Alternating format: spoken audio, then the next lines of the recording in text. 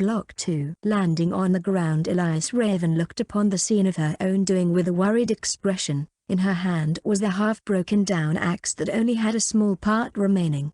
She was hoping that the dragon jade seal under the foot of the ape could withstand the brute chi being produced and react to the one stored inside it.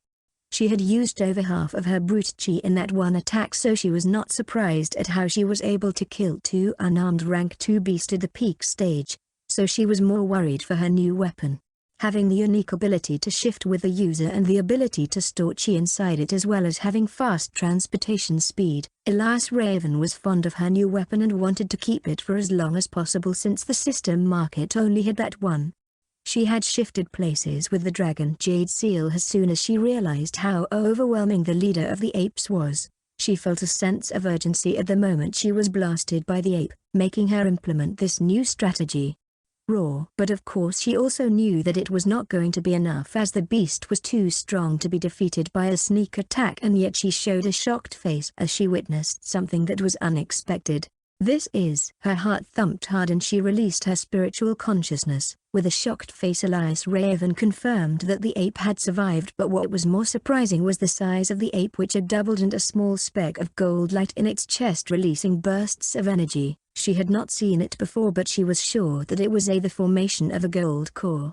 No wonder the lamp showed you to be the strongest in this mountain. Roar. The ape roared once again, releasing a wave of energy that shook the ground. Its focus seemed elsewhere as it roared into the sky, which started forming clouds upon clouds around, before they gradually began quaking with thunderstorms. Elias Raven contained her surprised look before she too looked up at the clouds in the sky. Her heart pounded and she felt fear. Thunder flashed all around and her eyes opened wide. She felt a presence descend upon the area, a presence that didn't belong to this world. The enormous ape and Elias Raven stared at the clouds swirling and expanding, before a bolt of thunder flashed before their eyes. Boom. Roar. Elias Raven watched as thunder rolled through the area after a bolt of thunder struck down upon the ape. The ape roared in pain while the small speck in its chest grew a little bigger. Boom. The ape roared as it experienced another wave of thunderbolt. Its furs were being burnt and its eyes held a fearful fury within them. Boom. Elias Raven watched on with a fearful excitement as she saw an opportunity arise from the situation. She was witnessing one of the greatest challenges of spiritual beings, and she knew the rewards of overcoming these obstacles. She was sure that once the ape becomes a rank 3 spirit beast, then she would have no way of protecting herself nor escaping the beast. Boom. But she can use it to her advantage. She just had to kill the beast before he overcomes this lighting tribulation. If she remembered correctly, then there is only 3 thunderbolts left, and if she wants to strike, then the second to last would be the perfect moment. Boom. Once again a thunderbolt struck down, accompanied by the roar of the ape. The ape's body was burned with patches of smoked flesh being revealed. Energy raged on his body and he roared out in pain. The ape realized the situation that it was in. It had witnessed it before. It just had to endure more and then it would have no equal. It roared up against the heaven in defiance, even with a large amount of pain in its eyes. It's just a few more, it thought. Boom. Roar.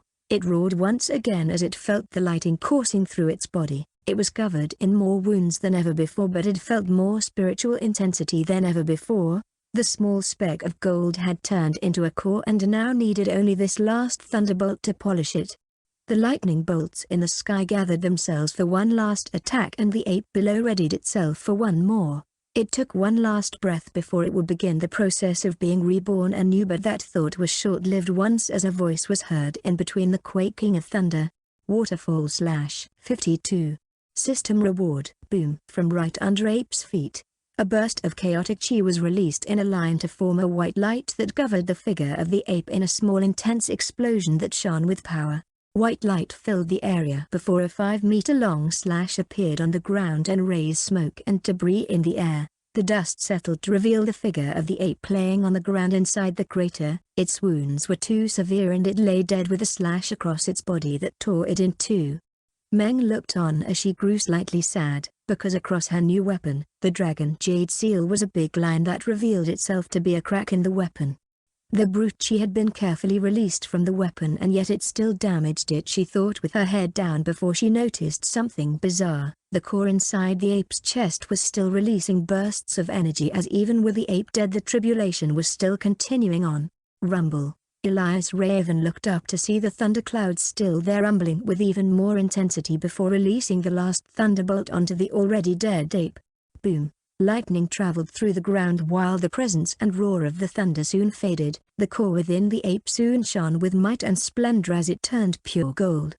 Congratulations for having witnessed a moment of enlightenment. You have received a reward for witnessing heavenly tribulation for the first time. Received Taoist Gaka wheel ticket. Received the lesser grade talent nurturing fruit. Do you wish to accept the rewards? Elias Raven raised an eyebrow as she wasn't expecting this. A reward from the system.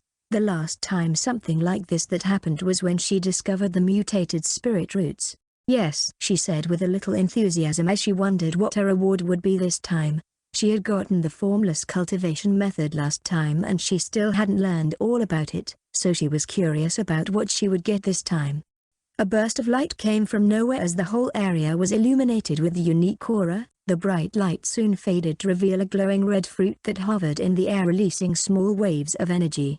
Lesser grade talent nurturing fruit. Judging by the name it probably means that it would increase your talent after you eat it, but you can never be too sure, Elias Raven thought as she brought her hand up to the fruit before grasping it. And as she expected, a prompt came in response to her grasp to identify what kind of fruit it truly was. Lesser grade talent nurturing fruit. A talent nurturing fruit of the lower plane. It is extremely valuable and improves body constitution by reorganizing the spiritual organs. Can only be consumed by an individual once. Elias Raven opened her eyes in surprise, and her heart throbbed with emotion as she couldn't describe it. She was currently looking at the word lower plane with all sorts of thoughts coming to her head.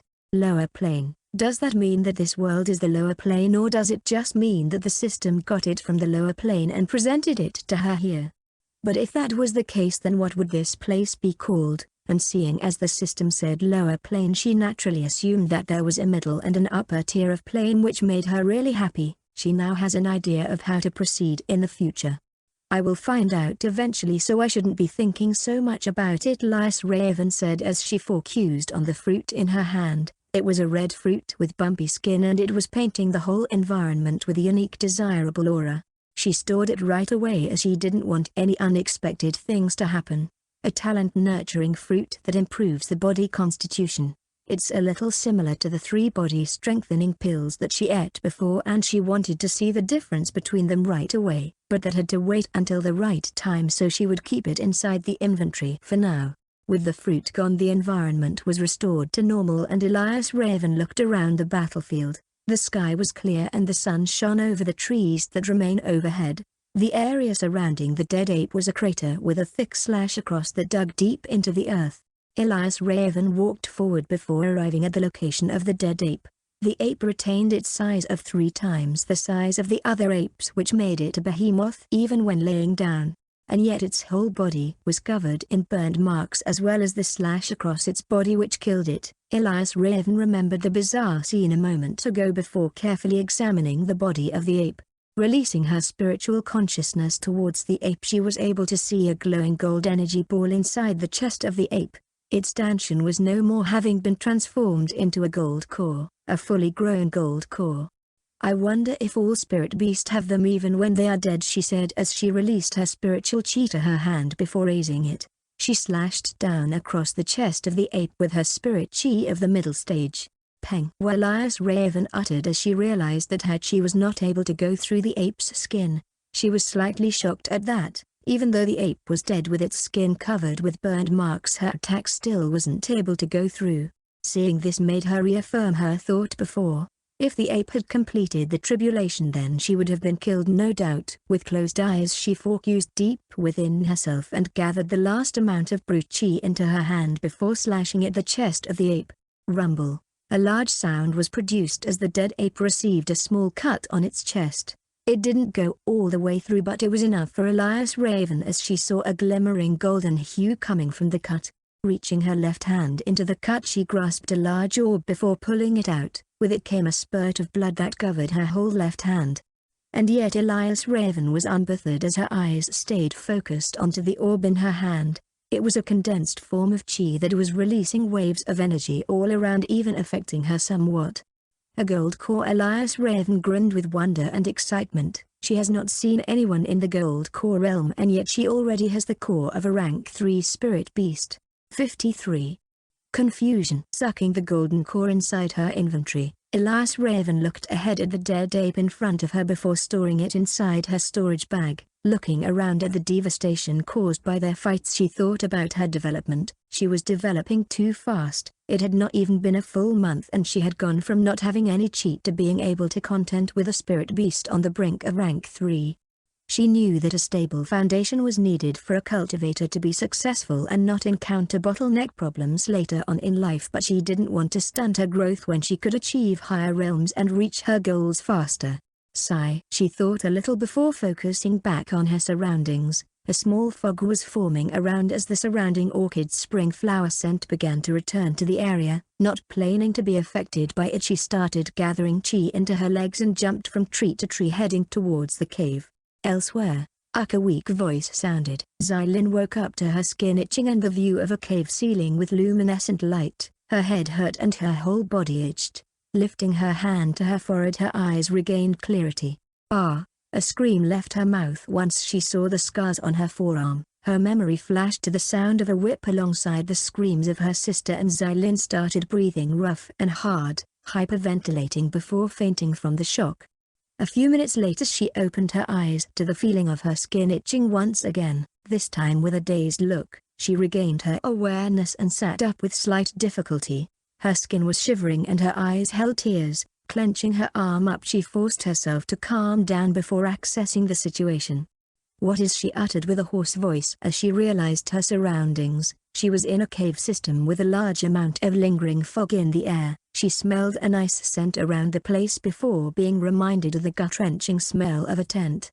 Gritting her teeth, she looked around before being met with the sight of her sister. Her sister, whose whole body was filled with scars all around. Her face was barely recognizable as scars formed all over it. The tears in her eyes that she had been holding back came gushing out and she reached her hand to her sister's face. "Lana, I'm sorry," she asked herself with pain in her voice. Her head was pounding hard with her heartbeat ringing clear. She cried tears of misery and regret while thinking about the sister she was told to protect. "What have I done?" she said. Wiping the tears on her face, she told herself to be strong for her sister before standing up. Her body ached while her itching diminished a little. She realized that she had been laying down on a piece of cloth, completely different from the luxurious bed in the tent. Besides, there was 3 neatly folded robes of different colors at the side along with the burning of an incense. "What is going on?" she said, utterly confused. "Did someone save us? But who and where are they?" she thought while looking around. She couldn't make sense of the situation. Taking one of the robes folded beside them, she opened it up and looked at the size. She still held a suspicion that this whole thing was just a setup to make her feel hopeful, but seeing the size of the robes she worried less. Wearing one of the robes, she made slight adjustment to some area before walking in the direction of the cave entrance. She had to know where they were before even thinking about leaving here. But the moment that she was about to place her foot onto the cave entrance, she suddenly became dazed. Turning around, she walked back inside the cave with no conscience of her own. "Huh, what was that just now?" Xinlin said with a surprised face. She was sure that she had just stepped out the cave entrance, and yet she found herself back here beside her sister. Turning around with worried eyes, she tried walking out the entrance only to find herself in front of her sister once again. "What is going on?" she said with a shocked expression. That would mean that they could not leave and were stuck here from now on. She started worrying that it might be the little boss that was messing with her, but couldn't find any reason as to why. With worried sweat on her face, she sat down and closed her eyes. Since she could not do anything about the situation, she could only cultivate until the other two get waken up by the incense. Ever since she woke up, she had been thinking about the incense at the back of her head, because even with her feelings coming to the surface at the moment, in her core she was an alchemist, so she was able to mostly identify what the incense does. Not only is it healing all 3 of them, but it is also increasing their vitality a little with faster recovery time than most medications out there. so she thought to take advantage of the situation and increase her knowledge of new medical procedures with her elixir construe art. 54. Choices. Crack. A thick branch snapped from under pressure as Elias Raven jumped from one tree to another with lightning arcs around her legs. She was in an elated mood with the reward that she received from the system, but with that elation were thoughts about the potential reasons of the system. She didn't have that much thought about the system at first, treating it as the golden spoon that she received as a transmigrator, but she couldn't help wonder if there was more to it. She awakened it right when she came into contact with the chi gathering cultivation method, but that alone doesn't tell her anything. The system called itself the Immortal Taoist system, so would that mean that its intentions is to make her an immortal Taoist? But what comes after that? Crack. Another thick branch snapped underfoot and Elias Raven continued on to another tree. Her thoughts went towards the new weapon that she had gotten, the dragon jade seal. Even though she had stored it alongside the ape's carcass, most if not all of its functionality were lost with that single crack at the center. If only there was a weapon that remains undamaged after use of brute chi, she hoped as she took a step onto another thick branch. Crack. A fruit from the lower plane. A plane? Is it considered a dimension, or a realm, or is it completely separate from all that? Elias Raven thought hard as she traveled through the trees. Her hair danced in the wind and her eyes zoomed through the trees before her. She heard another crack under her foot. Looking down at the arcs of lightning on her leg, she stepped onto another branch with focus. Crack. Jumping forward and leaving the tree behind her, she became slightly annoyed.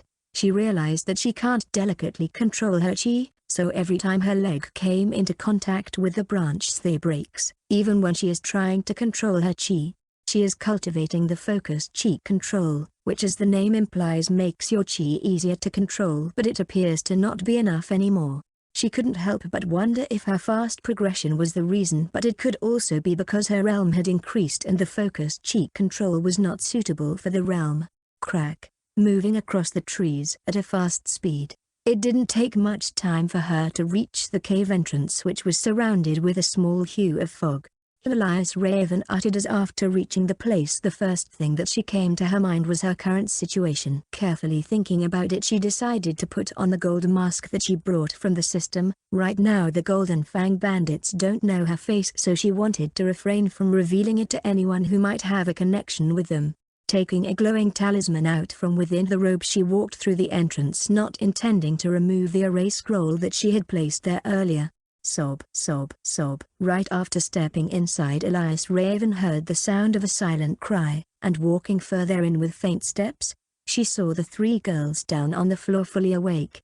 The sobs seemed to be coming from a young woman that had her hands up to her face with her whole body shaking in anguish. Another woman tended to her with a face full of pain grief, while the last one appeared lost in space with blank eyes. All three women's exposed body parts were covered with scars, as even with the robes covering most of their injuries, anyone looking at them would feel a sense of unease.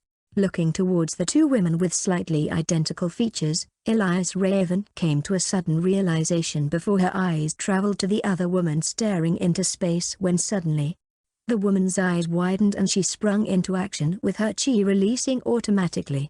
Her eyes held caution and fear as well as a gleam of unwavering courage as she spoke out loud. "Who's there?" Elias Raven said, slightly surprised. She was not even within the reach of the luminescent light and she was already found out. She wondered if it was some kind of technique. More importantly, she hadn't even assessed the complete situation and she was already being looked upon with caution. The other two women quickly got up, holding on to each other, with completely different outlooks. One held her sister's back with fear and terror, while the other held her sister behind her with concern and curiosity and fear in her eyes. "Well, considering what happened, I shouldn't be surprised," they heard a distorted voice from the shadows with the figure walking closer into the dim light above them. "Don't worry, I'm not an enemy," they heard from the figure as it stepped out of the shadow, revealing itself to be a woman that had on a grey robe with a gold faceless mask covering their face. "You? Then who are you?" the cautious woman asked as she didn't bring down her cautious stance even with the new information. Her eyes still held their fear and courage and she seemed ready to fight. "She said that she is not an enemy to Siji, so calm down, Xin-Lin," the older sister tending to the sobbing girl said towards the cautious woman as she already came to that conclusion a few moments ago. "And how can you be sure?" the woman replied, not taking her eyes off Elias Raven. After what had happened before, she didn't intend to put her trust in others so easily. "These scar-over injuries are all the proof you need, that as well as the clothes you are wearing. You should know from those things that this person is not an enemy, nor is she with the Golden Fang bandits." Xinlin spoke with slight anxious worry. She didn't want their savior to be offended because of their behavior. "It's as your friend there said, I am not an enemy," Elias Raven interjected with a slight smile on her face. Her face was hidden behind the mask, making any facial expression hidden from view. "However, I am also not an ally as well. It would be wise for you to listen. You have two options at this moment. If you fail to choose one of them, then you will die," she coldly said as chi started to release from her body, making her threat very much apparent. "I knew it," the woman, Dusiji said as she backed up a little. Her eyes held different emotions, with fear being in the very center. But yet she persisted and held her stance against the impossible. "And what are the options?" Xinlin asked as she brought her sister even closer to herself. Her thoughts were to just be calm and wait. They still hadn't heard the options yet, but her face was pale with slight sweats as she wondered countless things in her head. 55. Fealty. "It's simple really. To save you three, I have made an enemy of the Golden Fang bandits, so this is for my protection. I'm sure you've noticed the trick at the entrance. I can't let you leave here for the simple fact that I don't trust you," Elias Raven said while maintaining her chi around her. "Most likely after they leave this place they will be caught by the Golden Fang bandits to be interrogated, just like your typical cultivation cliché moment, and she isn't trying to let that happen. With the bizarre wonders of the cultivation world, she wouldn't be surprised if the Golden Fang bandits have a way to find her through them. So she would only give them one choice, with the alternative one being kept in her system inventory until she was confident enough in her strength to let them go." She raised two fingers, indicating the two choices that she had said. "First, you spend the rest of your life rotting in this cave, or second, swearing a heavenly oath of fidelity towards me," Elias Raven said as she put the two fingers down one after the other. "What? You think I would swear a heavenly oath for someone like you?" Dusiji replied with clear anger in her voice. That was no different than being a slave. She felt insulted. The two sisters also didn't agree, as even the calm and curious one of the two, Xinlin, kept quiet, indicating her stance and not responding. "Well, that's to be expected," Elias Raven said as she knew full well about what she was asking from them. "Don't you want revenge though?" she added as she watched the reaction of all three. Throb. Revenge. Dasiji's heartbeat increased and her anger turned to hatred. Her eyes squinted and she opened her mouth to ask, "And how can we get revenge? You yourself said that you are hiding from the Golden Fang bandits, so what makes you say that with such confidence?" Xinlin and her sister at the side were listening intently. Revenge was a foreign concept to them. All they had initially wanted was a safe haven. However, Xinlin's eyes began burning with anger and hatred as she could feel her skin crawl with her ears ringing from her sister's screams. She looked towards her sister, who felt the same anger, before looking at Elias Raven waiting for a reply. "Oh, so you were listening before? What if I say that you can have revenge on the little boss right here and now?" Elias Raven brought out something that had very little use for her. She initially wanted to use him in the future against the Golden Fang bandits, but the company of 3 loyal followers was necessary for the stuff she had planned in the future. "What? You captured him? Where is he?" Xinlin asked, with her sister behind her finally raising her head to look at Elias Raven with gleaming eyes. "Yes, I have him. But I am not just promising revenge upon him but to all those that wronged you. And what makes you think we'll trust you?" Dusiji asked an important question as she and the two women harbor little trust in others after what happened to them. To get them to trust others is now an impossible challenge. The chi being maintained by Elias Raven suddenly railed up as she made a decision. Raising her head up, she said, "That's why I brought up the heavenly oaths. I say this oath to the heavens right now. If you swear fatality towards me today, then I'll deliver you revenge upon all those that wronged you." "Are you crazy?" Dusiji asked as she didn't know how to respond. This woman made a heavenly oath look so simple that it almost looked suspicious. However, as soon as those words left her mouth, a golden light suddenly permeated the cave ceiling before landing upon the figure of Elias Raven. The light turned into small golden chains that dug deep within her body through the robes, clinging to her soul. Xinlin uttered as she didn't expect that. This was just her second time, but she was very familiar with the aura of the heavenly chains. More importantly, she didn't think their savior would shackle herself just for their fidelity. Was loyalty that difficult to find these days? A heavenly oath or vow affects a person's soul and binds them to the heaven. It's impossible to get rid of them, and one has to fulfill their vow until their last breath. A heavenly oath is not something that a cultivator should joke about, Miss Xinlin said after recovering from her shock. She had said that, however, in her mind all doubts, if not most, were gone after seeing what just happened, while Desiji kept quiet on the sidelines. I'm afraid it was my only way of getting to you. Now you know that I am not lying about this, Elias Raven said as she noticed her chi finally getting back under her control. Besides, it's only effective if you all pledge your fidelity, so it's my win anyways. Can you show us the little boss first? Xinlin said as she came to a decision. Looking back at her sister for a moment, she looked towards Desiji, who also looked back at her, having come to a decision. With a raised eyebrow behind the mask, Elias Raven looks at how they interacted before raising her hand up. Gathering her chi into a large spiral sphere, she snuck the unconscious little boss out of the inventory before letting him fall to the floor while withdrawing her chi. Thud. Gasp. A small gasp left the mouth of the sisters while Desiji at the side suddenly started walking forward with eyes burning with fury. She didn't walk further as the surrounding chi from Elias Raven blocked her way. Let me through, Desiji asked, not removing her fiery gaze from the little boss. Swear fidelity and I will give him to you. The two sisters also walked up closer, with the one speaking this time being the little sister, as she said something that shocked her sister. I swear fidelity towards you, the girl said with a myriad of emotions in her eyes. Looking towards her big sister, she mouthed sorry with very little guilt in her eyes. Xinlin, seeing her sister like this, didn't know what to do, so she chose to not dwell in it as she too vowed out loud. I will also swear fidelity to you, Elias Raven uttered while thinking about this turn of event. She looked towards Desiji, who was keeping quiet before saying, I guess you don't want your revenge, with obvious sarcasm in her voice.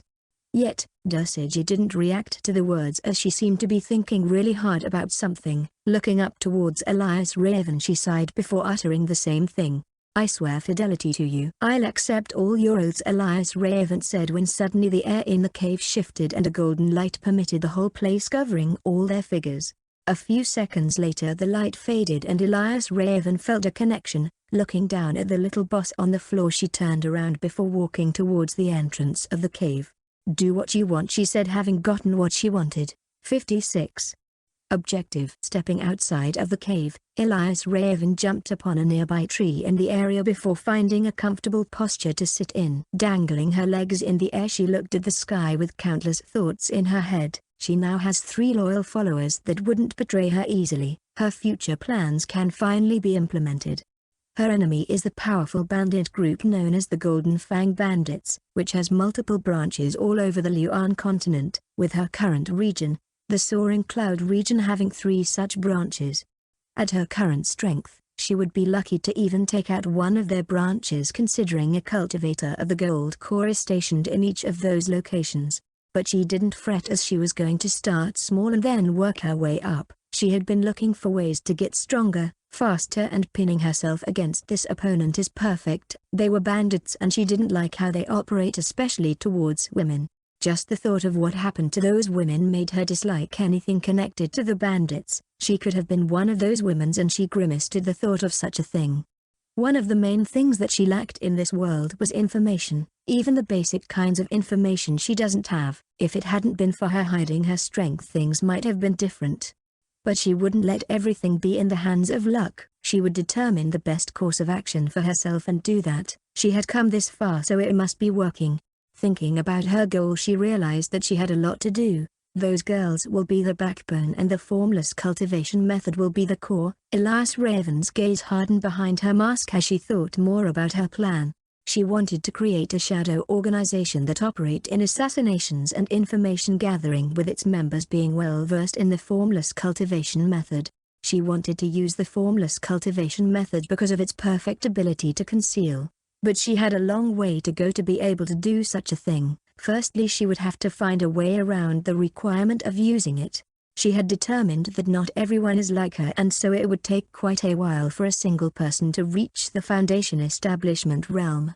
so the only thing that she can do is make them learn it while still in their current realm. It would be better that way. And as for how to do that, System, Elias Raven. Special Physique, Brute Chi Physique. Foundation Establishment Stage Middle, Experience Points, 40%. System Coin: 450, Taoist Gaka Wheel.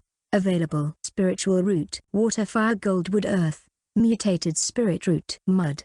Comprehension 36%. Erosion. Comprehension 37%. Cultivation Methods: Basic Chi Gathering, Focused Chi Control, Waterfall / Refine Yin Chi, Surge, Thunderbolt Flash. Formless Cultivation Method. Market. Oh, my percentage has increased, and a shocking amount at that. It's almost doubled. It's no doubt from that gold core experience. This is the first time that she noticed it, but it seems that when she witnessed the lightning tribulation of a higher being at close, she got a more profound understanding of her path ahead, thus increasing her percentage.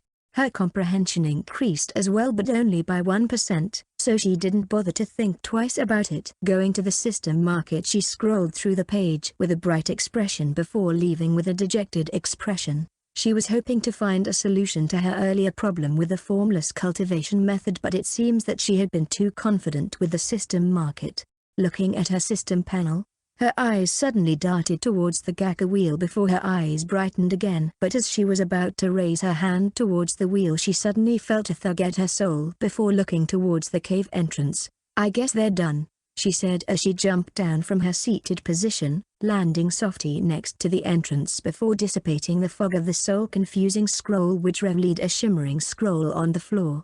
Picking it up, Elias Raven waited at the side, having no intentions of going in there. She didn't want to know what had become of the little boss, as long as he was dead. Step, step, step. A figure came walking out of the cave entrance before stopping a few feet from Elias Raven. It was Dasiji, who had on a complex expression. Her robe had patches of blood on it, with her hand being mostly covered in it. Behind her came the two sisters, who were in a similar state, having just finished their torture. "Is he dead?" Elias Raven asked, as she didn't really care what was done to him as long as he was no more. "Yes, he died quite painfully." The one to answer was Xinlin, as she appeared to hold a smile on her face as she said so. Her sister kept a straight face as no emotion could be seen from her, yet her eyes seemed to be indicating that she wasn't feeling sad no more. Dasiji seemed to not be happy about what happened as she asked Elias Raven what was on her mind. "So what is your objective in asking for our loyalty?" she asked. Since they had vowed their loyalty towards Elias Raven, she naturally wanted to know what for. She had realized that she had been too hasty. She should have asked that question before vowing to the heavens. The thought of revenge was too enticing for her at the time. "My objective," Elias Raven said as she put her hand under her chin behind her mask. "I have my objectives in my head, but for now, how about the complete eradication of the Golden Fang bandits?" 57. Foundation Establishment Pill. "Ha ha ha, complete eradication. Those are strong words coming from you." Dasiji laughed as she heard the seriousness in Elias Raven's voice, making her statement all the more amusing to her. "I don't know which stage you are, but I know that you are only at the Foundation Establishment realm. Stop playing around with empty words." "Empty? They are not empty words, as I will do what I set out to do," Elias Raven said as she gave Dasiji an imposing glare which was blocked by her gold mask. "Do you even know what you are up against?" Dasiji asked, dropping her laughter with a cold, stern gaze directed towards Elias Raven. 3 scars were currently overlapped on her face, making her gaze that much more savage. Xinlin, at the side, saw the exchange and stepped forward, her eyes lighting up, and she spoke softly. "I wanted to ask, what was that incense that you used on us?" Raising her arms up and showing the scars underneath her robes, she said, "My body feels invigorating and cleansed while my blood flow has improved. Its effects are remarkable. I'll explain later, but for now, how about you tell me what these pills are?" she asked as she swiped over her storage bag, bringing out a dozen pills. "Half of these are low-quality pills, but there are some good ones in there," Xinlin said as she recognized them instantly. Taking one from Elias Raven's palm, she said, "This is the marrow cleansing pill. It can cleanse impurities inside a cultivator's body, making cultivation easier. Although this one is of a lower quality, it will still work. Taking them one by one, she continued explaining: a detoxification pill that gets rid of poison from rank 1 spirit beast, a calming pill that helps you maintain clarity, and a poison pill that makes you suffer from internal injuries before dying. Oh, Elias Raven uttered as her eyes hidden underneath her mask fluctuated a little. It's a good thing that she didn't carelessly take them without knowing them. This is Xinlin suddenly exclaimed as she picked up the last pill that glowed a little, a foundation establishment pill. What? The Siji at the side suddenly interrupted, her eyes filled with surprise. How can such a valuable pill end up with that fatty? Of all people. A foundation establishment pill. It's a pill that Chi-gathering realm cultivators use to break through to the next realm. Xinlin explained, even thought she knows it was unnecessary, as Elias Raven was someone of the foundation establishment realm already. Thank you for your explanation. I take it that's all of them? Elias Raven asked as she wanted to make sure. Yes, that's everything, Xinlin replied as she returned the pill in her hand back to Elias Raven, whereupon Elias Raven stored them back inside her storage bag. The Siji, who was about to say something, kept quiet and looked to the side with a hardened face. Now, it's time you tell me how you ended up in that situation, Elias Raven asked as she wanted to know personally how we ended up like that, Xinlin repeated as her brightly lit expression was overshadowed with gloominess. Lowering her head and gazing at the ground, she felt sadness fill her chest before her numerous memories seemed to unravel in her mind. She couldn't even bear to look at her sister in the eye as her own eyes started filling up. What's there to know about their story? Isn't it because she loved the wrong person? Dasiji said in a huff and looked away. She didn't like the sight of the weakling letting emotions get the better of them, so she always looked down upon Xinlin for her misfortune as if it was not her own fault for her and her sister ending up that way.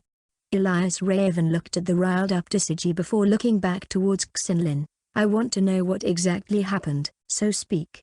Drip, drip. Elias Raven raised an eyebrow as she noticed that tears were running down Xinlin's bowed face and staining the ground. She watched as Xinlin raised her head up with determination in her eyes and spoke with a trembling voice. Levitation sect. A few miles away from the sect was a small secluded area with clusters of trees that obscured an environment from outside views. Behind the trees was a small altar that had been erected on the ground. At the center of the altar was a giant compass that radiated an eerie red light as its head pointed towards a certain direction away from the sect. Standing around the altar were two peoples that were conversing with each other while gazing upon the compass. Why is Lord Yuan still not acting out? It's been over 2 days since the compass became still. It has found the target and yet he still hasn't given us any orders. What could he be thinking? One of the two, a middle-aged man in a blue robe, said with a trace of worry in his voice. The other man, a young man with a scheming face, kept quiet for a second before responding. He could be waiting for the people of the palace to be out of reach before acting. The palace? The middle-aged man asked, seemingly remembering about them. Yes, as you know, the wicked prince, Di Luan, came to take 3 youngsters with Luan's soul. He was accompanied by very powerful beings, so it would be unwise to move now, the young man said as he stood with arms crossed. He held a baffled look as he added, it's puzzling how this last person was not discovered by the heaven tracking tablet and yet was noticed by our lesser soul compass. But that's the problem. What if that person hides again? We would never be able to find them, the middle-aged man said as he brought his worries to light. I know that, but we can only leave it to chance. Lord Yuan understands, so he will not blame us if the compass stops functioning. Besides, it's just a few more hours before we can move, the young man said as he let out an eerie smile. He was curious as to what kind of physique it was that they would be stealing. But what if that person returns to the levitation sect before then? What then? The middle-aged man continued to bring up his worries, making the young man look towards the middle-aged man as if he were a fool. Then we wait for Lord Yuan's orders. Isn't it just another third-rate sect? It seems you're not very bright, Uncle. 58.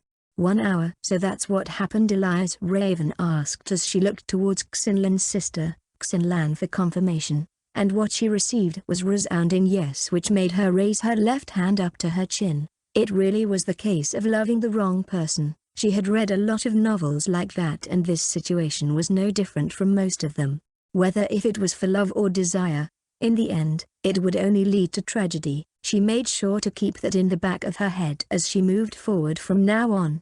Turning her mask-covered face towards Dasiji, she was about to speak when she was interrupted. "You have my loyalty and that's all you need. I won't delve in the details of my past," Dasiji said in a firm yet gentle voice. "From now on, my only duty is to carry out your order. You do the same as you vowed." "As I vowed," Elias Raven repeated the words before shaking her head from side to side. "She naturally will do what she set out to do, but for now, I don't suppose you three have a place to stay?" she asked as her gaze mostly focused on Dasiji. The Xin sisters came from a small village from the southern part of the Soaring Cloud region and she doubts that they know much. Dasiji seemed more confident in her ability than the others, thus giving the impression that she has a strong background, and yet Elias Raven's thoughts were thrown out the window when the same Dasiji looked at her in confusion. "Don't ask us. Of course we don't have a place like that. I mean, just look at our realm," Dasiji said as she pointed out their current situation. Elias Raven uttered, not sure of how to proceed. She was about to head back to her sect and she couldn't just walk in with 3 other girls in tow. It seems that they would have to be on vacation in the inventory for a while, until she could figure something out. Raising her arm in the air, she suddenly released her chi into the surroundings without warning the trio, startling them. A bright light appeared in the area before surrounding the girls. A few seconds later the light faded, taking with it any signs that the 3 immortal Elixir's disciples were there to begin with. "Now then," Elias Raven said as she gazed at the cave entrance before her. Thinking for a moment, she walked forward, intending to do one last thing before leaving. She didn't want to use this cave, but she couldn't help it since it was the only decent one around this whole place and she didn't even plan to go all the way in. Thud. Dropping the soul-confusing scroll on the ground at the entrance, Elias Raven stopped on the other side of the entrance before sighting down rigidly on the rocks at the entrance of the cave. Right now she has a mysterious jade box that resides in another storage bag which she couldn't touch, so she could only toss it inside her inventory. She has countless beast carcasses that date back to the Westmount Valley, from rank 0 to rank 3, and now she holds the gold core of that same 3-spirit beast. She now identified the pills that she has, with half of them being worthless, but at least she now knows what they are. A Foundation Establishment pill. It could be useful in elevating one of the 3 girls into a more useful role. And lastly, she holds the lesser grade talent nurturing fruit, which was the purpose of her stay here in the first place. She was tempted to give it to one of the girls just to see their growth, but her own growth was more important and she was naturally curious about the taste of the fruit. Inventory. Elias Raven looked at the many slots in the inventory before focusing on 2 items, the talent nurturing fruit and the spirit beast egg. Taking out the beast egg, she looked at its description once more. Rattle serpent egg. Inside is spirit beast with a rank 2 bloodline. Once hatched, it quickly grows to the peak of a rank 2 spirit beast where it can no longer go any further. According to the book that she had read about the spirit beast eggs, the way to hatch them is through soaking them in the blood of a spirit beast of the same rank for 10 days and 10 nights. Naturally, she didn't have the time to make such an effort back then. However, she had also read that an even faster way to make them hatch is through a stronger spirit beast, which not only takes an hour but makes them even stronger, and she met all the conditions for that. "Now then," she said as she laid down the beast egg gently on a soft surface before taking out the rank 3 ape carcass. Thud. A huge sound emerged from within the cave as the body of the ape barely fit within the little cave walls. The surrounding walls were cramped, with Elias Raven being happy that she stayed at the entrance and had not gotten deeper. Standing next to the ape, Elias Raven gathered brute chi into her hand before slashing down with the waterfall slash technique. Swish. A small but deep slice was created on the dead body of the ape and Elias Raven placed the egg right underneath the wound. She waited for a couple seconds before she saw blood oozing out of the wound and onto the egg. The egg, which was unresponsive all these times, suddenly started glowing red as it began absorbing something from within the blood of the ape. Blood essence. Elias Raven looked at all this from right under her mask before shifting her focus onto something else. "It should only take about an hour," she said as she sat rigidly again. Huff. Taking off the golden mask that covered her face, she breathed out with her soft lips before bringing up the inventory panel. Reaching inside, she took out the lesser grade talent nurturing fruit, which began painting the whole surrounding with a different spectra of light. Its purple light traveled fast as in a few seconds it stopped around the cave entrance and the giant ape carcass before filling the cramped space with wonder. The spirit beast egg started glowing with even more power as it began to wobble from side to side as if reacting to the purple light in the air. Had she been of a calm mind, Elias Raven would have noticed the bizarre behavior of the egg, but her eyes were fuzzy with anticipation as she brought the fruit up to her lip and bit into it. 59. Aftertaste. Thump, thump, thump. Elias Raven felt a whole new sensation of power as she chewed the fruit in her mouth, tasting the delightful sweetness with each bite. This was even more delicious than she had expected. Its power was extraordinary as she felt her heart beating faster with every second that passed. It was as if she was about to burst from the sensation. Gulp. Swallowing it, her body thumped alongside her heartbeat and she felt something happen to her danshan where her liquid spiritual sea resides. All of a sudden she winced in pain and grabbed her stomach as she felt pain to her danshan. It was expanding ever so slight that she wouldn't even have noticed it had it not been for the pain.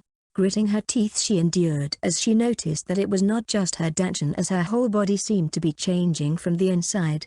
Her spiritual veins all around her body widened and stretched while her meridians loosened to the point of opening themselves.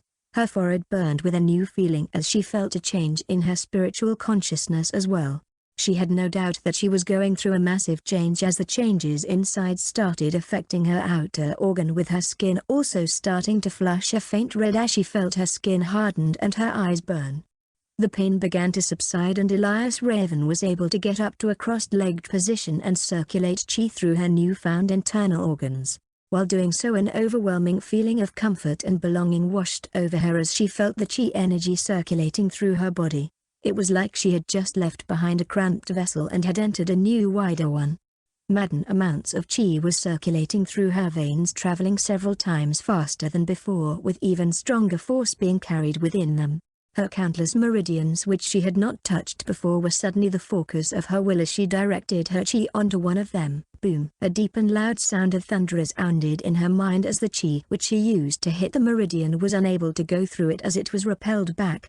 Elias Raven exclaimed in her mind as she thought for a small second before focusing her gaze elsewhere. Her danshan, which had been expanding, had finally stopped as its size had increased by 1/3, with new space being available for her liquid chi to be stored in. Her spiritual sea raged in her mind as the chi gathering cultivation method worked diligently to take more chi from the outside and store it in the spiritual sea.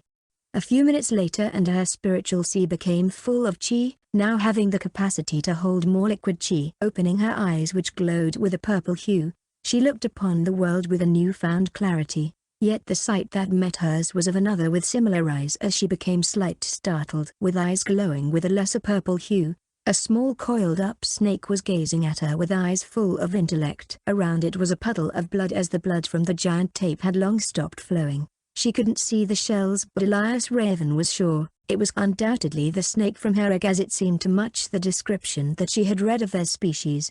Looking at it, Elias Raven picked up her gold mask and put it away before getting up to approach it. Stopping a few feet before the snake, she bent down before stretching her arm out to it.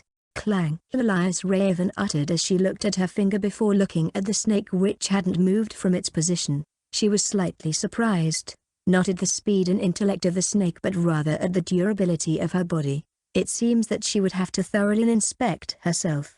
Bringing her arm closer to the snake, she wasn't surprised as it slowly crawled towards her before attempting to bite again, this time with even more force. Elias Raven smiled a little as she noticed the snake's small teeth pierce through her skin. She picked up the snake gently with her other hand and teased, "You're not very friendly." Bringing it closer, she got a better look at the snake.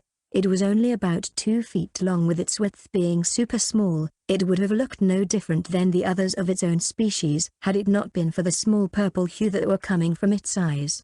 With a gaze that seemed to be indicating something to Elias Raven, who nodded her head. "Yes, from now on you are my Elias Raven's spirit beast." Thumb. The creature shone with golden light before it stopped biting Elias Raven's finger. Its gaze suddenly turned excited as it looked at Elias Raven.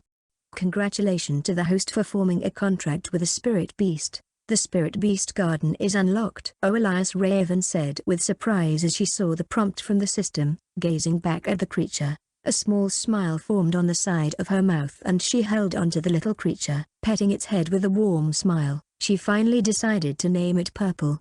Spirit Beast Garden, Elias Raven said as a small screen appeared before her. On the screen was a small garden that had an empty slot at the side. Touching the slot, Elias Raven saw another screen. This time just a statement as it asked Elias Raven to add a spirit beast. She looked at the prompt before looking down at the small snake coiling around her fingers. "Purple, I choose you," she yelled out, stretching her hand and startling the little snake before a small golden light appeared around the little snake and took it away. The little snake appeared in the unfamiliar place as it didn't get freaked out but rather looked at everything with curiosity before slithering through the garden, which was only a few meters long. Elias Raven, gazing at the little snake in the screen, covered her face as her face turned red from embarrassment. She had been suddenly reminded of something from Earth as she said a phrase that she used to say as a child. Shaking her head, she didn't want to let herself indulge in these little moments, so her gaze became focused with a strong purple hue as she knew her path. She looked at the massive corpse in front of her before taking the ape carcass into her inventory. Thinking for a second, she started unloosing her robe before throwing it to the side and taking out a new one. Gathering a little fire chi, she set the robe on the suit ablaze before wearing the new one, a blue and white robe. Walking up to the cave entrance, she picked up the soul-confusing scroll before walking out of the entrance. Step, step. Walking for a few meters away, she looked back at the entrance before waving her hand. Boom. The cave ceiling that had been cracked under pressure from the ape's carcass was now completely collapsed, preventing anyone else from accessing the cave. This was also her way of hiding the dead body of the little boss, she said as she looked towards the distant horizon. Let's get back to the sect. 60. Return. Levitation Sect. Outer Sect Mountain. In a huge mountain range with complex terrain all around stood the entrance to the Levitation Sect on one mountainside. Unlike most sects that luxuriously decorate their entrances, the entrance to the Levitation Sect was not extravagant. It was simply a huge gate that was constantly open with outer sect disciples walking in and out of the sect from various chores. It doesn't serve much purpose than to be an entrance to the outer sect disciples, as the mountain they reside on is only for the outer sect members.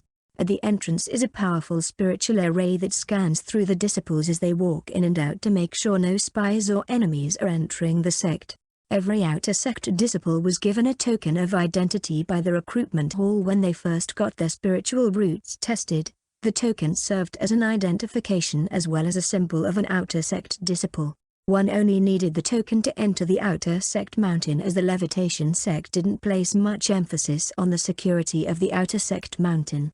The Levitation Sect is a sect that doesn't consider outer sect disciples as part of the sect. To be a true disciple, they would have to reach the Foundation establishment realm. This view is shared by countless other powerful sects, seeing the outer sect disciples as but more mouths to feed and extra weight.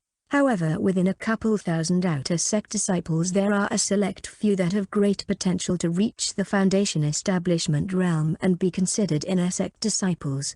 It was because of this idea that the outer sect mountain was built, because within these outer sect disciples might be someone to be revered in the future. Whereas the entrance to the inner sect was on a whole different level of security. It consisted of an invisible barrier that encompassed several mountains as well as a strict arrangement of the guard posts, including its outer sect mountain. Currently within this strict arrangement of security in the inner sect quarters was a terrible power brewing. Within a dimly lit room with an assortment of puppets all around was a black-robed man with a sly smile on his face. In front of the man stood a red giant. White sparks flew all around the body of the giant as it stood fully complete. Its eyes, which were blank, suddenly lit up with fire as it released terrifying power all around. The man stood up from his seated position and said finally. Taking out a small talisman, he put a strand of chi inside, making it light up. The talisman exploded and the man stood still. His eyes closed and he forecooed within his forehead. The place where his spiritual consciousness lay dormant. His spiritual palace. Within his spiritual palace, which should only have his spiritual consciousness, was a small blob of dark substance. It twitched a little before bursting into a corporal body with vile aura.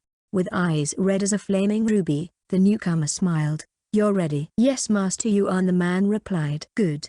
Now I can make better use of you. Prepare, for it is just an hour away." the stranger said before vanishing as mysteriously as he came, leaving no trace behind except for the blob that receded into its original state.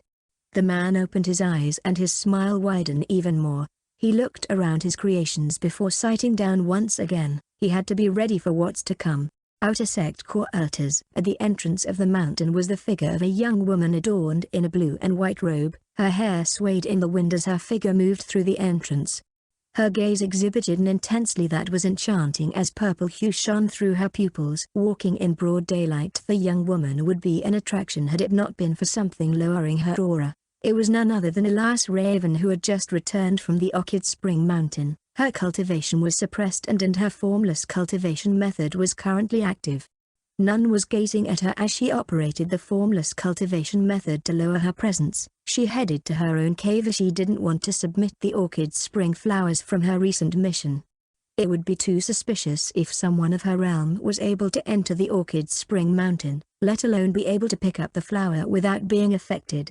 She had noticed that the sect wasn't as strict as she had imagined, but that was all going to her benefit, so she wouldn't complain. Reaching her cave, she opened the door before closing it behind her. Sigh. Elias Raven let out a big sigh as she felt at home. She may not have shown it, but she was slightly nervous back there. Sitting down and crossing her legs, she thought back to what she had realized on her way back to the sect. Her speed had increased exponentially as it took her half the time that it would normally take to get back. She was itching to test herself against a real opponent, but she decided to be patient. It was not long that she broke through, so she decided to. She closed her eyes and relaxed her body, letting go of all her thoughts as she entered a state of meditation. Breathing in and out, she revitalized her mental fortitude, letting her mind be free at last. It had not even been an hour when Elias Raven was interrupted in her meditation. Her forehead burned and her spiritual consciousness burst out with a new purple light before locking onto something.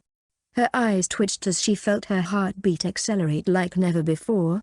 She could feel a presence in her cave, something or someone gazing at her with eyes full of curiosity and expectation. Opening her eyes, she turned towards the person with a calm yet silent gaze. Oh, a soft voice sounded as a girl in a pink dress appeared in Elias Raven's view. "It's you," Elias Raven uttered as her gaze hardened. She remembered meeting this same girl when she first arrived at the outer sect hall. She never would have imagined that it would be her. You can see me," the girl said, astonished. Her gaze focused and her face showed some confusion before returning back to normal. "Well, this is abnormal. I never would have thought that you would gain such a thing in your little mission. I knew I should have followed you there as well," the girl muttered before raising her head up to something and vanishing on the spot. "What?" Elias Raven exclaimed before increasing the range of her spiritual consciousness, when suddenly the ground below her began to shake. It was not just the ground, the whole cave system was shaking, and the shaking came from deeper in the ground as Elias Raven instinctively knew to go outside. A loud sound suddenly traveled through the air as the whole area was dyed with the noise of a colossal rumbling followed by a big explosion. Boom! Elias Raven felt her ears ring and her eyes widened, when suddenly an immense force slammed against her, sending her flying down the mountain. Not just her, the entire mountain seemed to be struck by an aftershock as the back of the mountain collapsed, destroying with it countless disciples' caves. 61. Crystal Portal.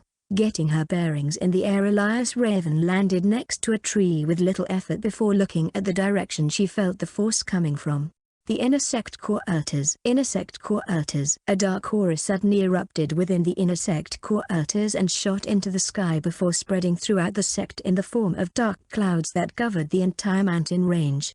The sky itself seemed to ripple like a pond as it reflected the inner sect quarters as well as all the other sections of the levitation sect, including the outer sect mountain. From within the reflective clouds an incredible pressure burst forth, space suddenly cracked and a massive presence descended. The presence was so complex that it felt as if it was from the heavens themselves. It came from within the crack before solidifying together to create a giant red crystal. The crystal stretched out in all directions, its width reaching a few dozen meters while its height reaching the same number. The massive presence that had filled the entire sect was no more, and in its place was a giant red crystal. All that happened in a couple seconds and the levitation sect members were finally able to react to the situation. Dozens of spiritual energies spiked and several hundred cultivators from the inner sect mountain began floating upward to investigate. Inner sect disciples at the Foundation Establishment realm and sect elders at the Gold Core realm were the majority of the crowd, as only a few were in the Soul Wandering realm. A blue-robed man and a grey-robed old man were the first to arrive by the portal, as the rest arrived soon after. A few of them held fearful expressions and some held a knowing expression as they gazed at the crystal, as if they had seen it before. After looking at the crystal up close, the grey-robed old man knew exactly what was happening, and he didn't hesitate to take out a talisman before breaking it into pieces, when suddenly the big red crystal began to shine. A blur emerged from within the crystal before zooming towards them. It appeared in front of the old man before striking out with its claws open. Zing! The old man in grey had no time to react, as he was only at the Gold Core realm. He only comprehended the situation after he saw a big claw in front of his face that appeared stuck in time, as someone seemed to have intervened. Demonic beast! The old man exclaimed with a shocked and terrified face before he flew away, looking at the one that saved his life.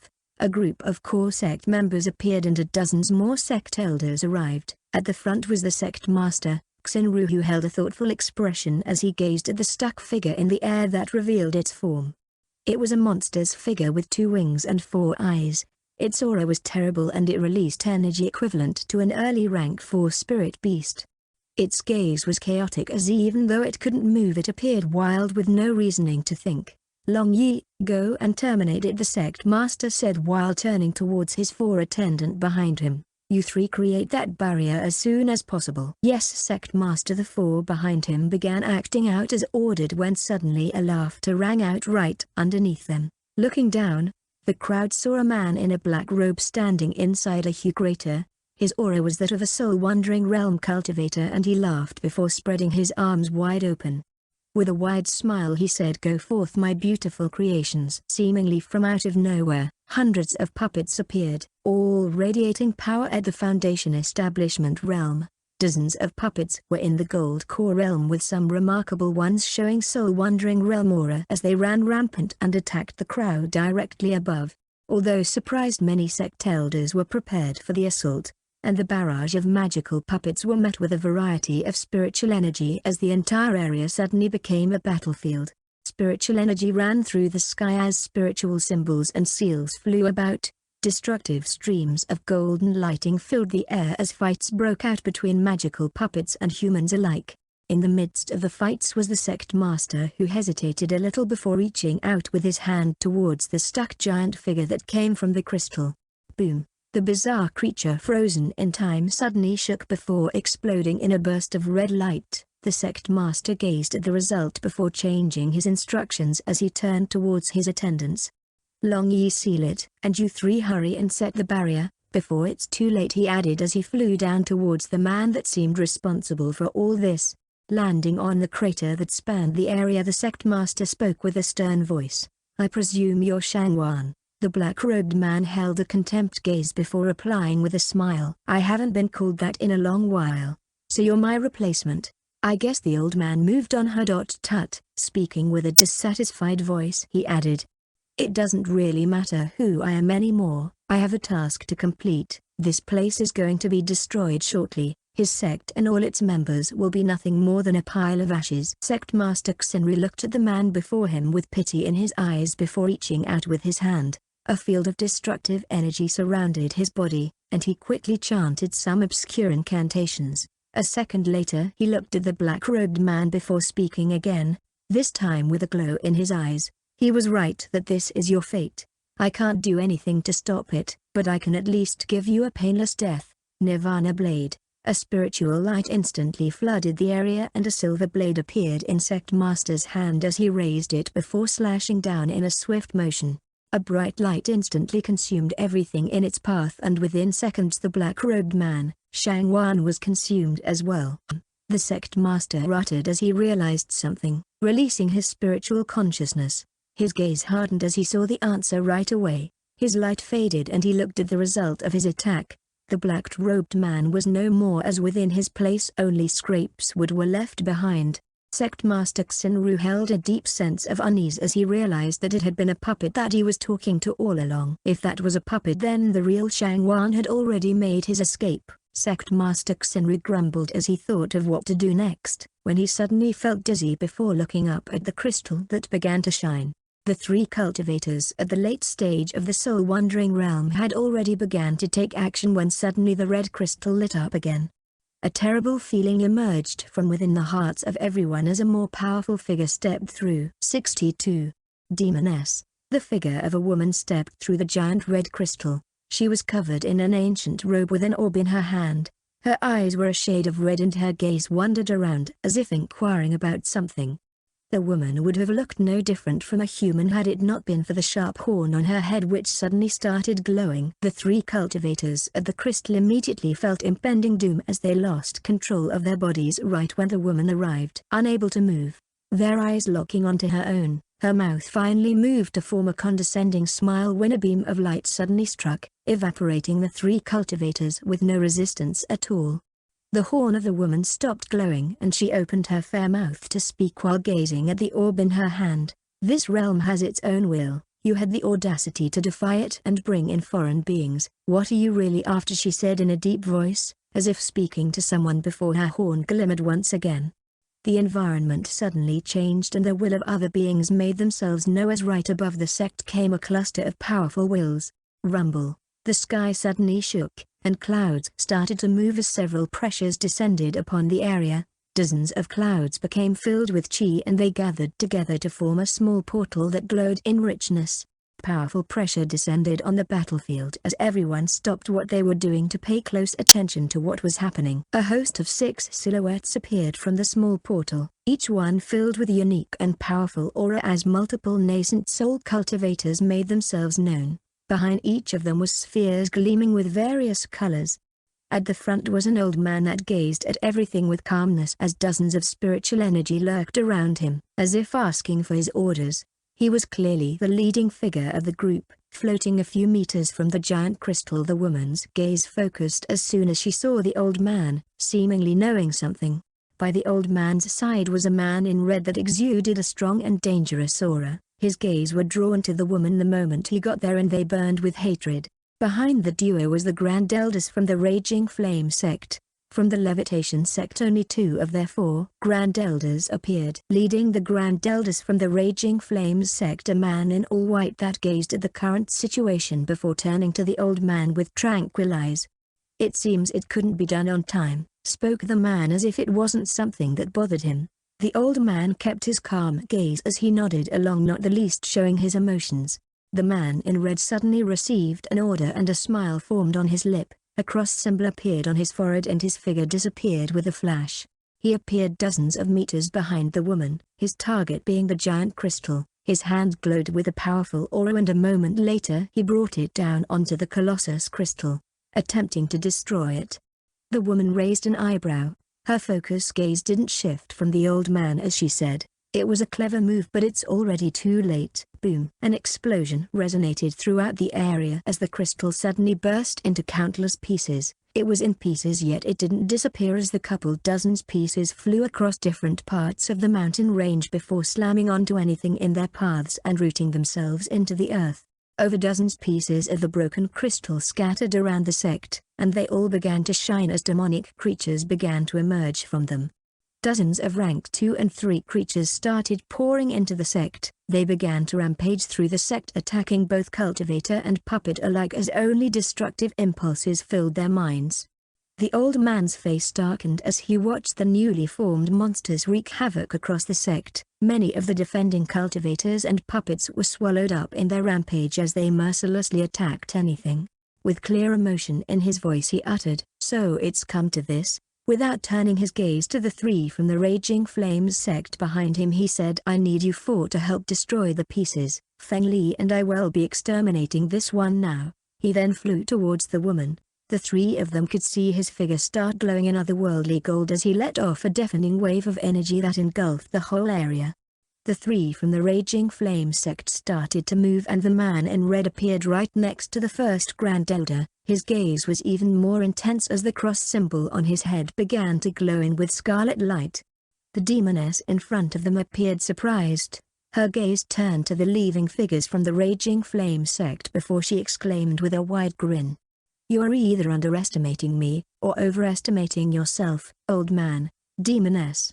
Don't waste our time talking. Today will be known as the day you met your end," said the man in red as he raised his hand in which a multicolored sword appeared. Outer sect core altars. Elias Raven held a confused expression as she gazed at the dark clouds in the sky. She had just witnessed a colossus crystal the size of a small mountain, only for it to shatter a few minutes later. The earth beneath Elias Raven shook violently as two crystal pieces slammed onto the ground, etching themselves firmly in the mountain. One of them appeared about 70 meters from her, and the other was out of her line of sight as it landed on the other side of the mountain. "What is this?" Elias Raven muttered as she released her spiritual consciousness towards the crystal, only to be met with a mysterious force that pushed it back, shocking her. Her spiritual consciousness was a little mysterious as even she doesn't what it might be capable of, and yet she was pushed back by an unknown force from the crystal. She was about to try a different method to investigate when she saw the crystal suddenly beginning to shine. 63. Barrier. A demonic beast stepped through the crystal and it began growling madly. Its power was equivalent to the middle stage of the Foundation establishment realm, and it spotted Elias Raven right away. Roar. Without the slightest hesitation, the demonic beast roared and charged towards Elias Raven, whose hand began to rise. Waiting for a few seconds for the creature to reach her place, Elias Raven called out one of her techniques. Surge. Massive water chi circulated in her body and burst forth in the form of a huge wave as it engulfed the demonic beast, whose fate became unknown. Releasing her spiritual consciousness outward, Elias Raven was able to bypass the wave of her technique to view the damage being dealt to the beast, and she became solemn. Jumping a few meters back and standing upon a thick branch of a tree, Elias Raven looked on as the creature burst through her attack with incredible damage being shown on its body. It was barely standing still, and yet it roared with fury in its eyes as it charged once again. The beast was coming, but Elias Raven's focus was elsewhere as she detected a fluctuation in her spiritual consciousness near the crystal, making her realize that another was coming through. Bringing her focus back to the demonic beast that was a few meters from her, Elias Raven didn't bother to use any techniques as she jumped towards the creature, breaking the thick branch below her. With her arms covered with thick but little chi, she went head-on with the demonic beast, critically injured before punching out with powerful force.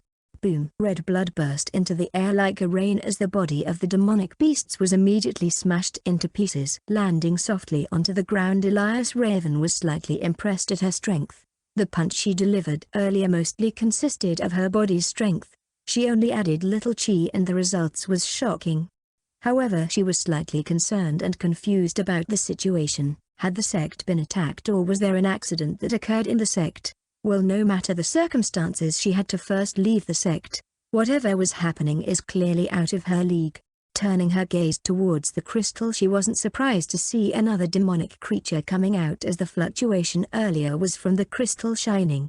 A similar demonic beast stood at the crystal, roaring loudly before sprinting towards Elias Raven. Clearly this one had the same goal as the previous. It wanted Elias Raven dead. Looking at the demonic beast coming, Elias Raven waited until it was in a 5 meters range before she raised her hand up. An immense power gathered in her palm before turning into a condensed ball of thunder that was released in a small but concentrated beam right at the beast's face. Boom! Coming into contact with the beast that radiated similar power at the middle stage of the Foundation establishment realm, the beam tore through its head in a straight line, and it didn't decrease in power as it struck the trees behind the beast, destroying them all instantly. Thud! Wow! Elias Raven said as the beast fell right before her. Thinking back to the Westmount Valley, she remembered how the Black Snake used the same move. Now seeing its true destructiveness, she realized that this could be another offensive technique in her arsenal, an offensive thunderbolt flash technique. Now looking at the two weird and similar beasts that radiated dark energy, Elias Raven stored them in her inventory before raising her gaze to the sky above the inner sects. Rumble. The sky was illuminating with brilliant rays of light as energy from something started to mix with thunderclouds, lighting up the whole sect for a moment. "I have to leave now," Elias Raven said as lightning covered her whole body, and with a dash she disappeared into the distance. Running down the mountain at a fast pace, Elias Raven saw outer sect disciples running in confusion, obviously confused about the situation and running from something. Continuing forward, Elias Raven thought back to the crystal that struck her side of the mountain. She remembered that there was 2 of them. If that was the case. Roar! Many loud roars pierced the air, breaking her out of her thoughts. Looking forward, she witnessed a demonic beast devouring a running outer sect disciple. Her gaze hardened and her thoughts became uncertain. Sprinting forward, she ran towards the creature, unbothered to even attack. Boom! The early stage rank 2 beast was hit with such force that it was sent flying back into the distance as Elias Raven paid it no heed. Her focus now was to leave the sect. Arriving at the entrance, Elias Raven held a grimace as she noticed a crystal around the corner. Around the crystal was a crowd of demonic beasts as they feasted on outer sect disciples as if they were cattle. Turning her gaze to the entrance with its gates wide open, Elias Raven attempted to dash through when suddenly, pang! Elias Raven faltered back and she held her forehead. Looking up, she could see an enormous barrier stretching across the area, as not only was this entrance sealed, the entire mountain range seemed to be covered in thick red barrier that seemed unbreakable. She was about to try again when she heard the noise of the demonic beast getting louder and louder. It seemed that she was noticed. Turning her gaze behind her, she looked on as over a dozen demonic beasts started savagely sprinting towards her, but she remained unperturbed as he raised her hand up into the air again. The lighting surrounding her gathered to her palm before forming a small cracking ball of chi, pouring more chi into it. Elias Raven looked on as it grew bigger and bigger before turning into a giant ball of blazing lighting that started affecting the surroundings.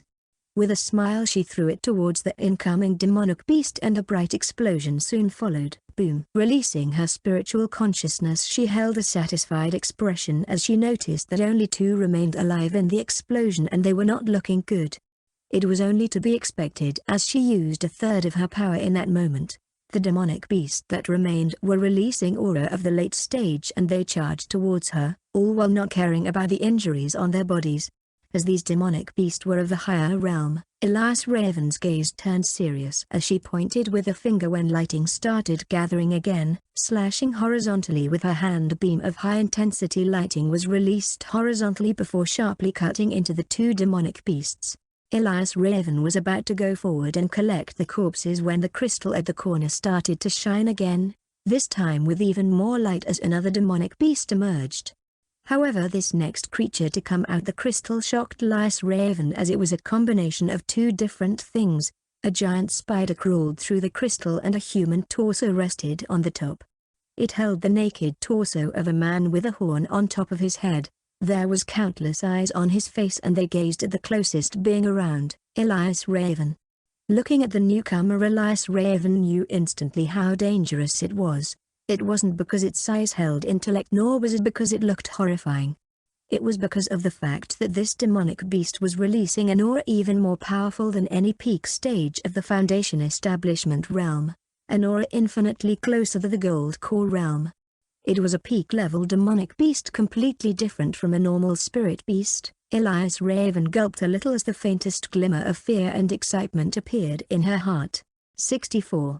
Demonic Spider. In a sect mountain, at the sky of the levitation sect, multicolored thunder flashed across the area as 3 figures exchanged blows. Clang! A burst of energy was released and the 3 figures drew back, floating hundreds of meters apart from each other. From one side of the battlefield was the first and second Grand Elders of the levitation sect, the old man and the man in red. The old man's body was brightly lit with gold light while the man in red had a sharp and dangerous aura all around him. "Ha! Is that it?" The man in red's voice traveled through the sky as droplets of blood fell from his sword. He had drawn blood from the woman. Across his forehead was a crossed symbol that glowed crimson and in his hand was a multicolored sword that released dangerous lighting. From the other side of the battlefield was a woman with ancient attire. On her head was a horn that glowed in color, and in her hand an orb that she gripped onto tightly. Across her cheek was a cut that healed instantly and her eyes glowed red as her gaze held anger within.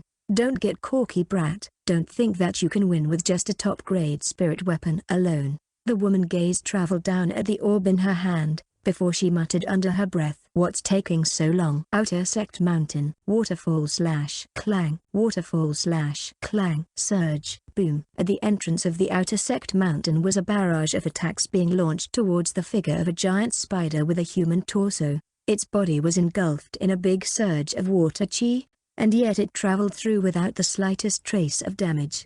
At the other side, Elias Raven gritted her teeth. Almost all of her chi was depleted, and yet she was not able to land a single scratch. Her eyes glowed with a unique purple hue and she regained her calmness. She began to carefully examine the demonic beast. It has 8 legs. The 2 front legs have a thicker carapace while the others don't have that. Its human torso has arms with sharp claws as well as a horn that was glowing a little. Gazing at its chest, Elias Raven noticed something before a sly smile appeared on her face. Weak, the torso on the spider looked towards her with jagged teeth as it jumped towards Elias Raven, all while releasing threatening aura. In the air, its 2 front legs were glimmering with power as it approached Elias Raven, whose whole body started emitting a chaotic aura. Boom! Coming down with force, its 2 front legs slammed down onto Elias Raven, causing a massive crack to appear on the ground. The demonic beast's attack has landed, but it doesn't appear to be happy as its face showed a pained expression for the first time. Small sizzling noises came from within the dust clouds to reveal Elias Raven's hand gripping onto the 2 front legs of the spider. Half her figure was buried in the earth, and yet her eyes gleamed with power as brute chi surround her. The demonic beast roared out loud while the horn on its head glowed bright before releasing a powerful beam. Puchy! A small hole opened up on Elias Raven's body as a beam ripped through her left shoulder. What Elias Raven thought as she didn't even see it coming, the speed was too great. Her figure lowered a little, but she didn't let go of the 2 powerful front legs of the demonic beast. Ha! Ha! Bearing with the pain, she uttered a scream before pushing upward with all her strength, causing the demonic beast to falter backwards in a rocking motion. Jumping out of the waist-high hole that she had been in, she gathered brute chi in her right hand to punch out with a shocking amount of force. Boom! The demonic beast was sent flying backward, landing on the ground a few meters away. Elias Raven looked at her shoulder with a pained expression. It was burning and the pain was unbearable. She looked on as the demonic beast got up from the ground with a small dent in its body. The demonic beast's size suddenly changed as an amount of chi began to be released in its entirety. The sky darkened a little and thunder flashed across the whole mountain before rain began to drop onto them. Roar! The beast roared towards Elias Raven, whose focus was on the chest of the beast. On the chest of the beast was a hollow golden orb that seemed to have just formed. The more chi that the beast released, the more corporal the orb became. Roar! The beast roared once more before running towards Elias Raven with its many legs. Its speed was fast, and before Elias Raven could react, it was already upon her once more with its 2 front legs. Peng! A clear sound of a recoil was heard as Elias Raven didn't intend to grasp the legs once again. In her hand was a circular object that glowed green. It was her dragon jade seal. Although it currently has a crack in it and it couldn't be used properly, Elias Raven still took it out as she didn't have any other weapons to use. The beast recovered from its recoil before bringing its front legs up as well as its human torso closer to use its claws. Its sharp claws glowed in a bright light as it drew them closer with blood-red color onto them. Peng! Placing the 2-meter-long dragon jade seal in front of her, Elias Raven took the shock of the 3 clashes before bringing it up to perform one last attack. She had long noticed the brute chi breaking down the dragon jade seal, so with nothing to lose but a broken weapon, Elias Raven gathered all her brute chi before bringing it down in a swift motion. Wherefore slash! Everything became silent for a moment as the soft voice of Elias Raven sounded. A large span of raindrops disappeared as the space became covered with immense chaotic energy. A bright light burst from the entrance of the Outer Sect Mountain before traveling a few dozen meters into the Outer Sect Mountain, destroying anything in its path. 65. Metamorphosis. Ha! Elias Raven breathed heavily as her body lost all brute energy. Within her hands was the remains of the dragon jade seal, having been reduced to just a few shards. In front of her was a large slash across the ground that traveled for a few dozen meters, creating a small gap on the mountain. Crouching down due to the straining pain on her shoulder, she released her spiritual consciousness into the area, making sure not to lower her guard. Gar. Elias Raven's gaze hardened as she noticed something within the range of her spiritual consciousness. She saw the figure of the demonic beast, which was still alive. It's still alive, Elias Raven thought as she focused more onto the beast with her spiritual consciousness. It was about 30 meters away from her, having withstood her attack to the end. Across its body was a giant cut right in the middle that traveled from her human torso to the back of the demonic spider body. It should have been cut in half, and yet it was not dead. Roar! The human head on the spider yelled with a big roar, and dark chi suddenly burst from within his body, covering the surrounding area with dangerous force. On its chest was a core that was starting to glow in gold, and within seconds it completely formed. Rumble, rumble. The sky above rumbled and roared as the raindrops became more intense, and from within all that roar a presence appeared from the heavens. Elias Raven looked at the sky, feeling the presence appear with a weight lifted from her chest. She had used her strongest move possible with the brute chi, and the demonic beast still wasn't dead, so naturally with no place to escape she worried for her life. However, now with the incredible damage that she had inflicted upon the demonic beast, she wouldn't be surprised if it dies within the first few strikes of the heavenly tribulation lightning that would surely descend. She held a smiling expression as she stood up straight. She watched as thunder roared in the darkened clouds before something astonishing happened.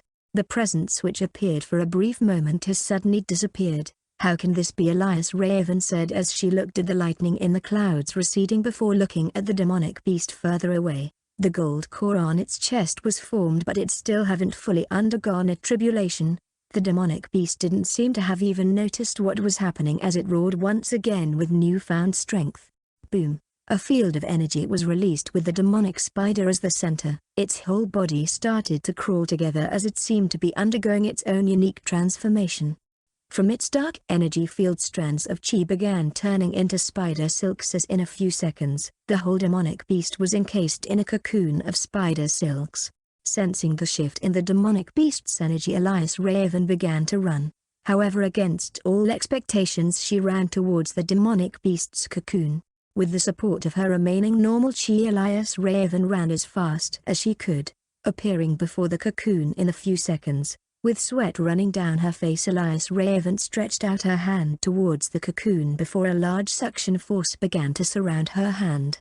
It was her last chance. She was sure that the demonic beast was about to break through into the next realm, so while it's still in its metamorphosis, she wanted to suck it inside her inventory before it was too late.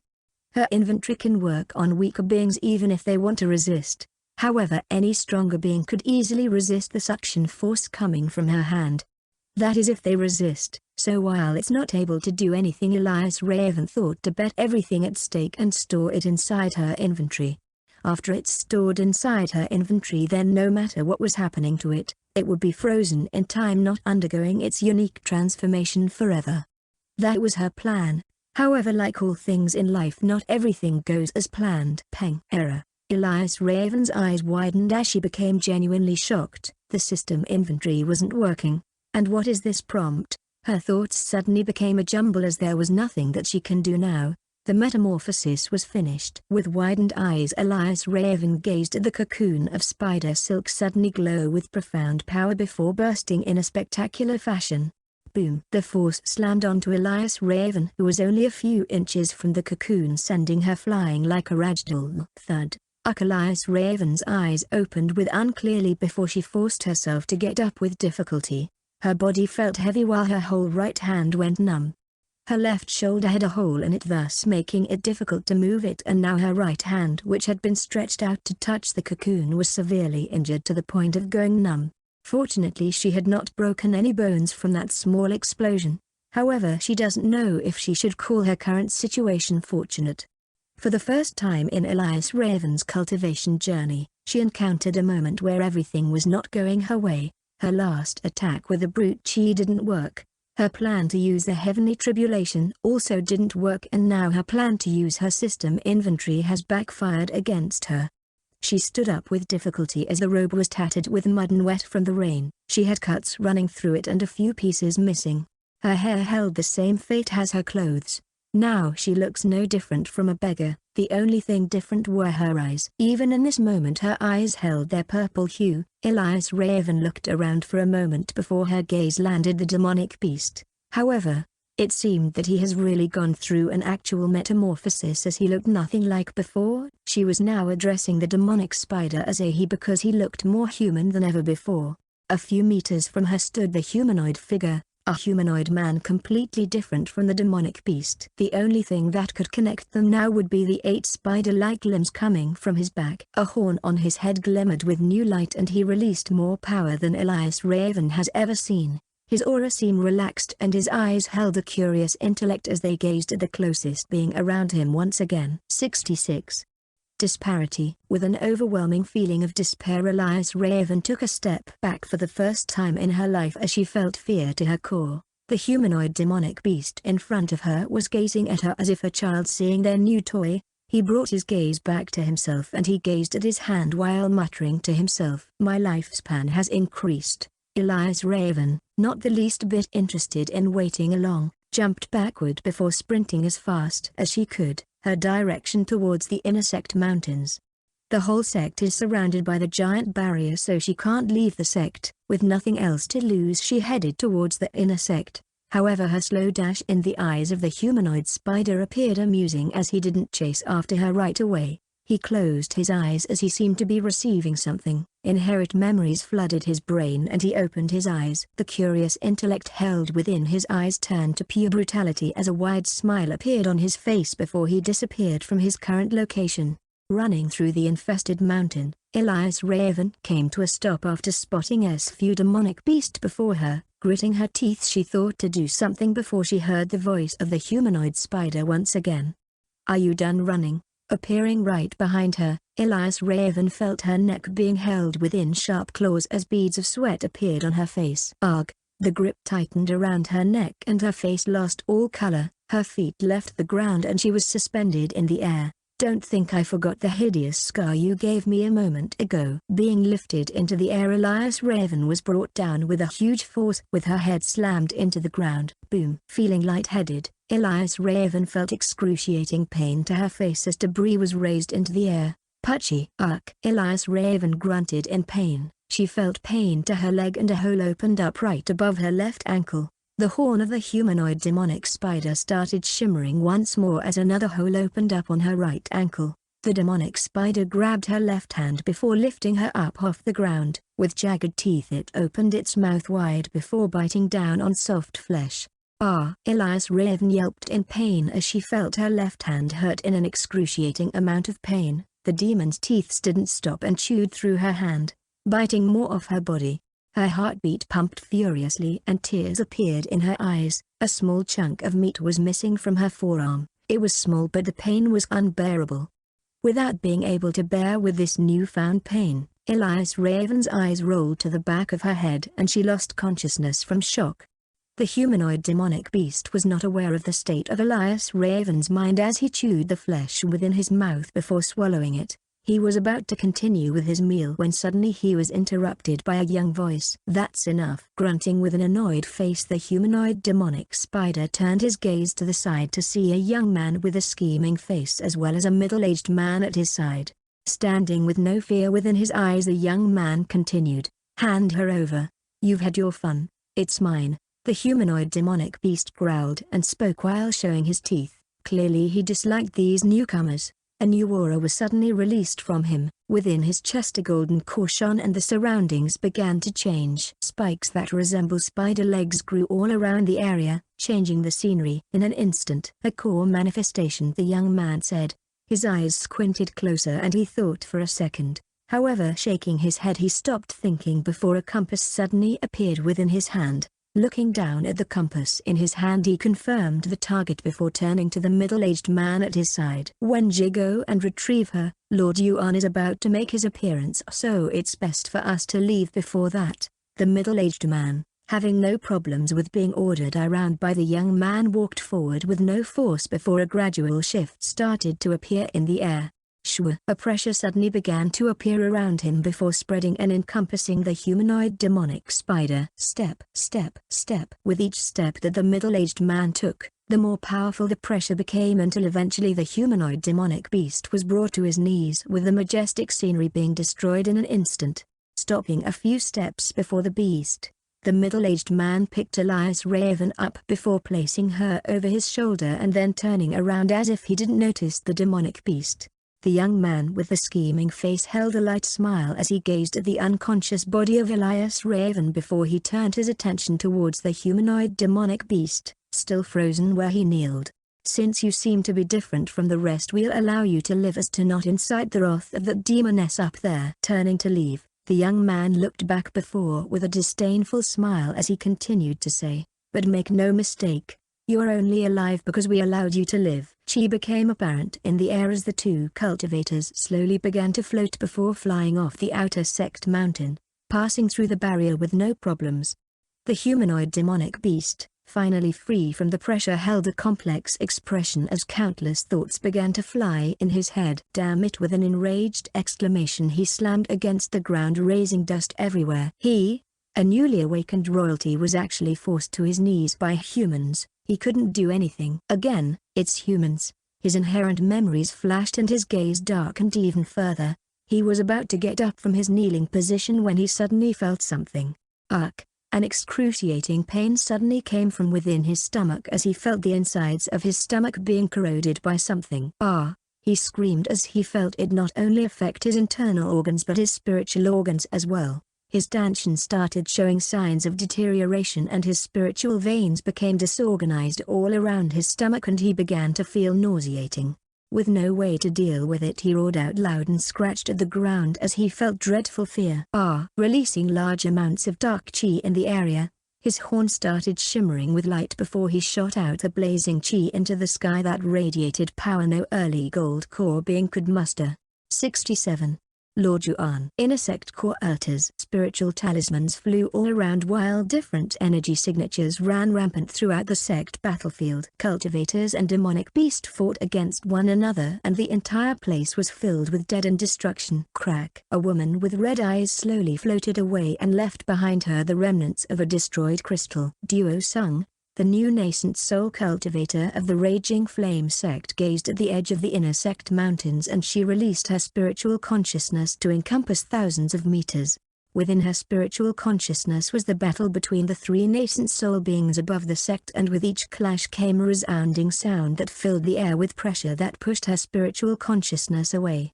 Her gaze locked onto a man in red who wielded a beautiful multicolored sword that was resonating with lighting from the clouds. Damn that Feng Li, where did he get a top-grade spirit weapon? No wonder that demon is having trouble. This must be his reason for being so confident in himself. Hump. As she began to get lost in her thought, she suddenly saw a light in the corner of her eyes. Turning her head, she a bright beam aimed at the sky, its target unknown. Not knowing what it was coming from, she immediately flew towards the outer sect mountain, naturally curious about what it was coming from. A few seconds later and she appeared before right above the light. She was slightly shocked as the light was coming from none other than a demonic beast, one that gave her a weird feeling. "What is this?" she said, raising her hand towards the beast. The air around the beast tightened and she was about to capture it when suddenly she felt a powerful presence approaching. A giant shadow loomed over, and the red-eyed girl looked up at the sky to see a grotesque hand coming down towards her in a swift motion.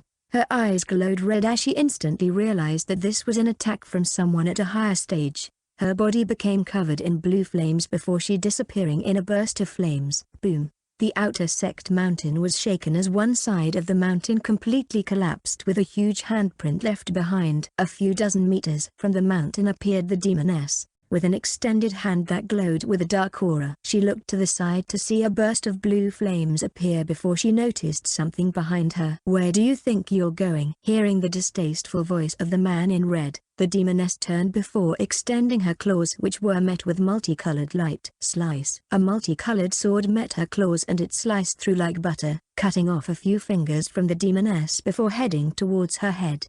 "Ha!" The demoness suddenly roared and her voice mixed with her dark chi to create a sonic burst that pushed the man slightly away. "Is that sword the only thing that you have?" the demoness said as she didn't let her guard down. She looked behind the man in red to see the old man, whose body started to change, the cracked core floating behind him, suddenly merged into his body and his body slowly started becoming transparent. The same thing started happening with the man in red as two nascent soul cultivators brought out one of their strongest cards. "Damn it," the demoness said with gritted teeth. She wasn't worried about the old man but more so about the man in red. Both men were at the middle stage of the nascent soul realm, so they naturally couldn't compete with her, even with her realm being at the middle stage as well.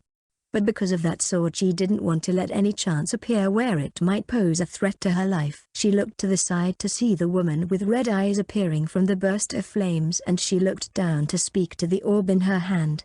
"Don't you think it's time that you show yourself? I don't have much time left here. He. Now that everyone is getting serious, I think it really is time to make my appearance." A distorted voice sounded in the sky before the whole sky started shining. The barrier around the whole sect started to change before coming together to create a dark substance. The small blob of dark substance twitched before bursting into a corporal body with vile aura. A man adorned in a Taoist robe came into existence. Dark and vile aura covered his body and his eyes shone red with a gleam, as if they were gem-like rubies. His rank was that of the nascent soul realm cultivator, but his body gave off a suppressing feeling the moment that it appeared, making it clear that his stage was that of a higher level. His aura was felt all around the sect, making the other two from the Raging Flame sect notice his presence. The old man, in his translucent state, gazed at the man before speaking. "I should have known, Lord Yuan. Oh, I didn't realize that I had become so famous. How did you come to know me?" the man said with a smile on his face, and yet his eyes held no emotion as he spoke. "What is the king of the kingdom doing here? It's not like there's anything here that could catch your eyes," the old man asked, as he didn't seem all that worried about the situation at hand. Lord Yuan's eyes shifted slightly as he opened his mouth to speak with no emotion once again. "You're quite knowledgeable.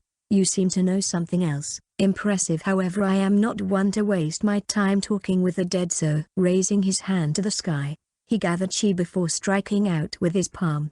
Dragon figure palm. Roar. A dragon's roar sounded and the clouds moved before a giant palm appeared in front of the old man, completely skipping past the man in red. The attack was met with another attack as the old man sent out a palm attack of his own. Secret art. Pressure palm. Boom. A gush of wind blew all around and a silhouette was sent flying before stopping a few meters from the explosion. "Oh," Lord Yuan uttered as his eyebrows raised for the first time. He looked at the old man that was coughing blood. "You okay?" the man in red said as he flew towards the old man who was getting his bearings straight. "Ha, so this is the difference in stage between a middle and late stage of the nascent soul realm. Even while integrated I was hurt," the old man said as he noticed his transparent body covered in cracks with blood running down his face. He looked towards the man in red before saying, "It seems that we will have to resort to that replica from my nascent soul shard." 68. Mysterious Eye. The second Grand Elder, the man in red, also seeing no way out, nodded with a slight pity on his face. Turning towards the duo of Lord Yuan and the demoness, he brought his sword up before slashing out with a technique. Secret art. Deep Extremity Fang. His multicolored sword became coated in black chi that abruptly shot a black crescent moon that surged towards both Lord Yuan and the demoness. Lord Yuan looked at the pitch-black attack coming his way before snorting and yelling out word burst. His voice, amplified by his internal spiritual chi, became a deadly weapon as the black crescent slash heading his way slowly dispersed through the air. "Hi don't embarrass yourself, kid," he said as he gazed at the man in red that looked to be affected by his action just now. Lord Yuan was about to continue speaking before he noticed something in the hand of the man in red. Squinting his eyes together, he wondered a little before deciding to stop playing around. Behind his back appeared his nascent soul that seemed dark to the naked eye yet a blob to the spiritual consciousness. He raised his hand, which started turning transparent before he brought it down while uttering the same technique as before, dragon figure palm.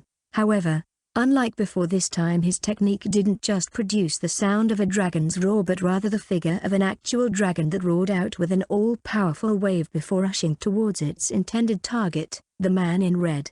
The man in red. Feng Li smiled a little at the sight as in his hand was a piece of sphere that was gold in color and radiated intense chi to its surroundings while also being majestic in might.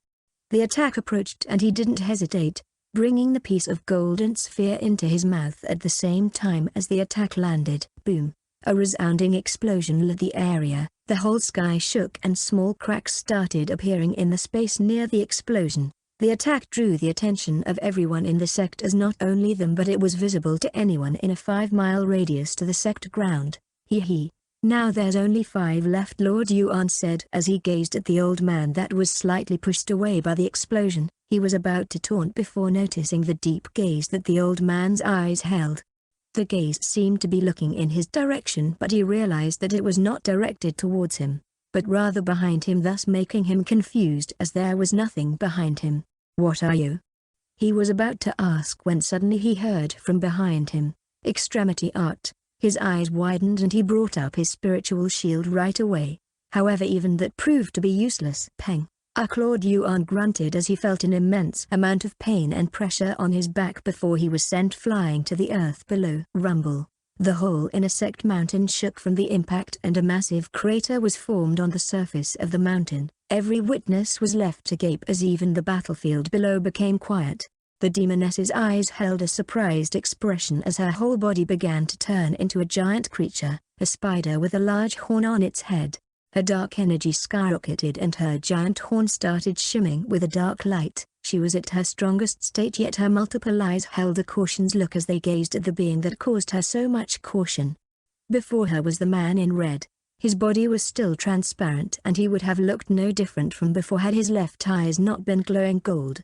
His eyes turned and he gazed at the demoness, making her feel immense pressure as the golden glow from within his left eyes caused her to feel completely naked in front of him. She felt pressure, however, that was all, as she raised her 2 front legs before breaking out with her own attack. Inherent art, sky-rending silk. From between her 2 front legs came a condensed light that stretched across the sky, and radiated power comparable to the late stage of the nascent soul realm. No matter how powerful the man in red was, if that attack landed then it would all be over, she thought as it was shot out in a burst. Swah! The white silk traveled fast and it caused space to bend around it as it instantly appeared before the man in red, who looked towards it with an unperturbed expression. Secret art, deep extremity fang slash. A black crescent moon appeared, its target the silk in front of him. However, it didn't surge towards the white silky thread but rather met it with the softest touch possible, causing the bend in space to disappear. Ting! The demoness watched as her attack, which was as far-reaching as the whole mountain range, was cut in half, disappearing like small silks from a ribbon. Puchy! Blood sprayed and the demoness's giant spider body received a huge slash across its body, causing green blood to spurt into the air. The man in red was about to continue attack when he suddenly disappeared from where he was standing. Crack! From where he stood appeared 2 giant hands of blob that clapped together, causing the entire space to collapse. The man in red appeared a few meters away before looking at where he previously stood. Where he once stood was now an empty area of void and darkness, and he looked down towards where attack had come from. Ha ha ha, so you have something similar. Is that a physique or a bloodline trait? A mystical eye. Lord Yuan's voice sounded and he slowly revealed himself from within the massive crater. Flying upward, he appeared before everyone with his body turning transparent and his energy skyrocketing into the sky. His ruby-like eyes gazed towards the man in red and his lips formed a condescending smile. Feng Li, the man in red, felt the air around him tighten with his body locked in place. His left eye glowed with even more gold light before he began to move in an erratic motion. A few moves later and he was freed from his space binding, disappearing from where he stood and appearing further back from Lord Yuan. Oh, it has to be because of that eye? Does it allow one to instantly understand and adapt to the situation? He voiced his thoughts as he gazed at the man in red for a confirmation, not the least bit surprised by what just happened.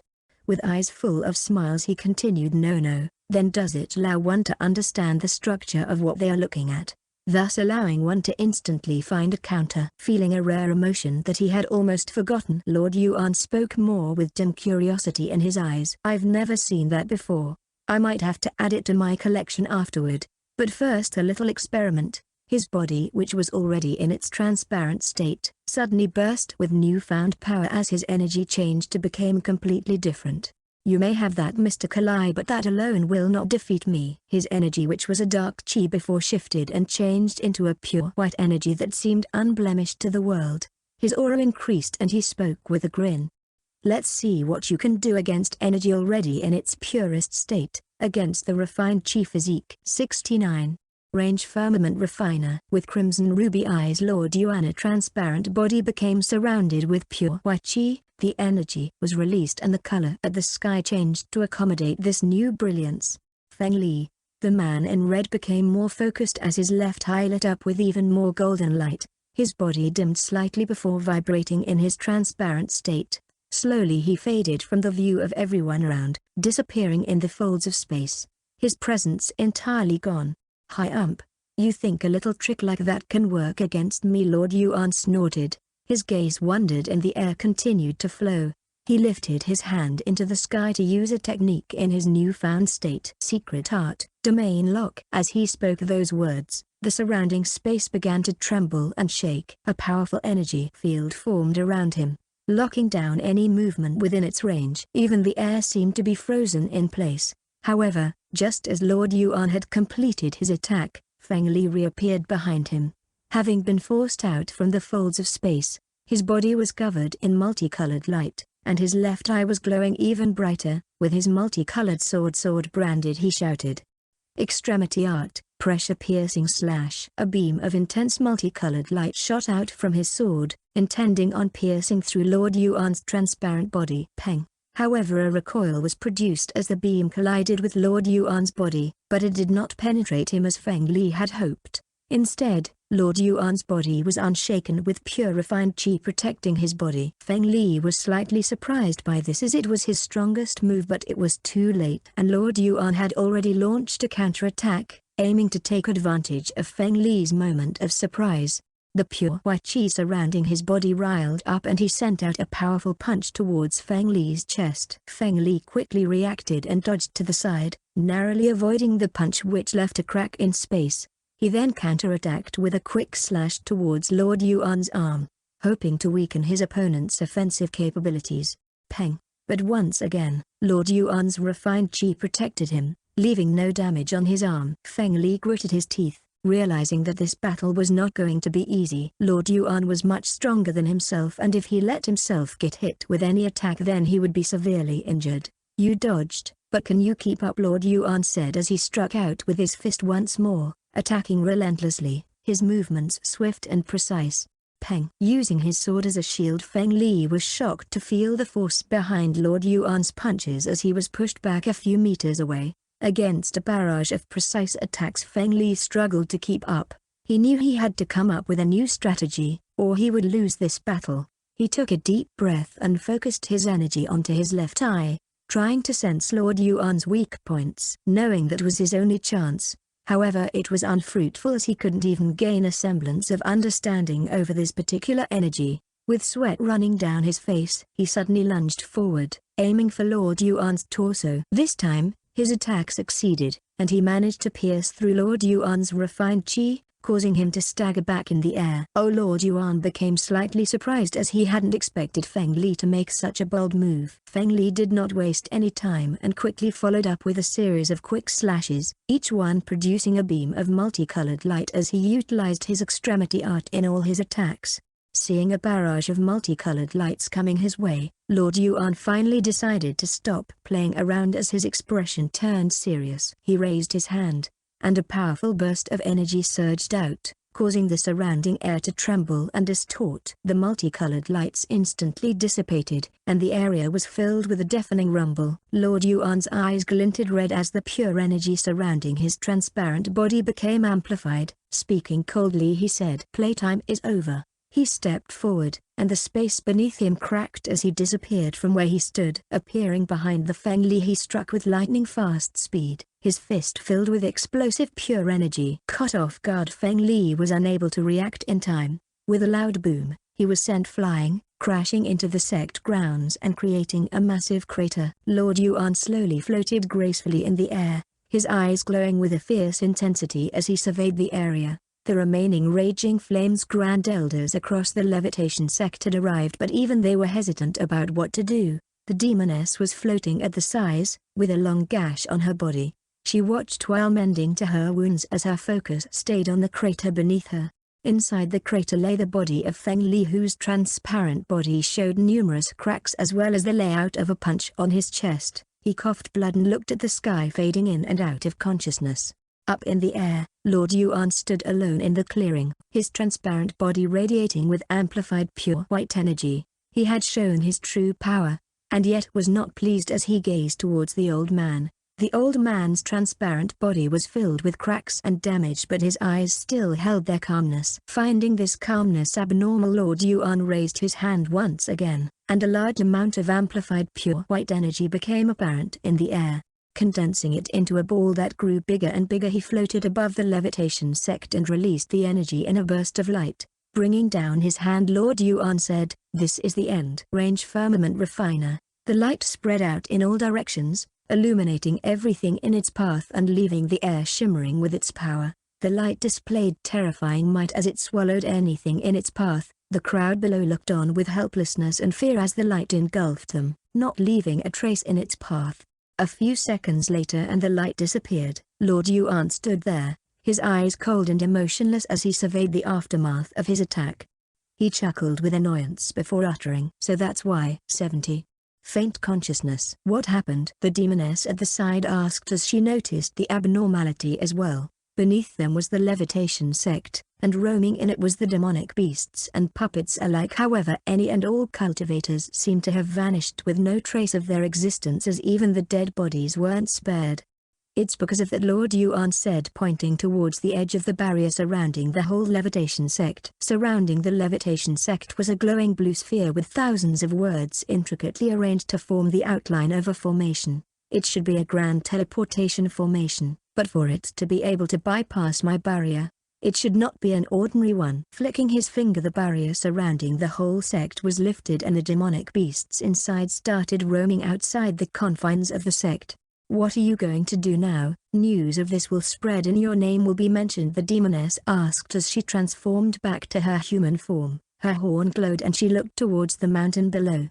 Her words were directed towards Lord Yuan, but her focus was towards the outer sect mountain below. "It matters not, it will only affect this clone. Besides, I was getting tired of its role." Lord Yuan's transparent body gradually solidified and became corporeal, while his pure white chi also lessened and turned black. Turning towards the demoness, he said, "You've got what you want and I've got what I want. That ends our contract. I'll be leaving now." He suddenly glowed before bursting into a blob that slowly dissolved in the air, leaving only a faint trace of his chi behind. Seeing that, the demoness let out a sigh of relief before looking down towards the sect. "The demonic crystal is destroyed, so it's another 2 years before I can connect the two realms again." She floated down before landing on the flattened ground of the outer sect mountain. Waving her hand towards a specific spot, she unearthed the unconscious body of the humanoid demonic spider before flying upward into the dark clouds, leaving the abandoned sect behind. Elias Raven slowly opened her eyes to the sight of a vast, open field surrounded by towering mountains and purple pillars that stretched towards the heavens. The sun was shining brightly, and the air was filled with the sweet scent of flowers. Confused, she looked down at herself and saw that she was wearing a long, flowing robe of deep blue silk with patterns of chaotic water ripples all over the robe. She opened her mouth to see a bubble coming out and she looked around confused as her breathing wasn't affected. She felt weightless as her body floated in the air as if inside flowing water. Her head felt fuzzy and she couldn't think straight. She couldn't move her body, causing her to feel a slight panic. Suddenly she heard a voice calling out to her, and she turned to see a figure approaching her from the distance. As it drew closer, she saw a young girl in a pink robe, the same girl that she met before the sect was attacked. "You," Elias Raven said as she recalled the girl. "What is this? Did I die?" she asked, thinking about her last moment before losing consciousness. The girl giggled. "Of course you're not dead. We're in your subconscious, or in another term your spiritual palace," she said. Elias Raven's eyes widened in surprise. She looked around and uttered, "This is my subconscious. How did I get here?" she asked. "Normally you wouldn't be able to get here before the soul-wandering realm, but I left a strand of my consciousness and forced you to get here in a dream state. But it will only be for a few minutes. Because of that you will only experience this like a dream and you might not even remember it when you wake up. But I didn't really have much time back then. I want to help you with your cultivation.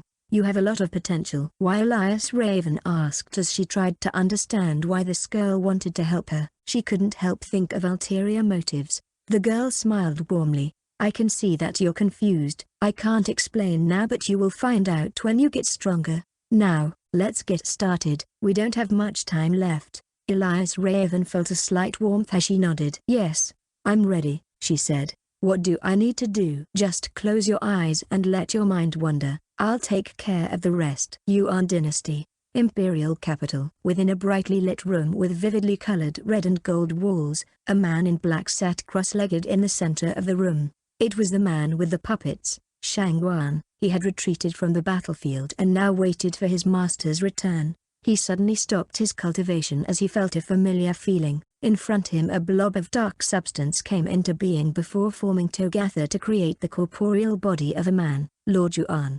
Shang Wan went to his knees in prostration before saying, Master Yuan, get up. Shang Wan, as I've promised. The levitation sect is no more.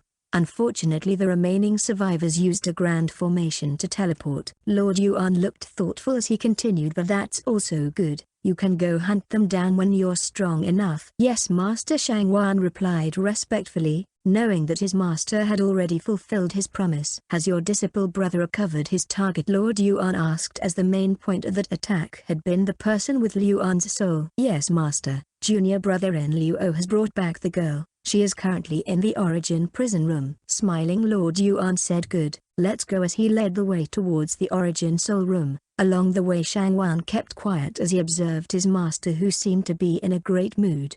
They walked down a huge corridor before being met with Wen Ji, the middle-aged man, and Ren Luo, the young man with the scheming face. Behind them was a door that held multiple intricate carvings, as well as several other unique designs. Greetings, Master, Ren Luo said as he stood up to greet his master, the middle-aged man following soon after.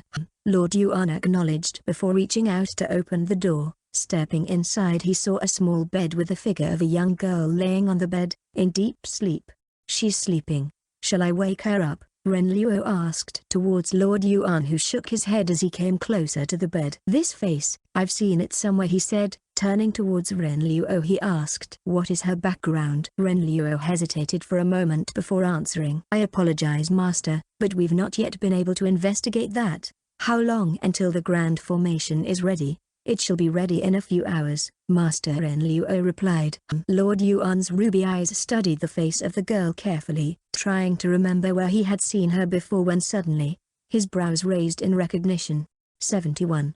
Emperor of Yuan Kingdom. Yuan Dynasty, Imperial Capital. Elias Raven slowly opened her eyes, still feeling groggy from her long dream. She blinked a few times, trying to adjust to her surroundings. She was sitting in a room that looked like it belonged to a palace. The walls were adorned with intricate patterns and the furniture looked expensive. As she looked around, she realized that she was not alone. Sitting across from her was a man with a serious expression on his face. He was dressed in a black robe, and his hair was tied back in a ponytail. She had never seen him before. Who are you? Elias Raven asked, her voice coming out hoarse. The man's red ruby eyes softened slightly as he said, my name is Lord Yuan. You were brought to me by my disciples. You will be the 13th one, a part of my collection. Elias Raven's heart started to race as she became sober instantly. Collection? What do you mean? What happened to the levitation sect? The levitation sect is no more. It is nothing but rubbles now. Elias Raven's eyes widened in doubt. The levitation sect. It has nascent soul cultivators. How can it just fall like that? Pardon me, I should have said that they retreated and escaped. No nascent soul cultivator was killed, however the levitation sect itself is no more. What do you mean by collection? Elias Raven asked while her heart rate increased faster. Lord Yuan smiled, but it didn't reach his eyes. I am a collector of rare and interesting people. People with unique traits, abilities and physiques, all tracing back to one being. You are one of those people. Elias Raven's mind spun. Countless things came to her mind and she asked, what's your purpose in doing that? I will take your soul for myself and use it to advance the soul unity of my configurat, furthering my cultivation. Hearing this, Elias Raven's eyes grew closer as she tried to feel her inner chi. However, she noticed a restraining force in the room. A force making everything inactive. Oh, you noticed the force? Good. It's this room. It's a top-grade spiritual tool to ensure your compliance. Don't worry, it won't harm you as long as you cooperate. Elias Raven felt a sense of dread wash over her. She tried to resist and feel her spiritual chi, but it was no use. Even her brute chi was inactive. Lord Yuan stood up and walked towards her. Don't worry, Elias Raven. You will not suffer. I will make sure of that. Elias Raven felt a chill run down her spine. She knew she was in trouble. She had never felt so helpless before. However, thinking a little, she looked up to ask, "How do you know my name?" As far as she was concerned, she didn't remember meeting this person, and at most only 3 people know of her name in the levitation sect, so how did he uncover that? Lord Yuan smiled a little as he put his hand in his robe, taking out something. It was a pendant, a golden dragon pendant. Elias Raven's eyes widened in shock as she recalled in her memory, "This is an identification plate of the Emperor." Yes, I am the current Emperor of the Yuan dynasty, and your father has served me for many years now as Prime Minister. Elias Raven's blood ran cold as the realization of who she was standing in front of her. "Emperor, never did I think he would conceive someone like you." As Lord Yuan continued to talk, Elias Raven's mind raced, trying to come up with a plan. However, thinking back to everything that happened, she knew that her situation was hopeless. What could she do in such a situation against such a powerful enemy? An enemy strong enough to destroy a whole sect. Few hours. In between the words of Lord Yuan, Elias Raven saw a hope, a chance. He said that she would be kept here for a few hours before she had her soul extracted. In that time she would keep her wits about her, be patient and think of a way out of this mess. "I won't involve you further, but the moment that you try to escape, then he pays for it," came Lord Yuan's next words, pouring water onto her small spark of hope. She nodded slowly, trying to hide her disappointment and slight killing intent. She knew she had to play along and wait for the right opportunity. She can't show her displeasure at being threatened with her father. Lord Yuan left the room, leaving Elias Raven alone once again. She felt a sense of relief as she was finally able to take a breather and think of a plan. She started pacing back and forth, trying to think of something. She knew she had to act fast if she wanted to survive. Elias Raven remembered her father had given her a secret talisman to use in case of an emergency. It was in case she got herself in trouble with the other disciples of the levitation sect. If she broke that talisman, her father would know that she was in trouble and would instantly rush to the sect, or so he said.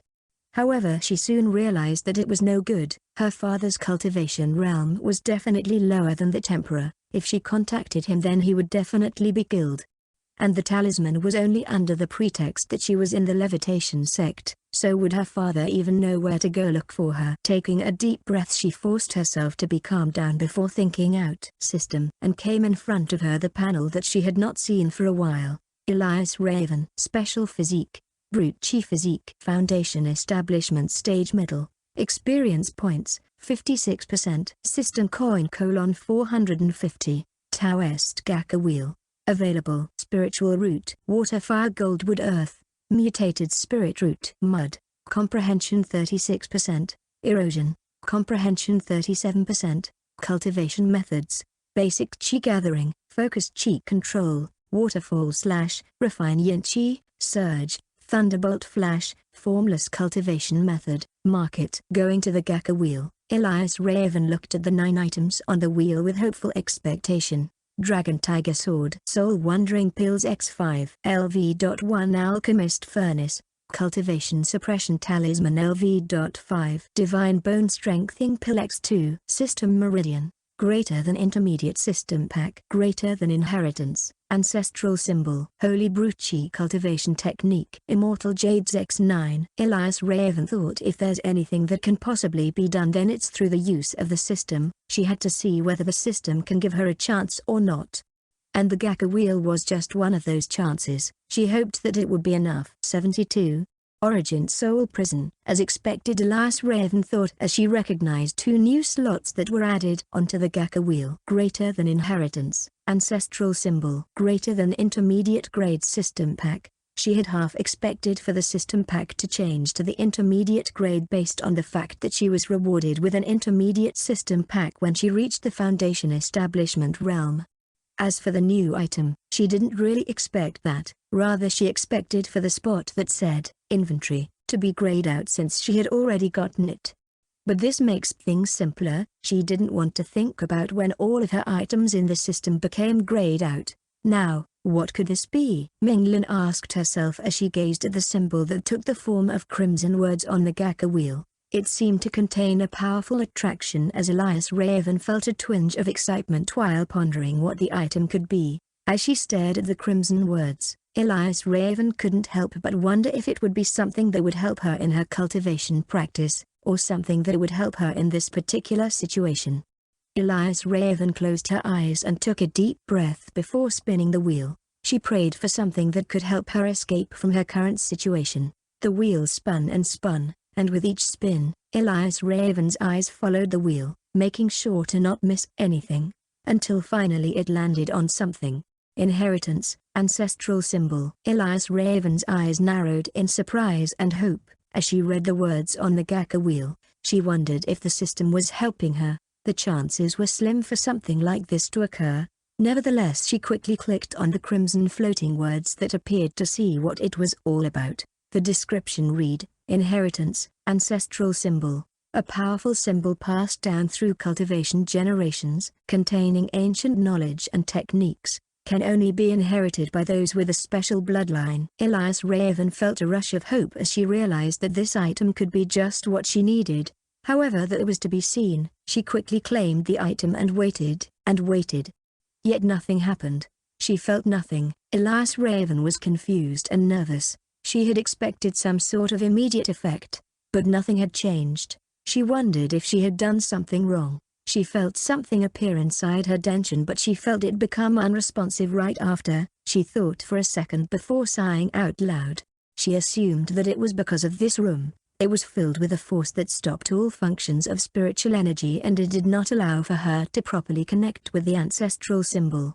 Elias Raven knew that she had to wait for when she leaves the room to activate the power of the inherence. She closed her eyes and thought of countless scenarios, but her mind was clouded with fear and uncertainty. She knew she couldn't do much. She felt hopeless. Yuan Dynasty, Imperial Capital. Underground room. Inside a small room with dim light, Lord Yuan stood, his mind deep in thought as he stared at a formation being made on the floor. His disciples, Shangwan and Renliu, stood by the side as they gazed at a group of formation masters doing the finishing touches of a grand formation. Shangwan, you and Renliu shall take the Origin Soul Prison to my main body. Whatever you do, make sure to not open the Soul Prison until you reach your destination. Yes, Master Yuan, Shangwan said in agreement as he was made aware of the reason that his master was cautious of the girl in the Soul Prison. If the girl was able to hide from the forces of the palace, then it's worth paying attention and being careful about. But Master Renliu said, about to voice his thoughts. However, he was cut off by his master, who said, yes, I know, you will be teleported to the domains of the Shattering Soul sect, and they are likely to sense the peace of Liu An's soul. They will try to intercept you to retrieve her, so be careful on the way. I will give you my storage bag as this clone's end is near. Within the storage bag are countless ways for you to protect yourselves. We don't have much time, so go get the Soul Prison. Yes, Master Renliu bowed, having his thoughts resolved. He quickly got up to head up the stairs, his objective to retrieve the Soul Prison. Lord Yuan looked at the leaving figure of Renliu before turning towards Shangwan. How is your pagoda accommodating? It is comfortable enough, Shangwan replied with a smile. My pagoda has an inherited spiritual vein, so it's easily able to hold onto a single gold core cultivator. Good, we can't be careful enough. Now that we have something that will make it hard for her to escape, I don't have to worry about what might happen on the way. Shangwan nodded while touching the side of his waist, which held a small pagoda that glowed with richness.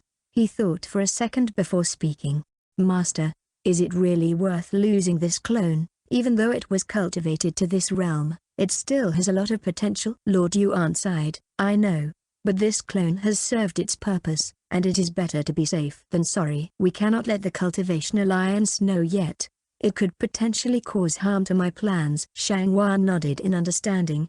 He knew that Lord Yuan had a lot at stake and couldn't afford any mistakes. As they waited for Renliu to come back with the Soul Prison, Shangwan couldn't help but feel a sense of unease. He knew that he had to be cautious, As the forces of the palace were becoming more and more aggressive and the hidden dangers that the Divine Soul Sect's actions posed were getting more and more inconspicuous.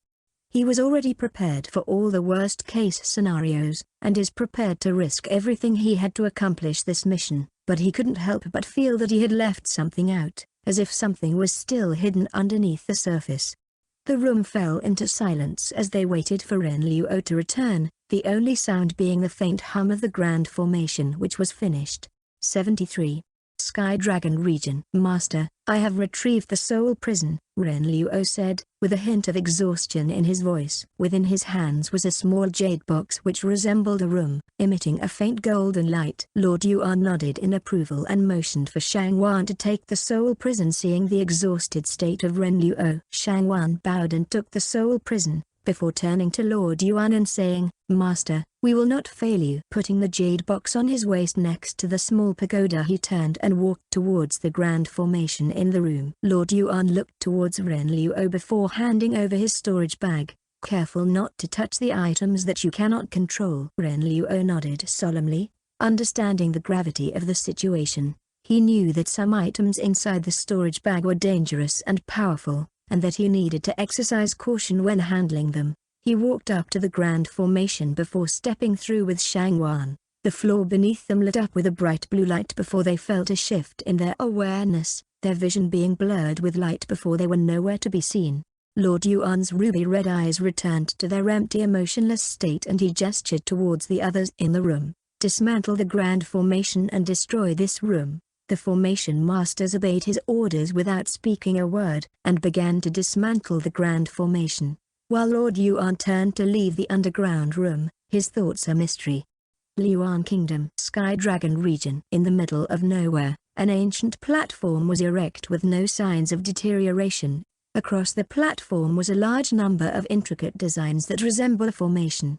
Suddenly the floor shone with splendor and two figures appeared on the platform. It was the disciple duo Shang Wan and Ren Luo. Ren Luo looked around, his eyes scanning the area for any signs of danger, and Shang Wan checked the soul prison, making sure nothing had happened. Bringing his attention back to the surroundings, he said, "Let's wear the masks." He quickly took out two masks from his storage bag, handing one to Ren Luo. Both of them put them on before Shang Wan spoke once again. "Let's go. We need to move quickly before we're noticed." He urged Ren Luo to follow him as they released their chi before flying towards a specific direction. As they flew, they could feel the eyes of countless beasts underneath the forest beneath them. Shang Wan was on high alert as he knew that the Luan Kingdom was completely different from the four other kingdoms. He had only come to understand that after he was taken in by his master. The forest underneath them was termed the Forgotten Forest because of the many dangers it posed to cultivators, and it was filled with powerful beasts and hidden traps, making it a dangerous place for anyone to venture into. And because of all that, no cultivator dares to venture into the forest, thus receiving the name Forgotten. However, Shang Wan and Ren Luo were lucky as they were in the outskirts of the forest, which was only filled with rank 2 and rank 3 spirit beast. So they only had to release their cultivation base of the late stage of the soul-wandering realm to intimidate the spirit beast and make them keep their distance. They traveled like that for 1 hour until they left the forest completely, and continued on their way across the plains for another hour before they arrived at their destination. A cluster of mountains rose in the distance, and in the center of those mountains lay ancient ruins. Shang Wan and Ren Luo made their way towards the ruins, keeping their masks on and their senses on high alert for any signs of danger. As they approached the entrance, they could sense a powerful aura emanating from within the ruins, an aura that reminded them of the ancient. The ruins were filled with traps and obstacles, but Shang Wan and Ren Luo were skilled cultivators and they managed to navigate their way through the ruins with ease. Finally, they arrived at the innermost area of the ruins, where a small formation lay on the floor. The two immediately recognized the formation as an ancient teleportation formation, which could transport them to any location in the Luan Kingdom. Through the use of this formation, they would not attract the attention of the cultivation alliances towards the configuration sect, thus keeping their master's secrets hidden. Shang Wan and Ren Luo had already made their preparations and were ready to teleport when suddenly a large slash was released towards them. Boom! The slash hit the ground, creating a huge crater and sending dirt and rocks flying everywhere. "Hand over the captive," a strong and imposing voice rang out as Shang Wan and Ren Lu looked into the distance. A young man with a single sword on his back was standing in the middle of the air with a sharp aura around him. It was him that had just released its sword slash, and Shang Wan immediately recognized him as one of the 7 sword stars. Wu Dao ranked 5th on the rising star ranks. Shang Wan and Ren Luo quickly took defensive postures, ready to fight if necessary. "What do you mean, captive?" Shang Wan said, his voice calm and measured. "We are just passing through, and we mean no harm to anyone." Wu Dao sneered, his eyes narrowing as he looked at the 2 disciples. "You expect me to believe that? You are wearing masks, and you have a soul prison, something mainly used on cultivators with Luan's soul. That is enough evidence for me." Shang Wan and Ren Luo remained silent, knowing that any words spoken now would be useless. Clank. They prepared themselves with Shang Wan taking out a giant red puppet while Ren Luo's body started to be covered in blood-colored armor. In the air, Wu Dao looked at the duo below him before taking out his sword, which gleamed in the sunlight. "Very well then." 74.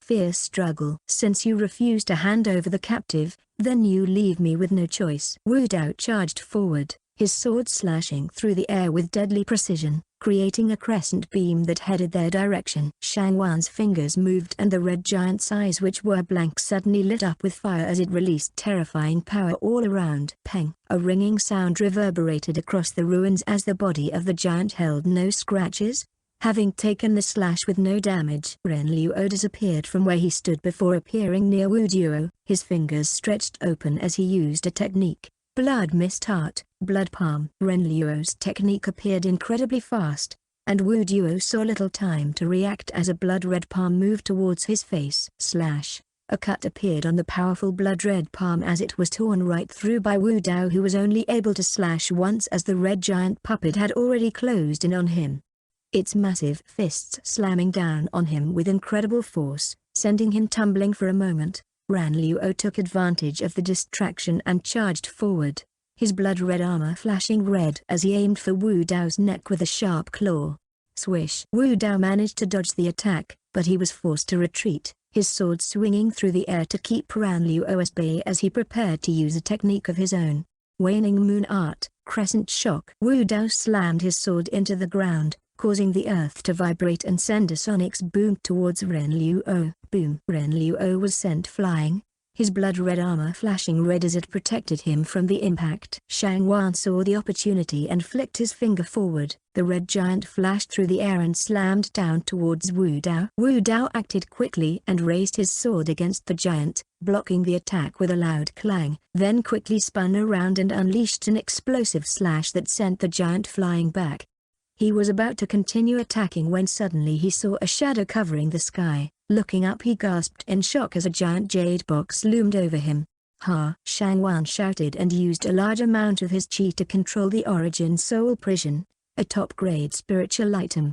Before Wu Dao could react, the jade box slammed into him, burying him into the dirt, causing the entire ruin to shake with a rumble. "Good, keep him trapped underneath," Ren Luo said, appearing beside Shang Wan with a cold look in his eyes. "We have to take care of him before the others." Shang Wan was about to say something when suddenly he sensed a powerful force coming from underneath the soul prison. The ground shook as a pillar of light burst from underneath the soul prison, throwing it aside. Wu Dao appeared, his eyes glowed with a fierce aura and his body began to be covered with a new aura, causing the surrounding area to be filled with a terrifying force. "Hey, so you've used it." The sword physique, Shang Wan said with a hint of admiration in his voice. Wu Dao stood before them, his sword glowing with a brilliant light, his body now emanating a powerful aura that shook the entire ruins. "I will not let you leave here with the captive," he said, his voice filled with disdain and anger. Shang Wan and Ren Luo exchanged a quick glance, realizing that this battle was far from over. With a nod, they too underwent changes as their bodies began to lit up in light and a pillar of light began to rise from where they stood. "This," Wu Dao uttered in shock as it was revealed to him that these 2 masked individuals in front of him also have special physiques, making them even more formidable opponents.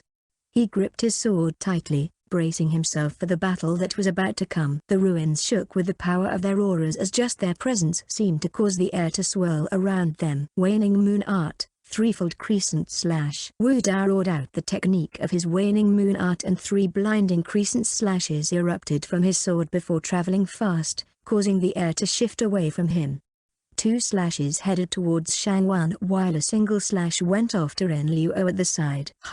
Shang Wan with a green aura around him flicked his fingers and the giant puppet appeared in front of him. Yet it was different from before. Its body had undergone changes as its whole skin was covered in green inscriptions. It raised its 2 arms with the green inscriptions all over its skin glowing up in support. Peng! The 2 crescent slashes collided with the giant, causing a massive explosion that sent shockwaves throughout the ruins. Ren Luo, on the other hand, also relied on his physique as he let the attack strike into his body. Peng! The attack had struck but it seemed frozen, as a moment later it was slowly absorbed into Ren Luo's body. He laughed maniacally as his aura increased out into the ruins. Hey, you don't know my physique, do you? I have the absorbent physique. Any attack towards me will only fuel me. So is that all you got? He grinned as he raised his hand and unleashed a barrage of blood-red energy blasts towards Wu Dao. Boom! Wu Dao dodged and weaved through the blasts, his sword flashing as he cut them with ease. He then charged towards Ren Luo to just use direct physical attack. His sword physique allowed him to move with incredible speed and precision, with his sword striking with deadly accuracy as everything stood like a string in his eyes. Ren Luo's absorbent physique couldn't do anything about attacks that were physical, so he could only try his best to dodge the attacks and parry them with his blood-red armor. Shang Wan's giant red puppet joined the battle with its body glowing with green inscriptions, the same green color as Shang Wan's aura. Their swords and fist collided in a fierce display of power as they each fought with all their might. The ruins shook with each strike and the sound of metal against metal echoing throughout the area. Boom! Wu Dao was sent tumbling back as he blocked an attack of the red giant. Getting his bearings straight, he said, "Curse those inscriptions, you leave me no choice." Shang Wan and Ren Luo, who were seeing a path to victory, watched in astonishment as Wu Dao roared out, "Waning Moon Art, 75. Red Eclipse." Waning Moon Art, Ninefold Crescent Slash. Wu Dao roared as he unleashed his technique, his sword glowing with a blinding light as he swung it 9 times in rapid succession. The air was filled with the sound of metal against metal as 9 crescent slashes collided with the giant and Ren Luo's blood-red armor. The ruins shook with each strike, the ground cracking and breaking apart under their feet. Shang Wan's green inscriptions flickered as he struggled to maintain control over his puppet, his eyes widening in shock as he realized the power of Wu Dao's attack. Ren Lu was spared from that as his armor only received 1 attack and he instantly absorbed it with his physique. However, Wu Dao didn't seem to forget him as he charged towards him right after, his sword glowing with another blinding light. Waning Moon Art, Full Slash, Twofold. His sword released a single slash that shot out in ferocity. "You think that will work again?" Ren Luo arrogantly spoke as he once again didn't block the attack, allowing it to hit him. Peng! He smiled as the attack stopped, but his smile turned to horror as he noticed that this slash was different. He had absorbed it, but there was another layered slash behind it. Thus he was hit by the second slash and sent flying. Wu Dao didn't have the courtesy of time as a red giant appeared behind him to punch out with frightening might. Peng! Wu Dao quickly turned around and raised his sword, blocking the punch with all his strength, but the impact sent him sliding back, his feet digging into the ground as he struggled to keep his balance. The red giant covered in inscriptions was relentless. It continued to attack, its fists pounding down on Wu Dao with incredible force. Wu Dao gritted his teeth and focused his energy, channeling it into his sword. With a fierce yell, he swung his sword in a wide arc, unleashing a powerful wave of energy as he called out a technique. Secret Art, Waning Moon. Boom! As Wu Dao released his secret art, a massive explosion shook the ruins, sending debris and dust flying everywhere. The red giant's body began cracking and crumbling under the force of the attack, before exploding into a shower of red sparks. Wu Dao stood amidst the chaos, his hair and clothes billowing in the wind as he caught his breath. He was about to release his spiritual consciousness when suddenly he felt a shadow covering the sky. Boom! A massive explosion rocked the ruins and caused a massive crater to form underfoot as Wu Dao dodged the attack, barely managing to evade it in time. He looked up and saw that it was a massive jade box hurtling towards him. However, just like the red giant, intricate green inscriptions covered the whole box, empowering the Origin Soul Prison. Shang Wan stood with fury in his eyes as he spoke through his mask. How dare you destroy something I spent years creating? Ren Luo may have told you his physique, but even if you know mine, there's nothing you can do about it. He growled, his voice low and menacing as he was truly mad. Wu Dao gritted his teeth as he faced Shang Wan, knowing that he was facing a formidable opponent. He had to think fast and come up with a plan if he wanted to survive this encounter. Don't forget about me. Suddenly he heard from behind him and his face sank. He turned, but it was too late. A blood-red fist struck Wu Dao from behind, sending him flying across the ruins. He groaned in pain as he struggled to get back to his feet, his mind racing as he tried to figure out his next move. Looking around, he found that Ren Luo was nowhere to be seen, confusing him on where the attack had come from. Steadying himself, he focused his energy and scanned the area, trying to sense any signs of danger. Suddenly, he felt a surge of energy coming from behind him again. It was Ren Luo with cracks all over his armor as he sent out another blood-red fist. Boom! Debris was raised in the air as Wu Dao quickly dodged the attack, his mind working as he used another powerful technique. Waning Moon Art, Full Moon Slash. His sword glowed with a bright white light as he swung it towards Ren Luo, who was already damaged with his armor on its last legs. Bang! A huge impact was sent, and the force of the impact sent Ren Luo stumbling backwards, his armor cracking under the force of the blow. Wu Dao seized the opportunity and struck again, this time aiming for a weak spot in Ren Luo's armor. And with a loud crack, the armor shattered with Ren Luo falling to his knees. Raising his sword, Wu Dao was about to deliver the final blow when Ren Luo's body burst into molds of lights, disappearing before reappearing in another location with a haggard expression as he passed out soon after. Shang Wan watched from a distance, his eyes narrowing in anger and frustration as he saw what happened. Damn it! He gritted his teeth and threw all the spiritual energy he has into the inscriptions on the soul prison. Wu Dao's eyes widened as he watched from a distance as a bright light lit the area. The inscriptions on the jade box glowed with an ominous green light. He knew that he had to end this quickly before he ran out of energy, so he focused his energy, channeling it into his sword as he prepared to unleash his ultimate technique. He had to save the person imprisoned inside the soul prison, but he also knew that he only has one attack remaining. He could most likely save them if he did this right, but he also worried that it wouldn't be able to work. After all, he was dealing with a top-grade spiritual tool. He gritted his teeth before he looked towards the masked individual in front of him. Laughing out loud, he said, "What I think doesn't matter because all things under my sword physique are strings." He bellowed out, "Secret art, lunar eclipse." Shing. Wu Dao's sword glowed with an intense white light that turned dark red as he swung his sword in a circle with all his might. Rumble. The sky darkened as a massive red moon appeared before them, casting an eerie glow over the battlefield. Shang Wan's eyes widened in shock as he realized the gravity of the situation. As the red moon appeared, it moved instantly, appearing before the soul prison before Shang Wan had time to react. Rumble. A colossal rumble filled the air with a staggering force. As the sword struck the soul prison, the green inscriptions on the box flickered for a moment before shattering into pieces, and the soul prison itself was slowly torn apart as a single person became revealed inside in the explosion. 76. Chi discharge. Origin Soul Prison. Few minutes earlier, Elias Raven opened her eyes to the walls of the room. She breathed out as she got done with her meditation. She hadn't focused on it, but she had noticed something strange. She could hear rumbling coming from outside. A feeling of panic filled her whole being and she felt a foreboding feeling envelope her. She got up to walk to one of the walls when suddenly she felt a violent force pulling her down before hearing a massive boom that left her ears ringing. For a split second she felt her chi being activated before she watched in shock as the walls of the room lit up with green inscriptions before she heard a deafening noise.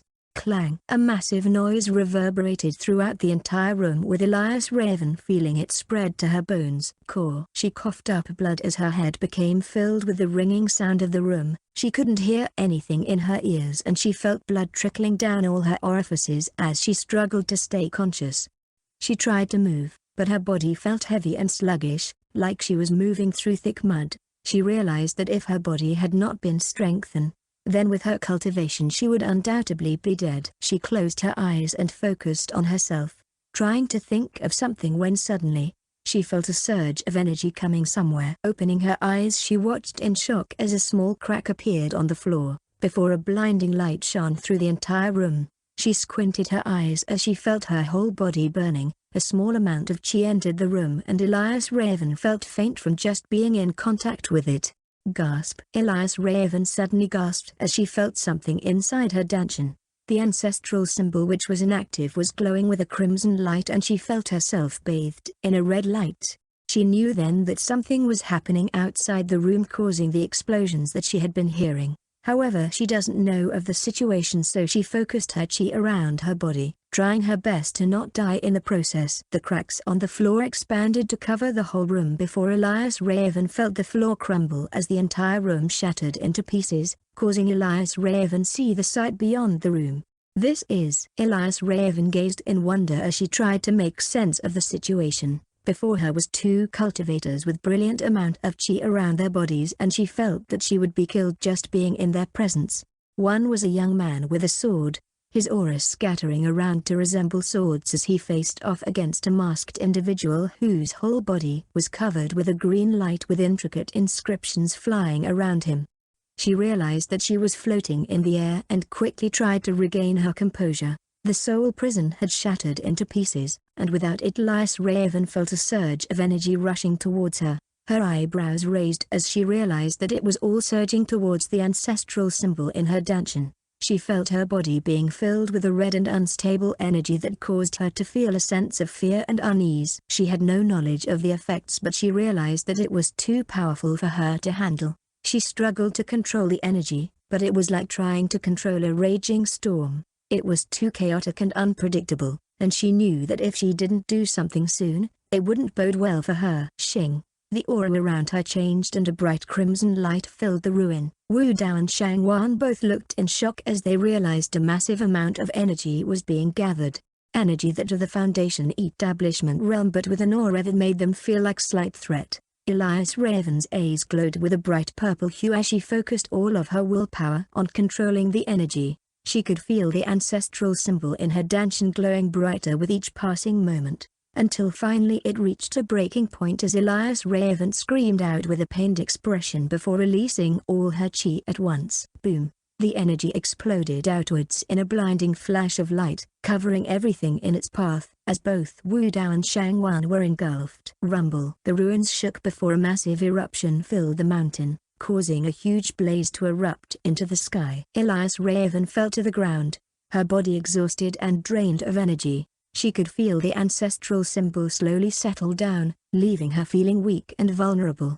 As the dust settled, Wu Dao and Shang Wan emerged from the smoke, both looking worse for wear. Wu Dao was covered in bruises and cuts, while Shang Wan's mask was cracked and his inscriptions were flickering. They both looked towards Elias Raven, who was lying on the ground, her eyes closed and her body barely moving. Wu Dao rushed over to her, his heart racing as he checked her pulse. He breathed a sigh of relief as he felt her pulse beating steadily. "She's alive," he said, his voice filled with relief. Shang Wan stood nearby, his eyes narrowed as he watched Wu Dao crouched down. He was about to confront Wu Dao when suddenly he sensed something. Gritting his teeth, he thought for a second before jumping back to pick up the unconscious figure of Ren Luo.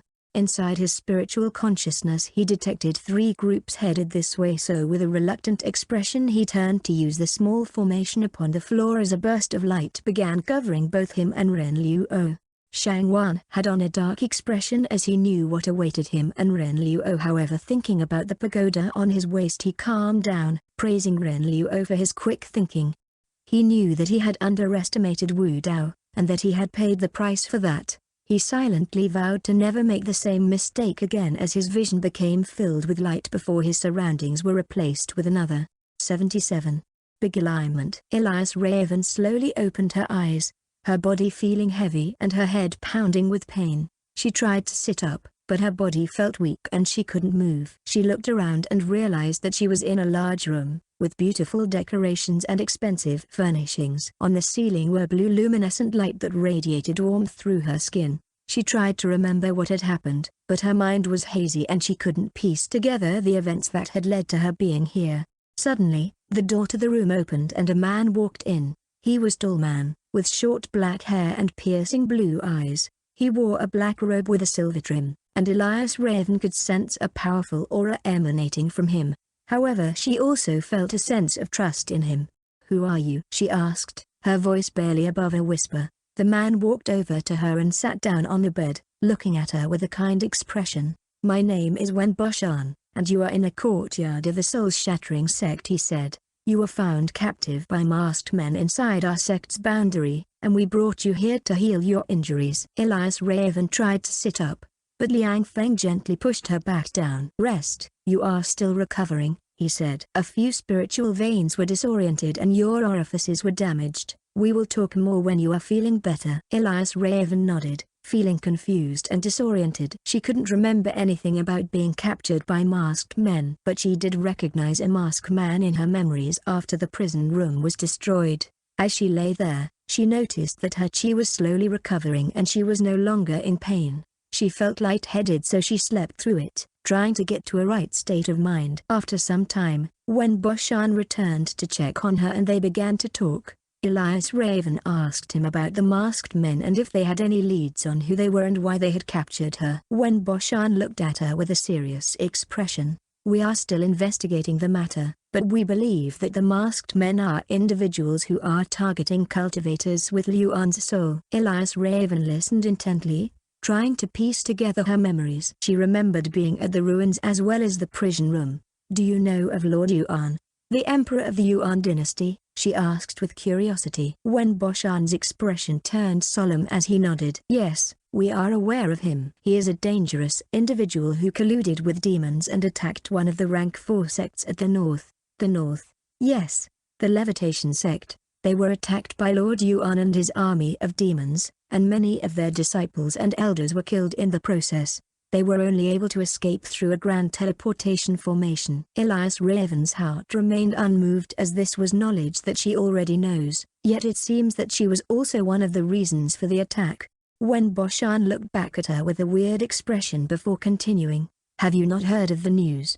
"What news?" "Because of the attack on the Levitation sect, the Cultivation Alliance sent out dozens of nascent soul cultivators that raised the whole Yuan Kingdom capital in retaliation, destroying almost everything in it." What? Hearing that the capital was destroyed, Elias Raven felt a mixture of shock and sadness. "The citizens and civilians, are they okay?" she asked, hoping for something. When Boshan looked at her with raised eyebrows. "I am sorry to say that the casualties were high. All the innocent people lost their lives in the attack." Elias Raven felt tears welling up in her eyes as she thought about the father she had known and loved. She felt a sense of guilt at her own powerlessness. "So was he captured?" Elias Raven asked with a sadness in her eyes as she wondered what happened in the end. "No, he was killed, although he killed 4 other nascent soul cultivators. He was overwhelmed in the end." Elias Raven felt a sense of relief mixed with her sadness. Lord Yuan was a dangerous and powerful opponent, and his death meant that he could no longer come for her, making her safety assured.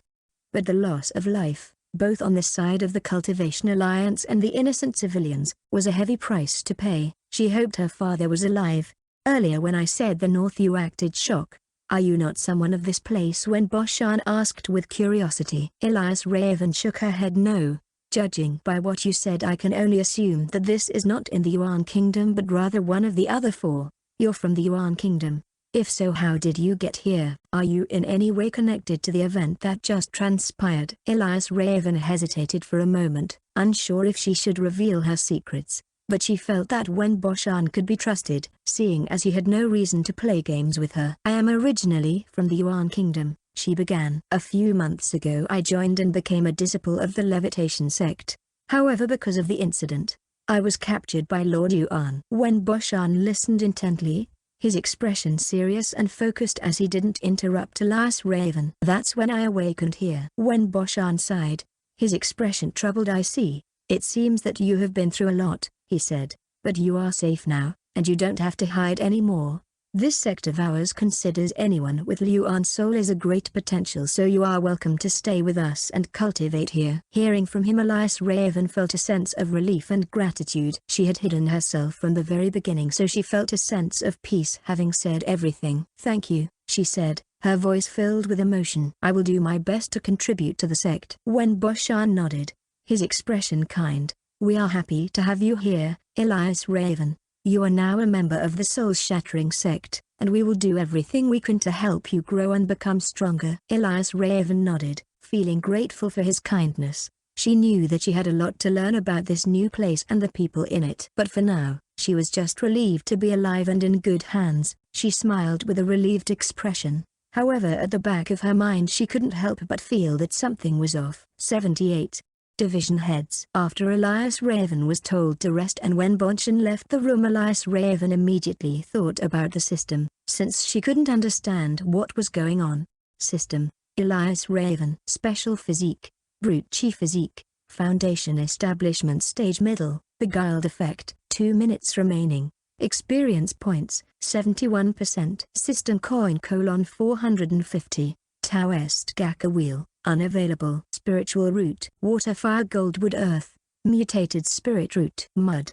Comprehension 36%. Erosion. Comprehension 40%. Cultivation Methods: Basic Qi Gathering, Focused Qi Control, Waterfall / Refine Yin Qi, Surge, Thunderbolt Flash, Formless Cultivation Method. Market. Laying on the bed, Elias Raven looked in the air at the invisible panel before her. She noted that her experience points had increased by 15%, and she attributed that to the strange thing that happened to her after the ancestral symbol activated.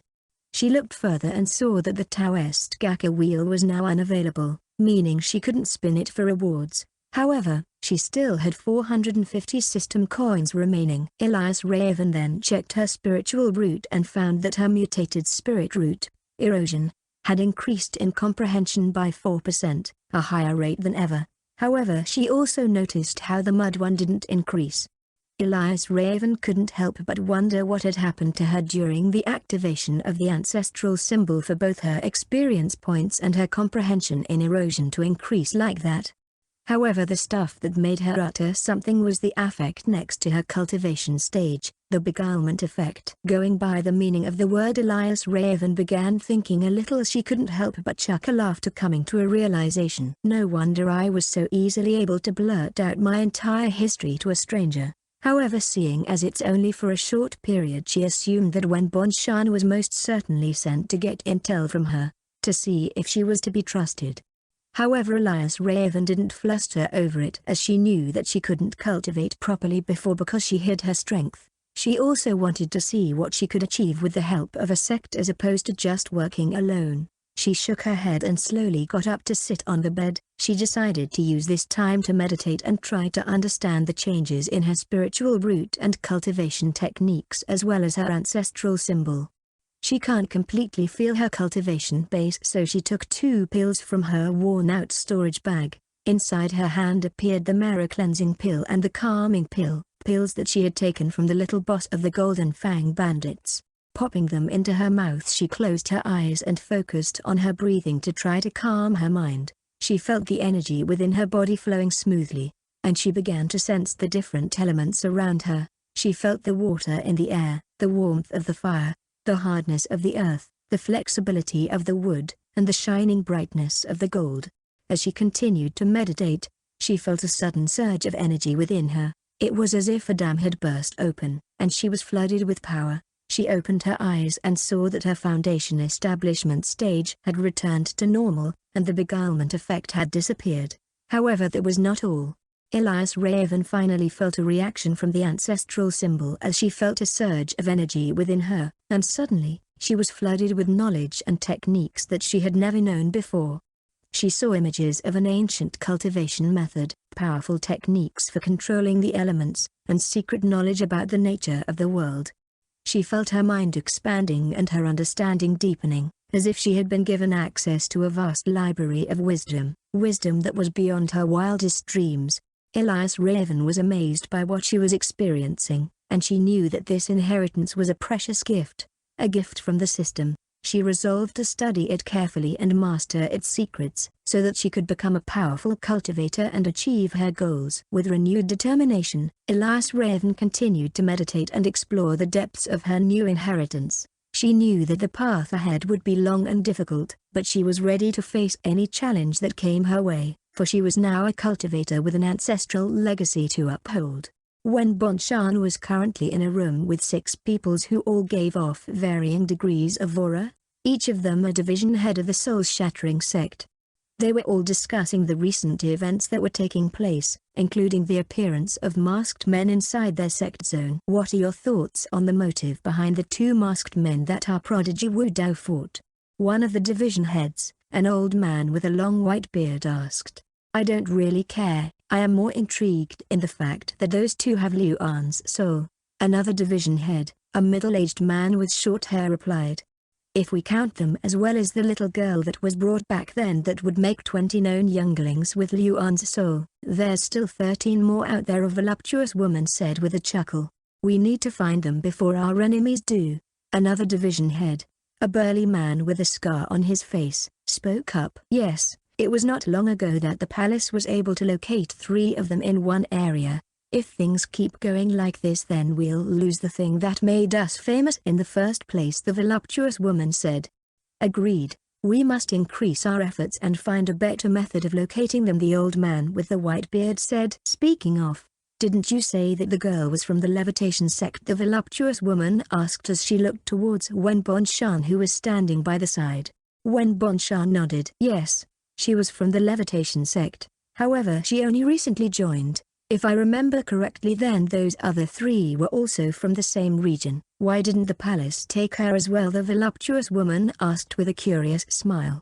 Another division head, a quiet man, spoke with a deep voice. It could be a case where she only recently activated the Su's properties after the palace left. That could make sense as to why Lord Yuan attacked the sect afterward, seeing as he too has Liu An's soul, the burly man with the scar said. Unfortunately, because of his death, we'll have to wait a few years before his physique can resurface in someone. The old man held his beard as he wondered out loud.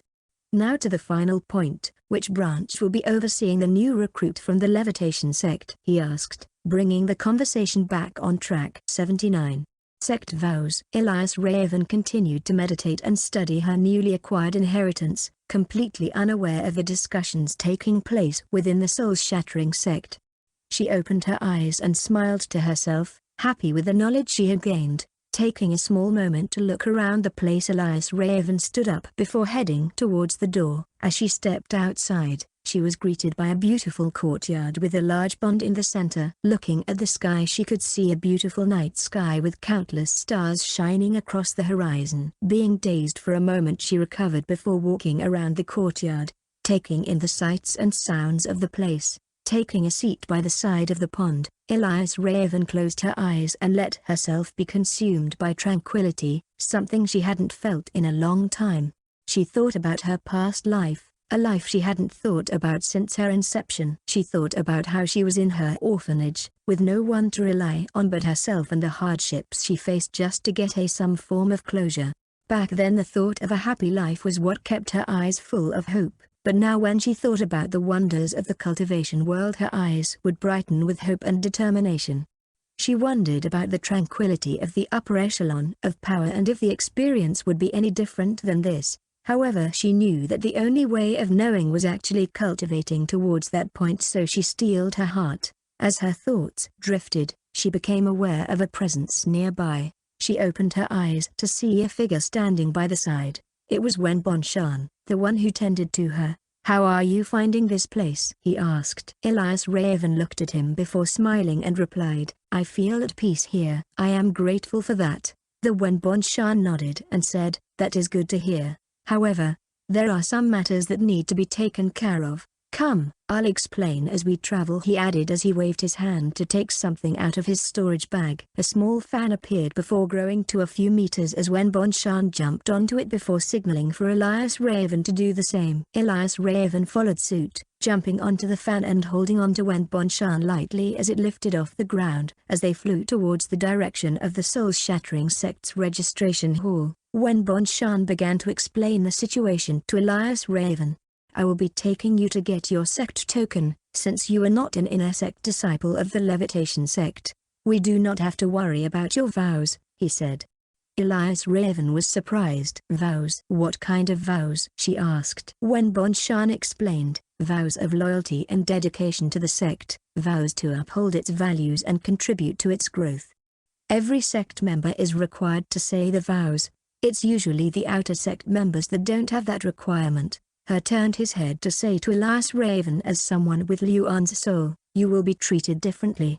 Every person with Luan's soul can jump the ladder to be considered a direct disciple of the sect. However, you need to contribute to the sect before they allow you. Elias Raven nodded. Taking in the information, she asked, what exactly is Luan's soul and how did it come about? When Bonshan hesitated for a moment before answering, Luan's soul is a name given to people with powerful physiques. Because of their interconnected resonance, it is said to be the remnant power of a cultivator at the ensoulment realm. However, some also say that it is just the name given to anyone with a rare physique, named after the continent itself. The truth is still a mystery, as there has never been any evidence of the two things I mentioned. Elias Raven nodded. Understanding the situation better, she realized that she had a lot to learn about the cultivation world and the different physiques and abilities that existed within it. As they landed in front of the registration hall when Bonshan led her inside, the hall was quiet except for the sound of a few disciples talking softly amongst themselves. When Bonshan approached the front desk and spoke to the receptionist, explaining that Elias Raven needed to get her sect token, the receptionist nodded and handed over a form for Elias Raven to fill out, which included her name, age, and cultivation level. Elias Raven quickly filled out the form before handing it back to the receptionist, who then quickly handed her a small gold token with the soul-shattering sect's emblem inscribed on one side and her name on the other. This is your sect token. It will allow you access to certain areas of the sect and is required for any missions or tasks assigned to you. When Bonshan explained, Elias Raven took the token, examining it closely. Why is it gold? Elias Raven asked, curious about the significance of the color. When Bonshan smiled, the gold token represents that you are one of the 7 with Luan's soul. It only has benefit inside the sect, so don't casually show it to outsiders. Elias Raven nodded, understanding the importance of the token. Now, for your residency, you will have to choose one of the 6 divisions. When Bonshan said, remembering the meeting, divisions? Elias Raven, who had never heard of it, asked when Bonshan to elaborate on them. The soul-shattering sect is divided into 6 different divisions, each with its own focus and purpose. They are the weapons division, the formation division, the alchemy division, the beast division, the medicine division, and the martial arts division. When Bonshan explained, Elias Raven was intrigued, and she asked, what are the differences between these divisions? When Bonshan smiled, the weapons division focuses on blacksmiths and cultivation of weapons techniques. The formation division focuses on the creation of talismans and the manipulation of formations. The alchemy division focuses on the creation of pills and elixirs. The beast division focuses on the cultivation of beasts and beasts taming. The medicine division focuses on the healing arts and the study of medicinal herbs. The martial arts division focuses on physical training and the cultivation of martial techniques. Elias Raven listened carefully, considering her options, quickly eliminating the medicine division and the formation division, as she knew they didn't fit her interests. I'm interested in the weapons division and the martial arts division, Elias Raven said. Which one do you think would be better for me? 80. Courtyard occupier. When Bonshan thought for a moment before answering, based on your talents and skills, I think the martial arts division would be a better fit for you. The weapons division requires a deep understanding of blacksmithing techniques and the properties of different metals, which takes years of study and practice. Elias Raven nodded in agreement. Okay, I'll choose the martial arts division then. When Bonshan led Elias Raven to the martial arts division's registration desk, where she filled out another form and received her quarters assignment. Elias Raven was asked to choose a courtyard on a small piece of map which showed hundreds of different courtyards within the division. She chose a courtyard that was located near the center of the division with a good balance of seclusion and accessibility. She wondered as to why the courtyards had no names, but she didn't question it and kept the small map inside her storage bag. After leaving the registration hall, Wen Bonchan led Elias Raven through the air towards the martial arts division. As they flew, Wen Bonchan explained to Elias Raven the different areas of the martial arts division. There were various training grounds for different styles of martial arts, as well as sparring areas, chi gathering halls, and even a library with books on martial arts and cultivation techniques. Elias Raven was fascinated by the variety of facilities available in a single division and couldn't help wondering if all divisions were like that. She was led onto a forest terrain before seeing a single large mountain that reached for the sky. When Bonchan explained that it was the main location of the martial arts division. It was a vast plateau with various courtyards and several other buildings on it. Landing at the foot of the mountain, Wen Bonchan explained, "I can't go any further, but you should be able to locate the courtyard through the map." Elias Raven nodded as she took a deep breath before walking to the entrance at the foot of the mountain. There were a few disciples guarding it, each of whom has the aura of the Foundation establishment realm. From time to time, other disciples came in and out. Presumably they were going to their tasks or done with their tasks outside of the mountain. Elias Raven approached one of the guards and showed him her sect token, which glimmered gold, shocking the guard and getting the attention of the others. The guard examined the token closely before looking at Elias Raven's face, as if etching it into his memories. He nodded and allowed her to pass. Elias Raven walked through with countless gazes upon her, causing her to feel slightly self-conscious, but regardless she followed the map and made her way up the mountain. She passed by various places and disciples, with some of them giving her curious glances as she walked by. She noticed that no disciple was flying through the air, even though everyone here was at Foundation establishment and above. There's probably a rule against it, she thought as she didn't pay much attention to it. It took a few dozen minutes, with Elias Raven occasionally being distracted by the beautiful scenery around, but she finally arrived at her courtyard. A courtyard in a secluded area of the mountain, surrounded by a giant barrier that blocked all intrusions. Elias Raven took out her gold sect token before bringing it closer to the barrier, causing it to glow and open up a small entrance for her to pass through.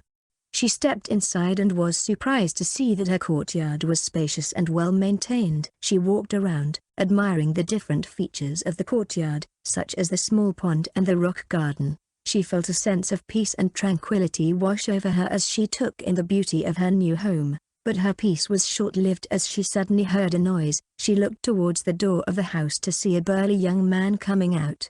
He suddenly burst into a fury as he yelled out, "Wah, what are you doing in my quarter? How did you even get in?" Elias Raven was taken aback by the sudden outburst and quickly explained, "I'm sorry. I was assigned this courtyard by the Martial Arts Division. I have the map and my sect token to prove it." The young man narrowed his eyes and examined Elias Raven's gold token before grunting, "Assigned? You mean you picked it?" "Well," Elias Raven said with a weary expression, "It doesn't matter, leave. I don't fight girls. Go pick another one." "The girls' section are at the back of the mountain," the burly man said as he turned around. Hearing this, Elias Raven was slightly shocked but quickly understood the situation, and a placated smile appeared on her face. "I'll be staying in this courtyard. Since you don't fight girls, then I'll request that you leave. I don't like to share." "What?" The burly man turned around in surprise, his face contorting into anger. "How dare you? This is my courtyard. Don't think I won't raise a hand at you just because of what I said." Elias Raven was not intimidated by his anger and said, "You got this courtyard from the last owner through force, right? I'll be doing the same then," Elias Raven said as she released a large spiritual chi of the in the surroundings, causing the burly man to squint his eyes in anger. He was taken aback by Elias Raven's sudden display of power, and he could sense the strength of her spiritual chi, which was much higher than his own. He hesitated for a moment before gritting his teeth and relenting. He didn't want to fight a girl. "Fine, you can have this courtyard. I'll just go find another one." Elias Raven nodded in satisfaction as the burly man stormed out of the barrier after taking care of his things. She knew that even if she left this courtyard and went to look for another, that it would not make a difference. The map only showed Ray 500 courtyard, and when Bonchan said that there are over 1,000 inner sect disciples in a single division, so she assumed all courtyards were filled. She didn't want to go to another courtyard just to repeat the same thing. Plus she needed a courtyard with a pond, and she saw that only a couple courtyard have that. She realized that she wasn't exactly polite about it, but it didn't matter. Her mood was currently not in the right place. She had to at least assert herself in this new environment and show that she was not to be underestimated as well, although Elias Raven let out a sigh as she thought of the situation. She didn't want to start off on the wrong foot with her fellow disciples, but it seems that she already did. 81. Multiple breakthroughs. Hey, did you hear? We have a new disciple, a disciple with a gold token. Yeah, I heard that they forced Pantong out of his courtyard. Really? That's quite surprising. Isn't he ranked on the inner disciples rankings? I wonder who this new disciple is and what their cultivation level is like. I heard that it was a girl. That's why Pantong didn't fight her. What? A girl on this side of the mountain? Why didn't she choose one of the cherry blossom courtyards? Well, whoever the reason, I'm sure it will be interesting to see how she fare against Lu Xuan. The news of Elias Raven's arrival quickly spread throughout the martial arts division. Many of the disciples were curious about this new addition with a gold token, which indicated special physique. Some of the disciples were excited to meet her, but others were skeptical, wondering if she was just another entitled newcomer with a privileged background like the last one, while a small portion were apprehensive, wondering if she would be a threat to their own standings in the division. Many saw that she didn't leave her courtyard for the whole day, even when peoples went to her courtyard to get her attention. They called and yelled while knocking on her barrier, with the courtyard being completely unresponsive. This went on for 3 days, with the new disciple Elias Raven not leaving her courtyard, even for meals or meetings for cultivation aids. And amidst that time, rumors began to circulate about why she wasn't coming out, with some even saying that it's because she looks ugly. And others wondered if she was just entitled and viewed everything outside as beneath her. As the days went by, the rumors only grew more wild and varied. Some said that she was ill, while others speculated that she was training in isolation to prepare for a big challenge. But one thing was for sure, the disciples were becoming increasingly curious, even a little bit anxious, to see what this new disciple with a gold token was like. Despite the whispers and speculation surrounding her, Elias Raven remained oblivious as the 5th day arrived, and Elias Raven jumped out of her pond with her clothes sticking to her skin, outlining her figure. Her aura was flailing around uncontrollably, and she sat down to circulate her chi. She was easily able to move chi through her widened spiritual veins, and she felt the surge of energy within her reaching a boiling point before an explosion was heard in her mind, flooding her entire body with power. Huff! Elias Raven let out a deep breath, her eyes twitching slightly before she opened them with a purple hue. In front of her appeared a panel showcasing what she had been doing all this time. Congratulations for having exceeded your spiritual roots. You have received a reward for having 2 new elemental chi control. You have received Taoist Gaka wheel ticket. You have received the item, cherubic fertile soil. You have received the top grade item, nether bracelets. Do you wish to accept the rewards, a top grade item, as well as a Gaka wheel ticket? It seems that exceeding the spiritual roots is a big deal. Elias Raven thought out loud. So that's the correct term for it. Elemental chi control, she thought as she stopped referring to the corrosive and mud spiritual chi as spiritual roots. Yes, Elias Raven said, and a burst of light appears with 2 different items floating in front of her. Elias Raven examined the items closely, marveling at their intricacy and power. The cherubic fertile soil came in the form of a soil no less than 3 feet tall, with its width being the same size. Touching it, Elias Raven was able to see the description, which read, cherubic fertile soil. A rare unique soil provides all the necessary nutrients for spiritual plants. The soil's properties greatly increase the growth of spiritual plants, with its true uniqueness providing nutrients for plants that far exceed the average spiritual plant. Excitement filled her as she realized the possibilities this item presented. With the cherubic fertile soil, she could nurture a powerful plant without doing much. Turning her attention to the set of bracelets by the side, she tapped them, wanting to see their description. Nether bracelets. A set of powerful bracelets that are corrosive and wear down even the toughest of materials. I seem to have gotten reward for each of my respective new elemental chi control, Elias Raven thought while thinking about the last time a similar thing happened. Her thoughts soon came back to the another thing as she called out. System, Elias Raven. Special physique, brute chi physique. Foundation establishment stage late. Experience points, 1%. System coin: 450. Taoist Gaka wheel. Available. Spiritual root: water, fire, gold, wood, earth. Greater than mutated spirit root. Mud. Comprehension 100%. Greater than erosion. Comprehension 100%. Cultivation methods: basic chi gathering, focused chi control, waterfall / refine yin chi, surge, thunderbolt flash, formless cultivation method. Market. She had finally broken through after 5 days of continuous practice. She was now experiencing a surge of satisfaction as she saw her cultivation level had increased to the late stage of the foundation establishment realm. Her realm has increased, meaning her brute chi has increased as well, and with her mutated spirit roots, elemental chi control fully comprehended, Elias Raven felt that if she wanted to, she could create both mud and corrosive fog. It was a completely new feeling to her, whereas before she was only able to slightly create the 5 elements, with a mud and erosion elemental control. She wondered if her attacks would be more powerful if she used those elements, and she couldn't help but think about techniques that utilize those elements. Would using the techniques also increase the effectiveness? Elias Raven was excited to explore the possibilities of her new abilities, but she knew that she needed to focus on her cultivation first. Splash! Elias Raven's focus was brought back to reality as she looked at the pond in front of her. Within was the silhouette of a 3-meter-long snake with the aura of a peak 1 spirit beast. It was her spirit beast, Purple. From the moment it had hatched to now, it had only been a matter of a few days and it had grown from its original size of a few feet to a whole 3-meter snake.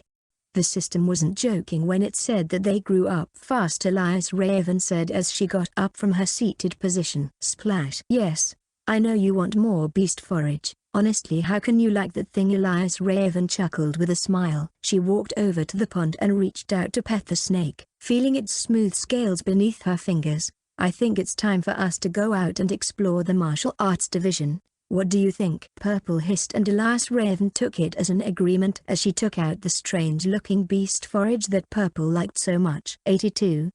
Mysterious Senior Sister. Elias Raven's courtyard barrier flickered for the first time before the figure of a young girl stepped out. Her body was wrapped in a blue robe, with silver trims on the edge which added more to her black eyes and hair. As she walked out of her courtyard, she took out the small map given to her. Looking through it, she wondered where to begin exploring the martial arts division. Hey there! Suddenly, she heard a voice behind her, sending a shiver down her spine. Turning around, Elias Raven saw a young girl with a pale skin. She had a pair of blank eyes that looked hollow to the light and long black hair that flowed down her back. The girl wore the standard white robe of a sect disciple and she had a wide smile on her face, completely contrasting with her eyes. Elias Raven felt a hint of fear just from looking at her. She didn't know how to address her. The girl had the eyes of a dead person. More importantly, the courtyard barrier was only a few feet away from her and this girl was able to appear in between her and the barrier without notice. The girl noticed Elias Raven's hesitation and smiled warmly. Don't be afraid, I'm not here to harm you. My name is Feng, and I'm a disciple just like you. Recovering from her shock, Elias Raven said respectfully, Greetings, Senior Sister Feng. I'm Elias Raven, a new disciple of the martial arts division. Feng nodded. I know. It's always good to see new blood in the sect. You caused quite a shock within the division. A shock? Elias Raven was surprised.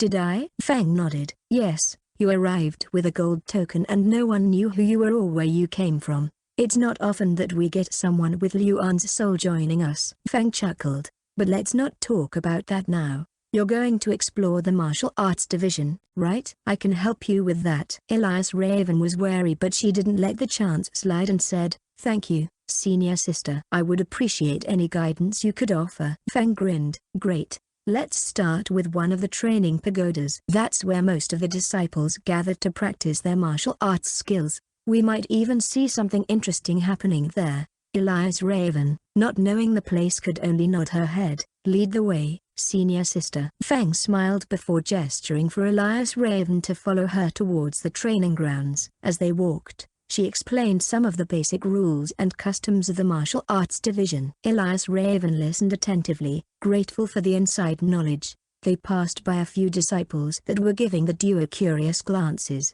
some even stopping to stare. Elias Raven looked towards Feng, who didn't pay much attention to them, continuing to talk to Elias Raven. And as they approached the training pagoda, Feng explained what kind of training pagoda it was. "It's called the Ancient Spirit Beast Pagoda, and it was designed to train disciples in fighting against spirit beasts.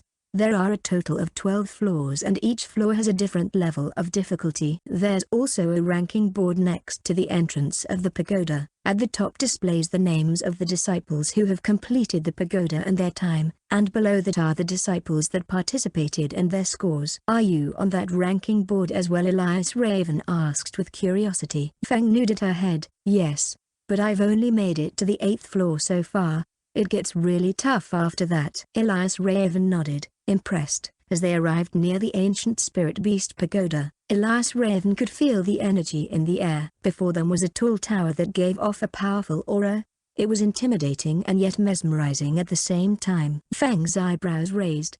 "There are fewer disciples than expected." "You call that fewer?" Elias Raven wanted to say as she looked at the dozens of disciples surrounding the pagoda. A few were gazing at the two as they made their arrival. Upon arrival she could hear some of them murmur, "It's senior sister Feng," one of them said. "But who is that by her side?" "She's Elias Raven, the new disciple with the gold token," another replied. "So she's the one you've been talking about?" "Yes, like I said." Elias Raven was slightly nervous, but Feng walked with a blank face and continued to speak as if she hadn't noticed them. "There are a total of 12 gates all around the pagoda, so you don't have to wait for others when you want to enter. And the disciples outside will only see your progress through the ranking board as to avoid your secrets being revealed." "That's what I like about these pagodas. The sect understands that no one will want to reveal their secret arts under the watchful eyes of their rivals," Feng said with a laugh at the fact.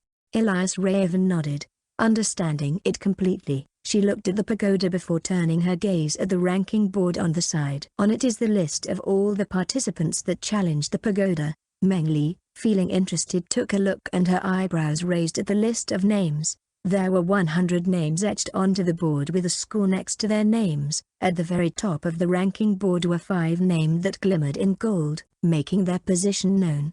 He, golden ranked. Tang Zuo, golden ranked. Fu Xuan, golden ranked. YY, golden ranked.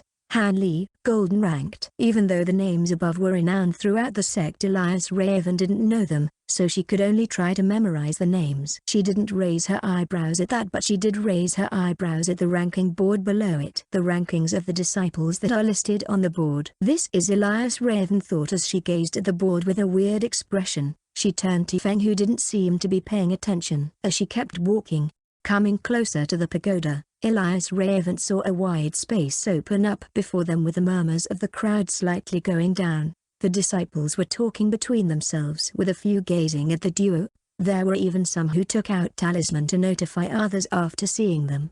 Elias Raven, noticing this, tried her best to keep a makeshift blank face and not pay attention to them. She turned to Feng and asked, "So can multiple disciples participate?" Elias Raven asked. "No, the trial is only for one person." "But you said multiple disciples can enter it at the same time," Elias Raven asked, a bit curious. She had some thoughts but she didn't want to assume. Feng grinned. "Oh, that? The pagoda has the capacity to individually set up a trial for every disciple inside." "Impressive, right?" Elias Raven nodded, slightly impressed. She was impressed by the design of the pagoda and the training it offered to its disciples. "Well, how about it? You wanna try it out?" Feng asked with her eye black, with her lips smiling in excitement. "Yes," she said, mentally preparing herself. She was intrigued and curious to see how the pagoda works. "Go ahead, I'll be cheering for you from outside," Feng said with a clap. Elias Raven nodded before walking towards the pagoda. She was feeling butterflies in her stomach and excitement was taking over her. 83.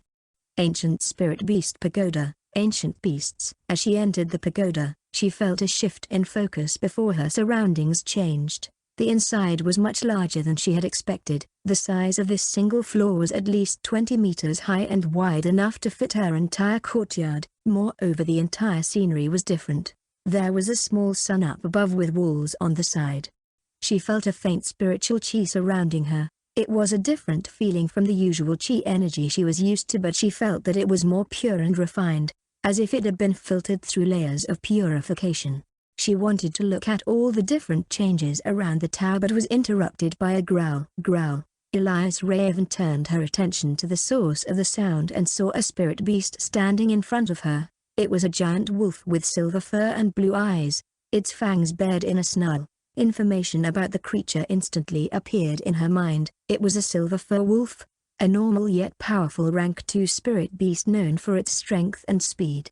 Gazing at the early rank 2 creature, Elias Raven was able to know the weaknesses of the creature at once. She couldn't help but smile a little, marveling at the inherent memories of the ancestral symbol, which was already making itself useful. The silver wolf growled once again before charging at her with its body turning into a blue blur. Hump.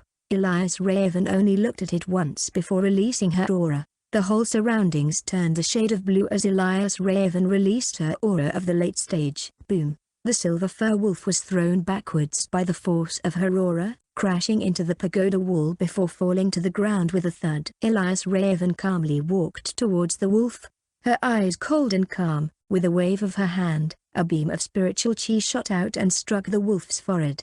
Puchy. The silver fur wolf let out a final whimper before collapsing onto the ground, its body dissolving into a cloud of mist. Elias Raven looked at the disappearing mist before bringing a hand up to her chin and speculating, this pagoda must be creating these creatures. The higher one goes, the higher the strength and skill of these spirit beasts will be.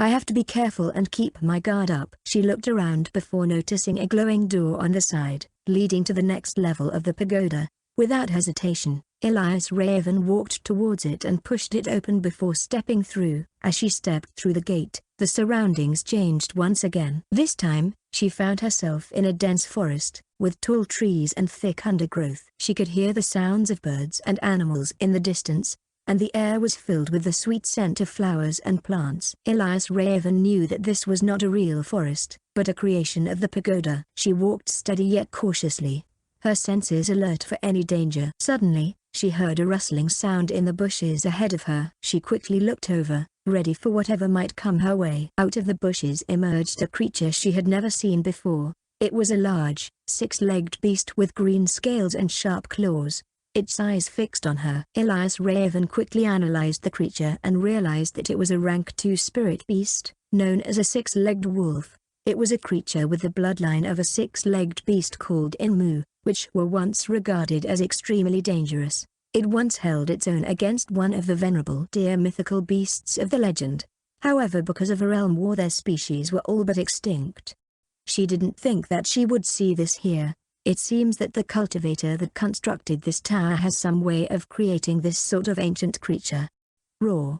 With a powerful jaw and a tough hide, it released the aura of an early stage rank 2 beast and pounced towards Elias Raven with its mouth open.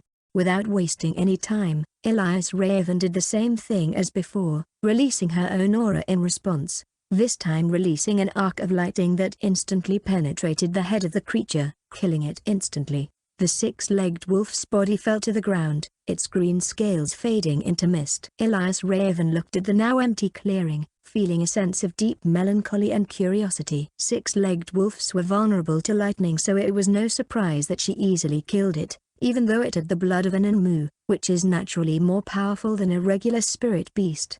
She looked around before noticing the gate to the next floor, which appeared right after she killed the beast. She walked towards it, her steps steady and cautious. She pushed open the gate and the surroundings changed once again. This time, she found herself in a rocky landscape, with steep cliffs and jagged rocks. She could feel the spiritual chi of the earth pulsing through the ground beneath her feet, and the air was filled with the scent of minerals and rocks.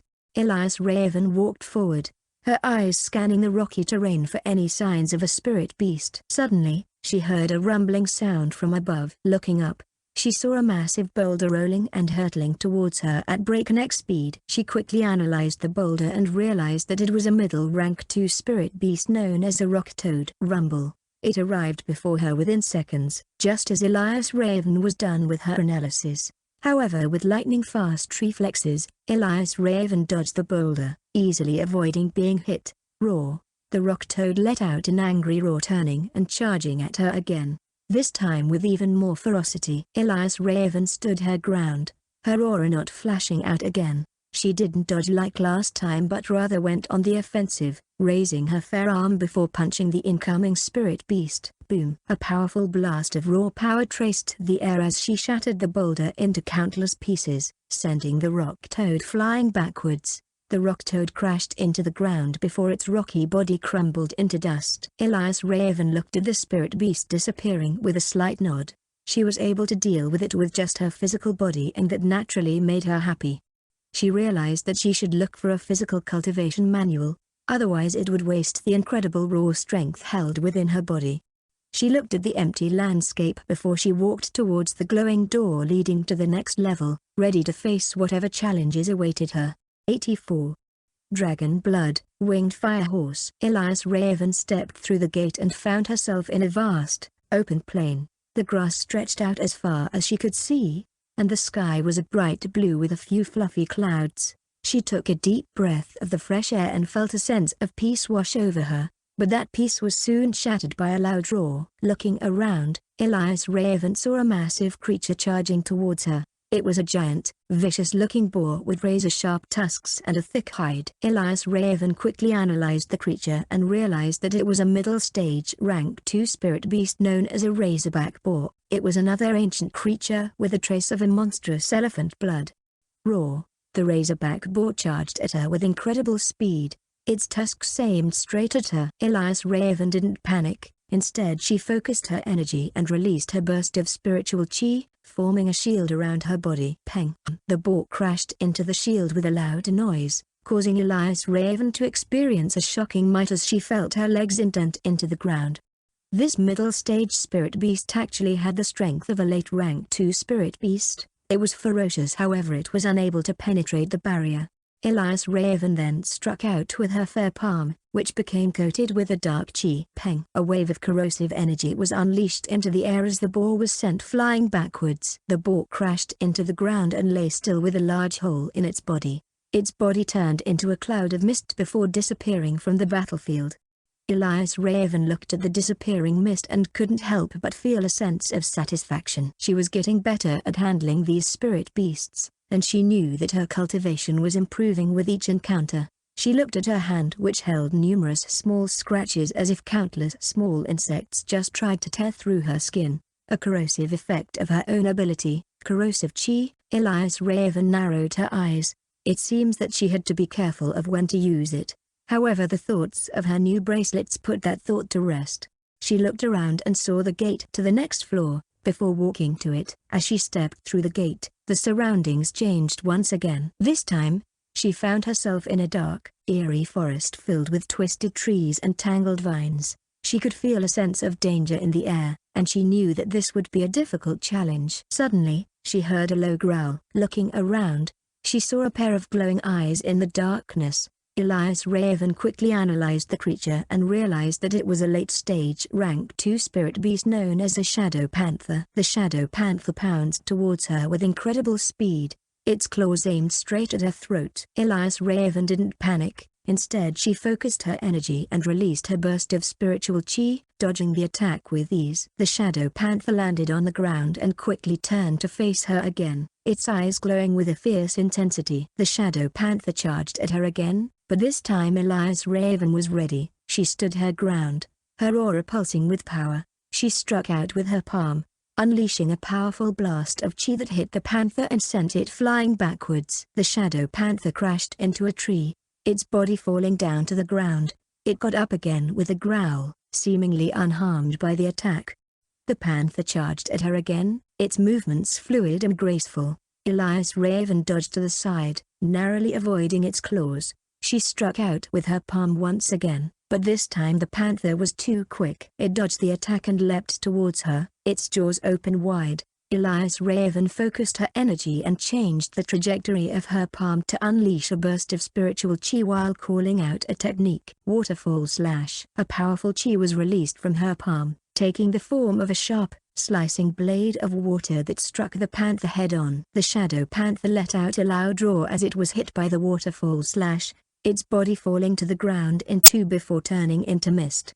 She looked around and saw the gate to the next floor before heading forward. She was actually looking forward to the next battle. As she stepped through the gate, the surroundings changed once again. This time, she found herself in a barren wasteland with rugged terrain and a scorching sun overhead. She could feel the heat radiating off the ground, and she knew that this would be a bit difficult. Suddenly, she heard a loud noise. Looking around, she saw a massive creature charging towards her. It was a fiery red horse with wings and sharp claws and a powerful tail. Elias Raven quickly analyzed the creature and realized that it was a late rank 2 ancient spirit beast known as a winged fire horse. A creature with the ancient blood of an actual dragon, a mythical beast. Seeing this, Elias Raven's curiosity increased even more. The winged fire horse pounced towards her with incredible speed, its claws aimed straight at her. Elias Raven quickly dodged to the side, narrowly avoiding the attack as a big scar opened up on the ground.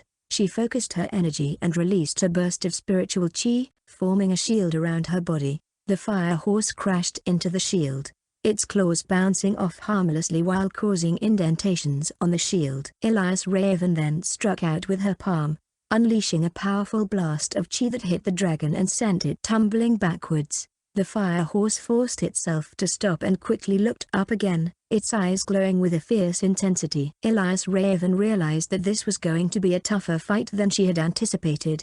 However, she knew its weakness. The fire horse is a fierce ancient spirit beast, and it seemed to be able to withstand her attacks. However, roar. The fire horse charged at her again, but this time Elias Raven was ready. She stood her ground, her aura pulsing with power. She quickly covered herself with the lightning, using her technique Thunderbolt Flash. Out of her palm appeared a condensed ball of lightning that quickly grew into a giant ball of lightning that was suspended in the air. Elias Raven waited for the fire horse to reach only a few meters before she unleashed the lightning blast that hit the horse and sent it flying backwards.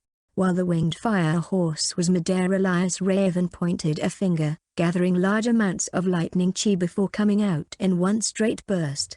Puchy! A big hole opened up on the stomach of the fire horse as it crashed into a rock formation, its body falling to the ground and turning into mist. Elias Raven stood there for a moment, catching her breath. She had beaten an ancient spirit beast of the same realm without relying on her brute chi. She realized that it wouldn't have been possible if not for her widened spiritual veins, which incredibly increased the output of her chi. It naturally made her quite happy to know this. 85.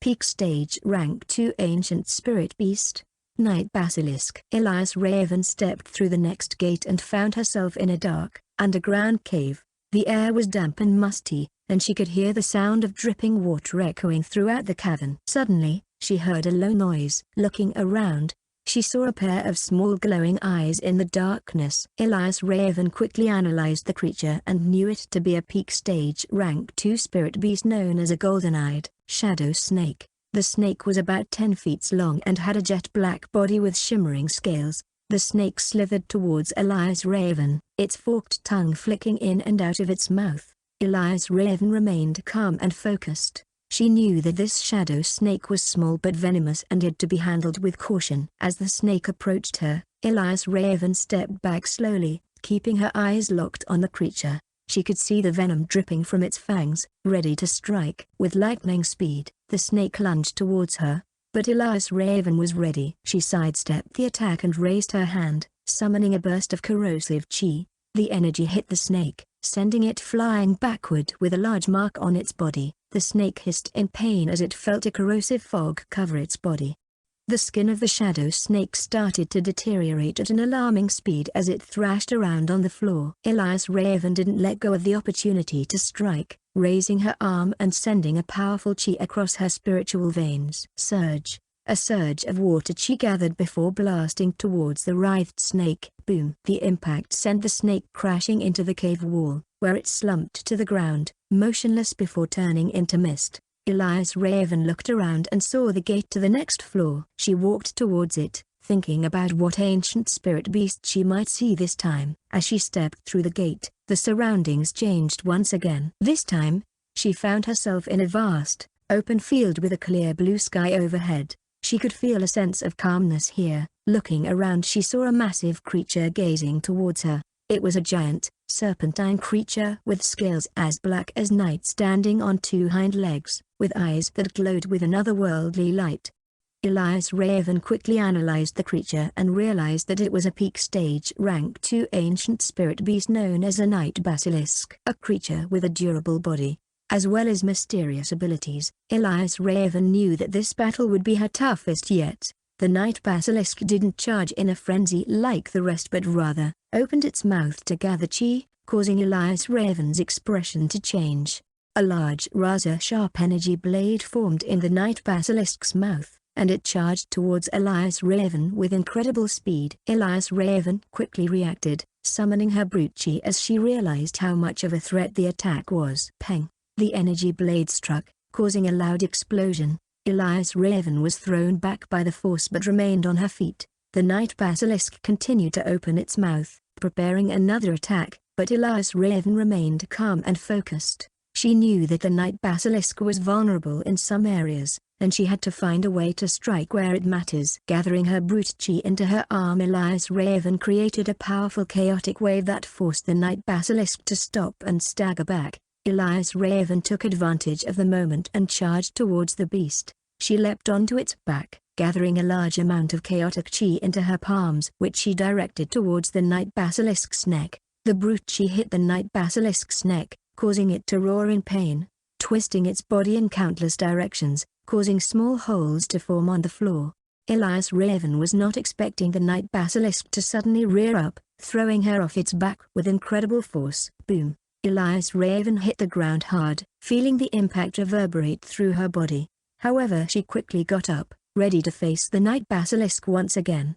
The creature charged towards her, its eyes gleaming with a fierce intensity. It summoned all its strength, with its body suddenly turning red as it lunged. When the night basilisk's body turned red, its strength, speed and various other attributes increased, causing it to be more ferocious. Peng! Elias Raven wasn't fast enough to dodge the attack, and she was struck head-on by the night basilisk's powerful fangs. She flew backwards, crashing into a nearby boulder, feeling a sharp pain shoot through her body. Elias Raven got up with little difficulty and couldn't help but wonder about the next 4 stages. This ancient spirit beast was already this powerful. Nevertheless, she gathered a third of her brute chi into her hand as she didn't want to be on the defense. She slashed down her hand while uttering the technique. Waterfall slash. A massive wave of brute chi surged towards the night basilisk, forming a crescent slash that arrived before it immediately. Boom! The beast roared in pain as it was thrown back, crashing into the ground. Elias Raven took advantage of the moment and charged towards the beast, gathering a large amount of her brute chi onto her hand. Jumping forward, she aimed at the head of the beast as she brought down her fist. Covered with chaotic chi, the night basilisk attempted to dodge, but Elias Raven's attack was too fast and too powerful. Her fist struck the beast's head, destroying it instantly, causing its body to turn into mist on the spot. Elias Raven stood over the disappearing corpse with slight exhaustion, but victorious. She looked over at the door that appeared before thinking about her chances. She was pretty confident that if she used her corrosive bracelets, then she could win the next round. As for the next 2 after that, she didn't want to entertain the idea. If what she thinks is correct, then the last layer of the pagoda holds a rank 3 spirit beast. Thinking about her experience with rank 3 spirit beasts, Elias Raven couldn't help but wonder how she would face against them now. She wanted to try it, but she realized that this much was enough. She didn't want to show all her strength to the sect. It's always better to have a few hidden trump cards. Anyways, she had done what she had set out to do, which was to clear the 8th floor. Now her strength should be known by the masses as least 86. Liang Chen. Few minutes earlier, outside the ancient spirit beast pagoda, Feng watched as Elias Raven's name finally appeared on the ranking board. 100. Elias Raven, 2nd floor. The crowd around her murmured in surprise, intrigued by Elias Raven's sudden rise in the rankings. As they watched, The numbers on the board changed, and Elias Raven's name rose higher and higher. 86. Elias Raven, 3rd floor. 56. Elias Raven, 4th floor. Each time her name climbed a floor, the crowd grew more and more louder. They became increasingly vocal about Elias Raven. Do you think she would reach the 6th floor? Impossible. She's just a new disciple. Yeah, but she has a special physique, right? And we don't even know her stage. She seems to be making good progress. Maybe she has some secret technique or powerful cultivation method. 22. Elias Raven, 5th floor. As Elias Raven's name reached the 5th floor, the crowd started to get concerned and startled. Wow, she's really moving up. Can she keep this pace up? 15. Elias Raven, 6th floor. This new disciple is overshadowing Pantong. This is going to be interesting. As Elias Raven reached the 6th floor, Feng, who had been silently watching, began to pay attention. 11. Elias Raven, 7th floor. She did it. She made it to the 7th floor. This is incredible. I've never seen a new disciple climb so high in her first try. I wonder what kind of spirit beast she's facing on the 7th floor. It must be incredibly powerful. She's not coming out. You don't think that she can still continue to the next floor, right? The atmosphere in the crowd suddenly became tense as everyone waited to see if Elias Raven could push even further. What do we have here? Suddenly a young man in the sect's robe, with a symbol on his forehead, walked in between the crowd as disciples made way for him. He arrived by the side of Feng before speaking out loud. HMPH, I don't see what's so impressive about this Elias Raven. I bet she won't even make it to the 8th floor. The crowd turned to look at the newcomer, some of them recognizing him as one of the top disciples in the division, the unruly Liang Chen. If it isn't Liang Chen, what brings you here? Feng asked, a hint of annoyance in her voice. I came to see what all the fuss was about. Seems like everyone is making a big deal out of nothing, Liang Chen replied with a smirk. The crowd murmured amongst themselves, some of them keeping quiet as they knew the temperament of Liang Chen. Oh really? Then why don't you try climbing the tower yourself and see how far you can go? Feng challenged, her eyes flashing with something. Liang Chen laughed. Why bother? I already know I can make it to the top. No need to waste my time. You on the other hand are intentionally not showing your true colors. Admit it. The reason you brought her here was to see how much of a threat she would be to your dear beloved, Liang Chen said with clear sarcasm in his voice. Feng's expression hardened, her deadpan eyes turned to Liang Chen before she spoke. Your voice is very annoying. The crowd grew silent, uncomfortable with the tense atmosphere between the two top disciples. Liang Chen's smirk didn't falter for a moment, and he continued to speak. Is that all you have to say? I expected more from the top female disciple in the division. Feng didn't take the bait. I have better things to do than argue with you, Liang Chen. Like what? Train yourself to catch up to Lu Xiuan's level? Liang Chen retorted with a sneer. Feng's eyes narrowed. I don't need to catch up to anyone. My cultivation is my own concern. Sure, keep telling yourself that, Liang Chen said dismissively as he smirked. The crowd watched Feng and Liang Chen argue, but their attention was still focused on the ranking board, waiting to see if Elias Raven would make it to the 8th floor. And just as they were about to give up hope, her name appeared once again. 8. Elias Raven, 8th floor. The crowd erupted into an uproar and shock, amazed by what they were seeing. Wow, she did it. She made it to the 8th floor. I can't even imagine how strong she must be to get this far. As the crowd continued to talk, one of the entrants to the pagoda shone before Elias Raven stepped out, her face flushed with both excitement and exhaustion. Feng watched as Elias Raven made her way towards the crowd, her eyes narrowing with something. As Elias Raven approached the crowd, Feng came forward with the lingering Liang Chen behind her. Congratulations on making it to the 8th floor, Feng said, a small hint of admiration in her voice. Elias Raven smiled gratefully. Thank you, Senior. Liang Chen rolled his eyes. It's not that impressive. Feng glared at him. You have no idea what it takes to climb the ancient spirit beast pagoda. Don't underestimate her achievements. Elias Raven looked between the two top disciples, sensing the tension between them. Liang Chen turned towards Elias Raven before sneering. Don't get too comfortable with your position. It won't last long. Elias Raven's expression hardened and a purple hue appeared in her eyes. I understand, senior brother. With that, Elias Raven turned towards Feng. I will be returning back to my courtyard to digest my experiences with the tower. Excuse me. Feng nodded, watching as Elias Raven walked away. She turned to face Liang Chen, her eyes blank as she uttered, I suggest you keep your opinions to yourself. Liang Chen, your arrogance is not welcome here. Liang Chen shrugged, a smirk on his face. Suit yourself, Feng, but mark my words, that new disciple is nothing compared to me. Feng didn't reply, instead turning on her heel and walking away. She had better things to do than argue with someone who couldn't see the potential in others. How does someone like him have a special physique? She sighed as she thought of the unfairness of the world. 87.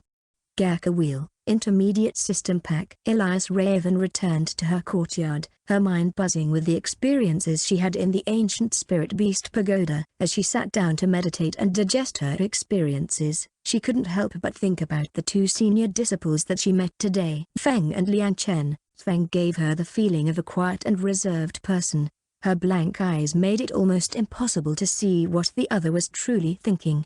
Liang Chen, on the other hand, was the complete opposite. He was loud, arrogant, and seemed to take pleasure in belittling others. Elias Raven couldn't understand the man, but she felt a strong sense of both urgency and danger when he got near her. As she continued to meditate, she realized that it wasn't her place to judge others. She had her own goals to focus on, and she couldn't let the actions of others distract her from her path. System: Elias Raven. Special Physique: Brute Chi Physique. Foundation Establishment Stage Late. Experience Points, 6%. System Coin: 450. Taoist Gaka Wheel.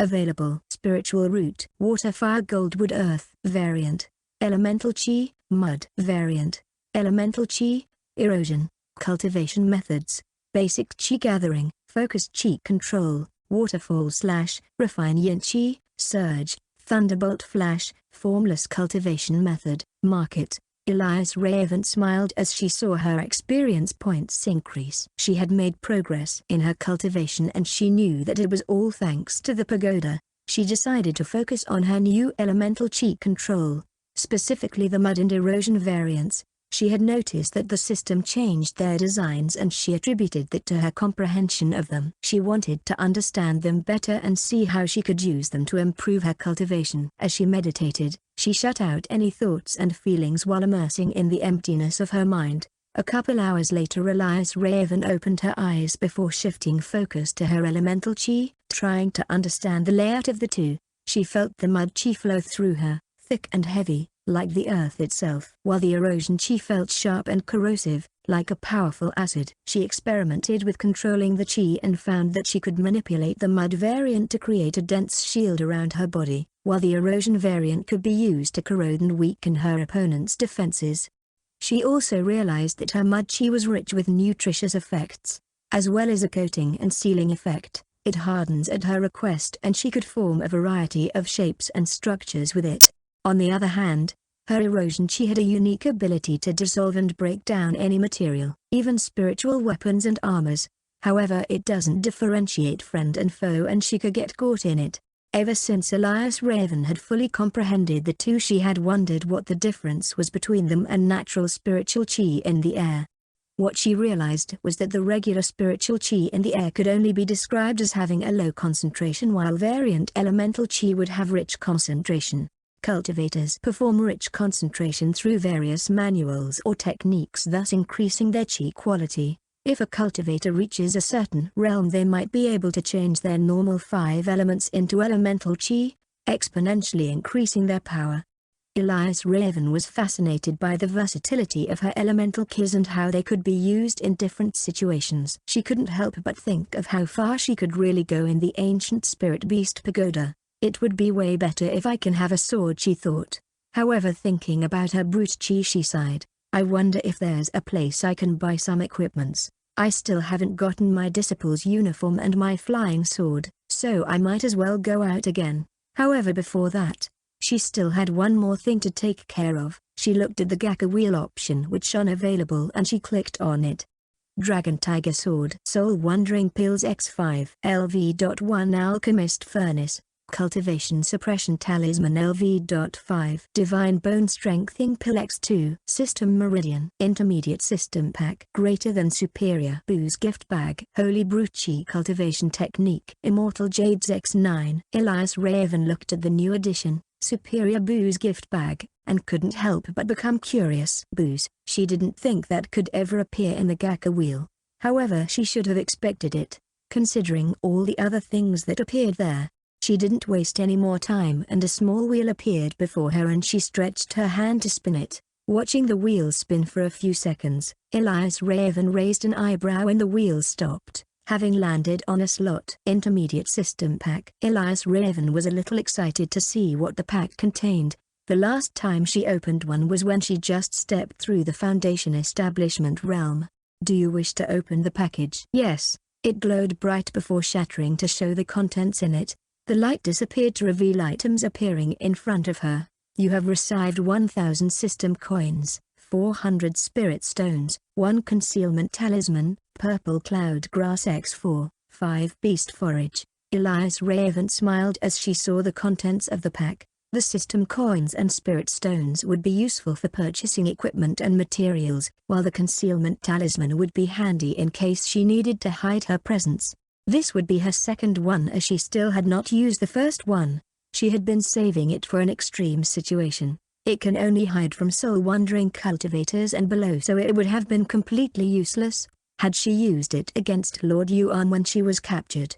Turning her head to the last 2 rewards, she smiled as she looked at the beast forage. She had been wondering about it lately, and the purple cloud grass was a rare medicinal herb that she could use to exchange or refine pills, as it was a little rare. Overall, it was a good haul from the intermediate system pack. Oh, Elias Raven suddenly remembered. Swiping against her storage bag, 4 flowers suddenly appeared, glowing blue with chi. It was the 4 flowers that were by the side of the pond where she met the early rank 2 lighting python. Before, she couldn't find a method of identifying the 4 flowers, so she kept them in her storage bag and gradually forget about them. Chi tendril flowers, they were known to have a variety of uses, including refining pills and enhancing some body cultivation techniques. Elias Raven couldn't help but feel grateful for stumbling upon them, as they really might be of use to her. With her mind at ease, Elias Raven got up from her crossed-legged position and headed towards one of the division building for new disciples. 88. Mystic Lunar Sword. A few minutes later, Elias Raven arrived at the building with the help of her small map. She saw a disciples walking out of the building, carrying bags and boxes in his hand. Elias Raven entered the building and was greeted by a receptionist. Hello, how may I assist you? The receptionist asked. I am a new disciple and I have come to receive my uniform and flying sword, Elias Raven replied. Ah, I see. May I see your sect token? The receptionist asked as she looked curiously at Elias Raven. Here, Elias Raven replied and took out her gold token, causing the receptionist to pause for a moment. Yes. Wait a minute. I'll get your stuff for you right away, the receptionist said, coming out of her daze as she quickly walked to a room behind her. A few minutes later, the receptionist returned with a box in her hands. Here is your uniform and flying sword. Congratulations on becoming a disciple of the soul-shattering sect, she knowingly said with a smile. Elias Raven didn't think much about it and thanked the receptionist before checking the box in her hand. The uniform was the sect uniform with the emblem of the martial arts division on the chest. Next to it, the flying sword was a simple silver sword with a red tassel glowing with the aura of a low-grade weapon. She noticed 20 low-grade spirit stones in the side and she turned to the receptionist, who quickly explained. All inner sect disciples get 20 low-grade spirit stones every month. They can wait and let it pile up before coming to get it as well. Elias Raven nodded before storing the box and turning around before suddenly stopping. Is it possible to bring a few servants from outside? Elias Raven asked the receptionist. The receptionist looked surprised at the question but quickly composed herself. It is possible, but they will have to go through a screening process and be approved by the sect before they can enter. You will also have to take responsibility for them and ensure that they follow the sect's rules and regulations, she replied. Elias Raven nodded. Thank you for your help, she said before leaving the building with her new uniform and flying sword. As she left the building, she began to think. This time, she was given her disciple uniform and a low-grade sword. It wasn't much, but it was a start. She decided to go and see what stuff she could buy with the spirit stones that she has. Walking towards a small teleportation area, she passed through the formation before arriving at a new environment. She saw that it was bustling with activity. So this is the inner sect market, Elias Raven thought as she remembered what was said about it. A joint venue of all the divisions. It's for both disciples and sect elders to use, and it holds all that one needed. There were various stalls selling all sorts of items, from cultivation manuals to weapons and armor. Elias Raven walked around, taking in all the sights and sounds. She couldn't help but feel a bit overwhelmed by the number of peoples as well as options available to her. She passed a few disciples that shot glances at her, but she didn't mind it. And after some browsing, Elias Raven finally found a shop that caught her eye. It was a small shop that sold various types of unique weapons. As she looked around the shop, she noticed a beautiful sword on display. It was made of a rare metal called Mystic Lunar Stone, and with the intricate designs etched into the blade. Elias Raven wouldn't be surprised if it was sold in an auction. She picked up the sword and felt its weight in her hands. It was perfectly balanced and felt like an extension of her body. It was a high-grade weapon with a heavy aura that felt as cold as ice. A Mystic Lunar Sword. How much for this sword?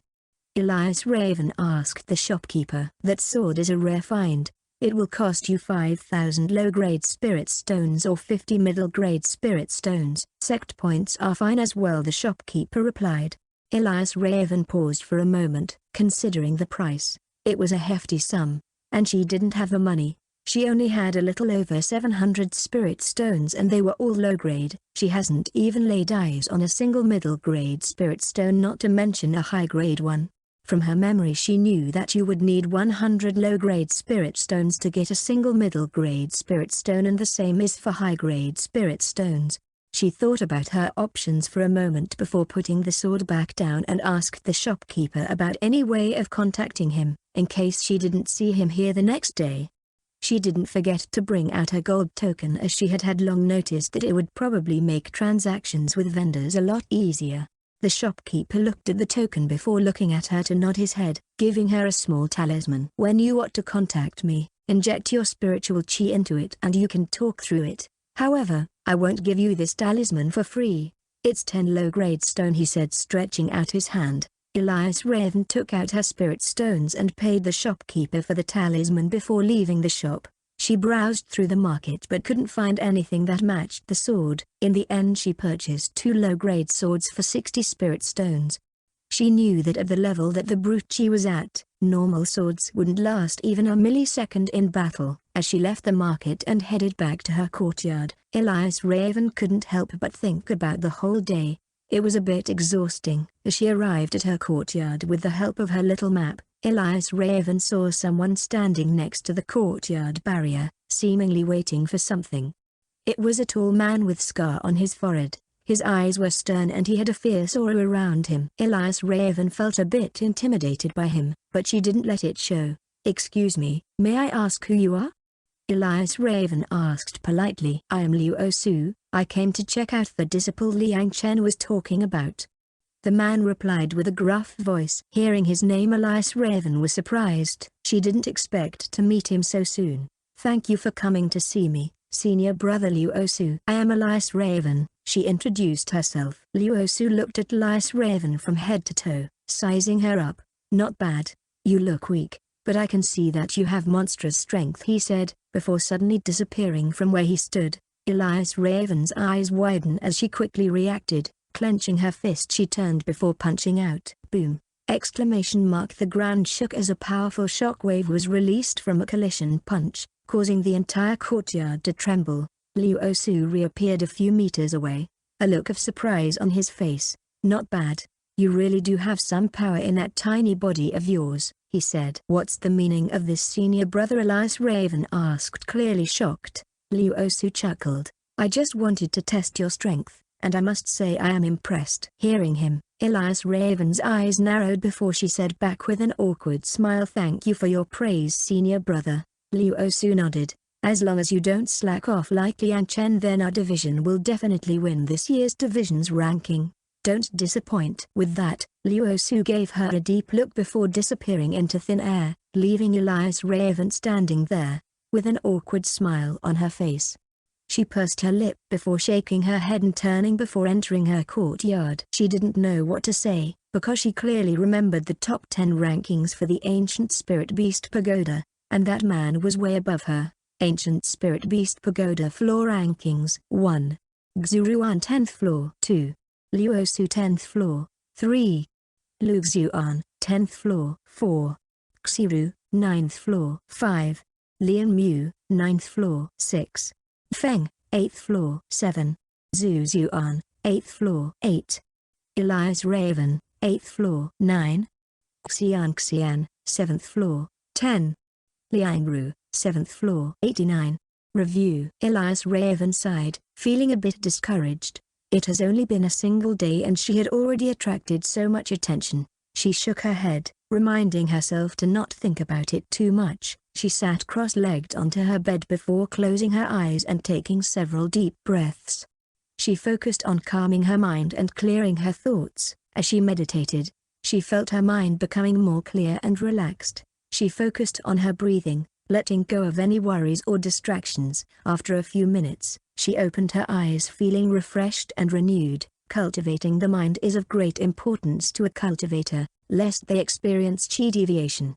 Elias Raven then proceeded to check her storage bag. She went through the list of items one by one, double-checking to make sure she didn't forget anything important.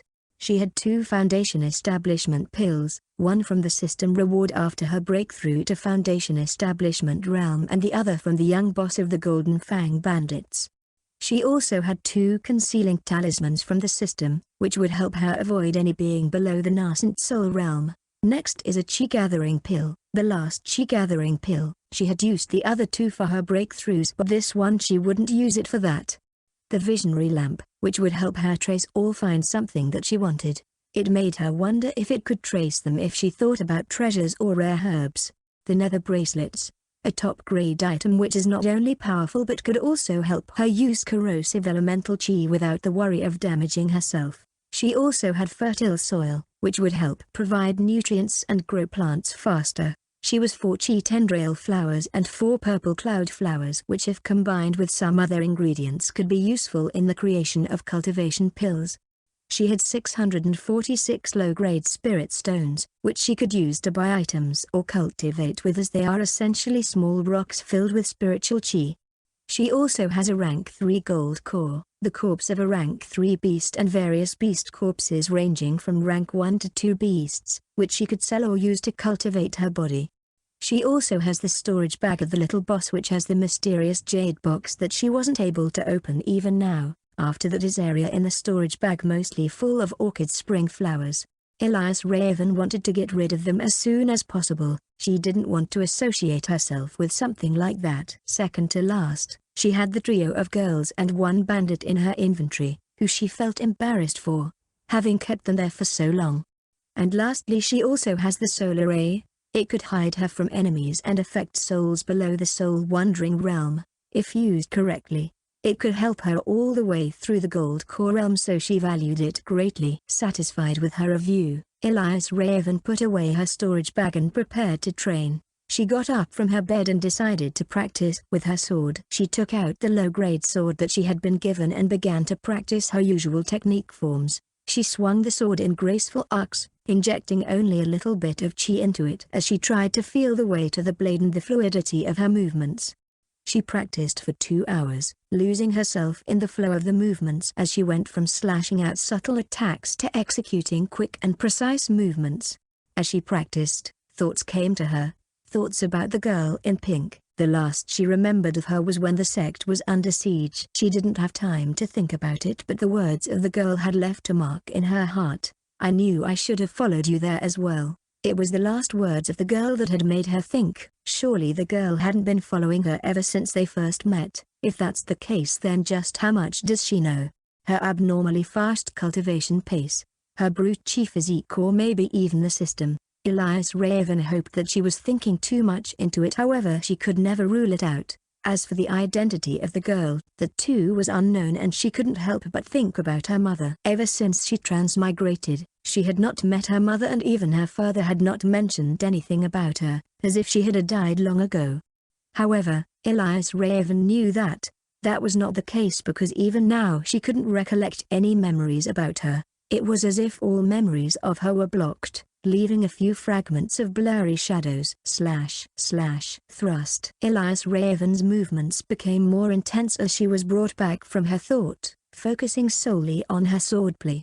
She felt her mind clear again as she continued to practice, and soon she was lost in the fluidity of her movements once again. 3 more hours passed, and she finally stopped, feeling exhausted but satisfied with her progress. She wiped the sweat off her forehead and looked at the trembling sword in her sore hands. She knew that with enough practice, any weapon would become an extension of her body, a part of her being, a dangerous level of mastery. Elias Raven smiled, feeling a little accomplished. It had been a while since she lost herself in concentration like this, and she was naturally happy with her performance. Putting away her sword, she took her sore body to clean up before going to bed. She knew that she had a long way to go on her cultivation journey, but she was determined to continue on and uncover the mysteries of her past as well as get stronger. As she lay in bed, she closed her eyes and took several deep breaths, focusing on calming her mind and letting go of any lingering thoughts. She felt her body relax, and soon she drifted off into a deep and peaceful sleep. But her peaceful slumber was soon interrupted by a vivid dream, a dream in which she found herself watching someone being tortured. Elias Raven was confused at first, not understanding why she was witnessing such a gruesome scene, but soon, she came to her senses and tried to move, but her limbs were bound by an invisible force, and she was unable to move. She felt the ancestral symbol pulsing through her chest in her dantian, and she looked up at the scene. The cultivator being tortured was a middle-aged man, with an even build, with his hair obscuring his face. He did not scream or beg for mercy. Instead, he spoke with his tormentor in a calm and collected manner. Elias Raven could hear their conversation clearly, and the voice sent shivers down her spine. As she stood there, she saw the torturer growing increasingly angry, and they began to use various methods to extract the information they wanted. "Stop!" Elias Raven yelled as she watched the torturer take out a sharp blade and begin to slice into the man's flesh, but her voice was unheard. The scene became more and more gruesome, and Elias Raven felt sick to her stomach. She wanted nothing more than to do something, but she couldn't move. But just as she thought it couldn't get any worse, the man being tortured suddenly turned his head to look at her. Elias Raven gasped, feeling a jolt of fear run through her body as their eyes met, and she instantly recognized the man. 90. Exchanging for more. Elias Raven woke up, gasping for breath and covered in sweat. She could feel shock and horror wash over her as if she'd been there and experienced it in real time. It took her a while to calm down, and her heart was heavy with uncertainty. She knew that it was just a dream, but the images were still fresh in her mind, and she couldn't shake off the feeling of unease that lingered. She closed her eyes and focused on calming down and suppressing the pulsing ancestral symbol that was in her dantian. A few minutes later she opened her eyes to realize that it had already been the next day, with the sun already high in the sky. Elias Raven got up from her bed and went to the bathroom to freshen up. As she washed her face, she couldn't help but think about her dream. She wondered if it was just a product of her imagination or if it was a vision sent by the ancestral symbol. She has a large abundance of memories worth 500 to 600 years of history, experience and knowledge, and there were a few instances of cultivators receiving insights and visions through their ancestral symbols, but she had never experienced it herself, so she can't be sure. Elias Raven shook her head, deciding to not think about it too much for the time being. She realized that even if it was true, she couldn't do anything about it. The only thing she could do was continue to improve her cultivation. She went back to her room and started to prepare herself for the day ahead. Elias Raven decided to head out to another division building once again. She needed spirit stones. A few minutes later she arrived at the division building. She could see other disciples going in and out of the building, as at the top it says, "Inner Sect Exchange Center." It was a sect exchange center where cultivators could exchange items or sell them for resources from the sect. Elias Raven made her way inside and headed straight to the exchange counter. As she approached the exchange counter, She was greeted by a friendly middle-aged man who had a warm smile on his face. "Hello there, young lady. How can I assist you today?" he asked. Elias Raven smiled back and handed him a storage bag. Within it are the items she had brought.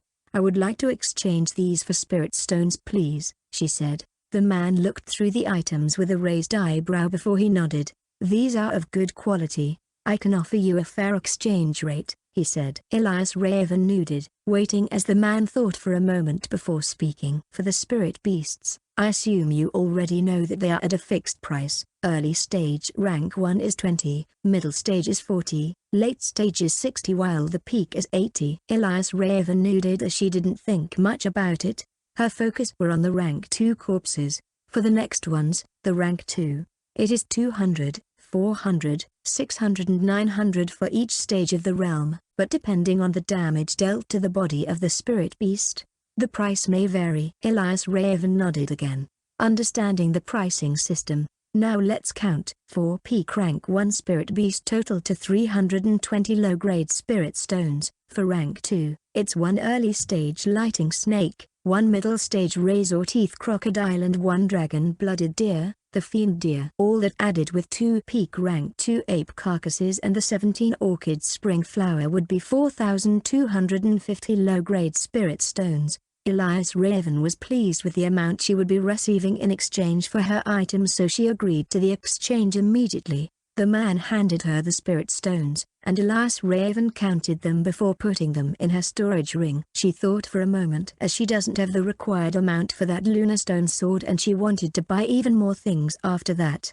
She asked, "How much is the exchange rate for a rank 3 spirit beast?" "That's 2,500 for the early stage, 4,000 for the middle stage, 6,500 for the late stage and lastly, it's 8,000 for the peak stage." Elias Raven nodded, considering her options. She had known that rank 3 spirit beasts were incredibly rare and powerful, so their corpses were sought after. After a moment of hesitation, she made a decision.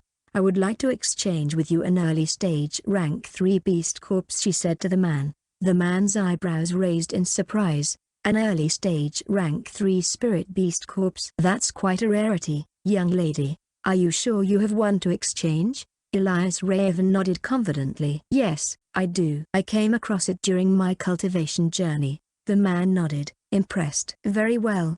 The exchange rate for an early stage rank 3 spirit beast corpse is 2,500 low-grade spirit stones.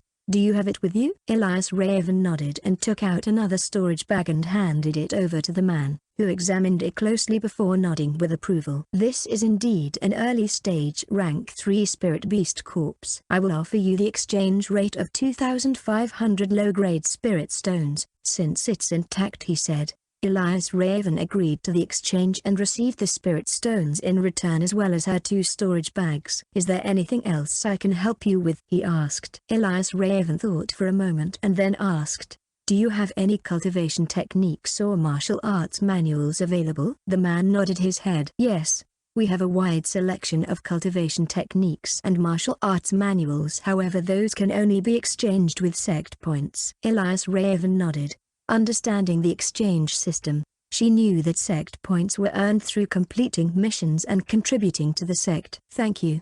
I will keep that in mind," she said to the man. With her new resources in hand, Elias Raven left the exchange center feeling satisfied and ready to continue with her plan. Wasting no time, she headed towards the teleportation area, which took her a few dozen minutes before arriving. She passed through the formation before arriving at a new environment again with the same bustling of activity as yesterday. Elias Raven walked around before heading towards a single shop, a small shop at the corner of the market. After arriving, she instantly saw the shopkeeper, who upon seeing her, greeted her with a smile. "Welcome back, young lady. Have you come for that sword?" he asked. Elias Raven nodded. "Yes, I have. I would like to purchase the Mystic Lunar Sword," she said, unintentionally giving the sword a name while handing over the required 5,000 low-grade spirit stones.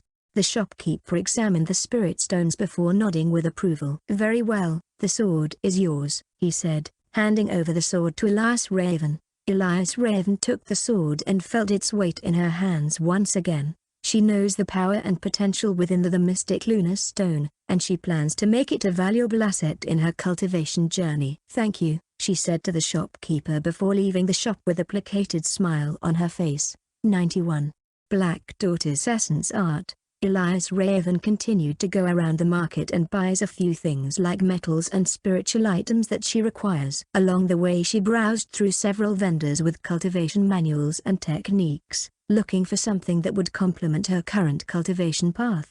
However, she didn't see anything that caught her eyes, and so she decided to return and see if the system market had anything worthwhile. Upon returning to her courtyard, Elias Raven activated her system and went to the market right away. Focusing on the cultivation arts and manuals, she was quickly presented with a list of techniques and manuals, each with their own unique benefits and requirements. Elias Raven browsed through the list, and after careful scrutinizations she found one that caught her eye. Black Tortoise Essence Art, a body refining art with 5 cycles, each one focused on an aspect of the black tortoise. Hesitating a bit, she purchased the manual for 880 system coins before a small book appeared in front of her. Reaching out to it, she saw the familiar system message that started her on her journey. Discovered a low-grade high-tier manual, Black Tortoise Essence Art. Do you wish to learn? Elias Raven paused for a moment, considering the offer. She knew that high-tier cultivation arts were rare and difficult to obtain, but they were even more difficult to learn.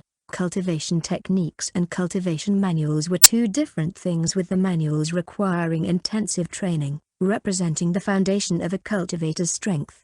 It can't be changed and will become the basis for the next manual that will be following after it. Techniques, on the other hand, are representing attacks or methods that require just a bit of learning to use, with the attack increasing with the amount of comprehension put into it. She felt slightly embarrassed, knowing that she didn't focus on cultivation manuals, as she only learned a few technique skills and was already content with those. As she looked at the book floating in front of her, Elias Raven decided to study the manual on her own first. She opened the book and began to read through it, studying the techniques and cycles of the Black Tortoise Essence Art. As she read through the manual, Elias Raven realized that the Black Tortoise Essence Art was more complex than she had initially thought. The techniques required precise movements and a deep understanding of the body's spiritual veins and channels. Elias Raven spent a few more minutes studying the manual, reading and rereading each section until she felt that she had a basic understanding of the 5 techniques. The Black Tortoise Essence Art was a body refining art that focused on strengthening the cultivator's body through 5 different cycles. It can be cultivated to the nascent soul realm, with its full potential being unleashed at the peak of cultivation. The first cycle focused on the black tortoise's body, allowing the chi gathering around to transform and be incorporated into the body's flesh and bone. The second cycle focused on enhancing the spiritual veins and internal organs, making them durable enough to withstand and carry chi pressure that would otherwise be impossible to carry.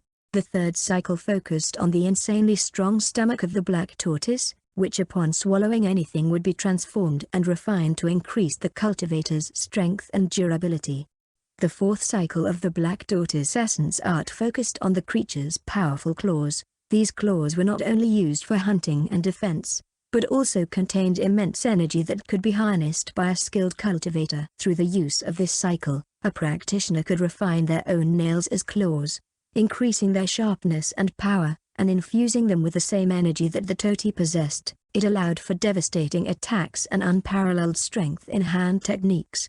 The final cycle of the Black Tortoise Essence Art was the most difficult and dangerous. It focuses on the creature's powerful snake tail. Through this cycle, cultivators can refine their own spine and tailbone, creating a tail that is as strong and flexible as the black tortoise's. By channeling spiritual consciousness into their tail, cultivators can nurture a semi-conscious mind to strike their enemies with incredible force. Additionally, their spine will become more resilient, allowing them to withstand and recover from injuries more quickly. She was excited to test all of them, but she wants to experiment a little, so she decided to sit down and cultivate the first layer of the Black Tortoise Essence Art. She closed her eyes and focused on her body, trying to feel the spiritual energy flowing through her veins and channels. She began to move her chi in a slow and deliberate manner, following the instructions in the manual. As she did, she felt a little bit of something, a subtle change in the flow of her spiritual energy. It was a small change, but it was enough to make her feel excited and hopeful. She continued to move and cultivate, slowly building up her understanding and control of the Black Daughter's essence art. After 2 hours of training, Elias Raven opened her eyes and felt a sense of satisfaction. She had made progress, albeit small. Nonetheless, she was amazed by the cycles of the Black Daughter's essence art. She knew that mastering this art would take time and effort, even with all the intricate details that she now has a hold of. Taking out a piece of talisman, she recorded her experience and comprehension before deciding to finally learn the manual through the system. Right after she said yes to the floating option before her, Elias Raven felt a surge in her head as more informations began to flow into her mind. She felt her body responding to the information, as if it was waking up from a deep slumber. Elias Raven's body immediately began to practice the first cycle, focusing on the tote's body. She closed her eyes and cleared her mind, utilizing the techniques from her memory, which was completely different from before. She could feel the chi gathered around her, flowing into her body like water and transforming into a warm and soothing energy. As Elias Raven concentrated on the techniques, she could feel her body changing vividly. She could sense the energy flowing through her body, and it was as if she could feel every single cell in her body multiplying and strengthening. Elias Raven felt as if she had entered into a different state of consciousness, as if she had transcended the physical realm and entered into a world of pure energy and power. As she continued to focus on the first cycle, she could feel her body becoming more and more powerful. She could feel her muscles expanding and becoming denser, her bones becoming stronger and more resilient. Within a few hours, Elias Raven had already made significant progress in the first cycle of the Black Daughter's essence art. She had already surpassed what she thought was possible for her body. Elias Raven was in awe of the power of this cultivation speed, and she was eager to see what else she could accomplish with it. She continued to practice, pushing herself to the limit, until she felt that she could unleash her body's full force in every move that she does. In just 4 hours, Elias Raven had achieved more than she ever thought was possible. She had mastered the first cycle of the Black Daughter's essence art, and she was already looking forward to mastering the other 4 cycles. She opened her eyes and grinned at the idea before turning her focus to the system. It seems that she had been looking down on this particular function of the system. With it she could learn untold amounts of techniques in just a single day. She realized that she only learned 2 other manuals since the beginning, and they were the chi gathering method and the formless cultivation method. The chi gathering method was only a low-grade art, so she didn't feel all that impressed by the system's function. The formless cultivation method has realm requirements, making it impossible to learn everything at once. But there were plenty of such manuals in the system market, and if she used the system's function well, then it could essentially become a second golden finger, no a cheat. She laughed like a child at the prospect of such a path, and she barely had sleep at night with the large amount of vigor in her body. 92.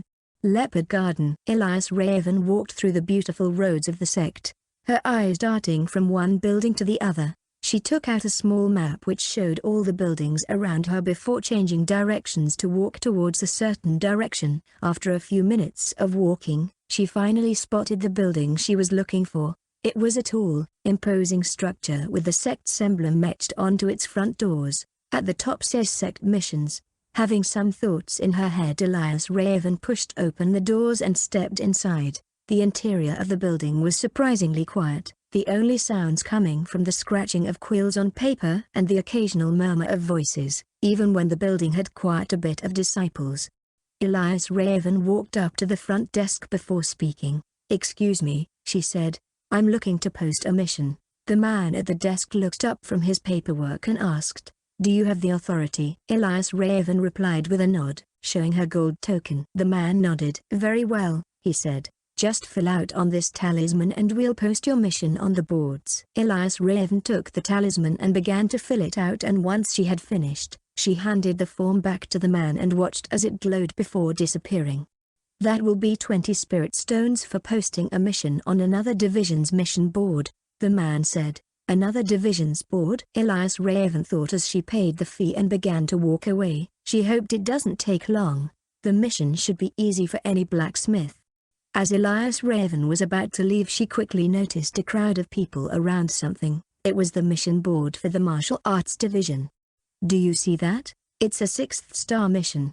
That's incredibly dangerous." Naturally, as a cultivator, Elias Raven was able to hear what they were saying, and listening to the crowd made her raise an eyebrow. She knows that missions were numbered from 1 to 6 depending on the difficulty level. The mission that she posted was only at the 2nd star of difficulty, and it was only because she wasn't comfortable writing it as a 1st-star mission that she didn't lower it further. Otherwise she could get someone who doesn't fit her requirements. But now a 6th star. With curiosity getting the better of her, Elias Raven made her way over to the board to see what all the fuss was about. As she made her way through the crowd, she finally caught a glimpse of the mission as everyone around began talking between themselves about the mission.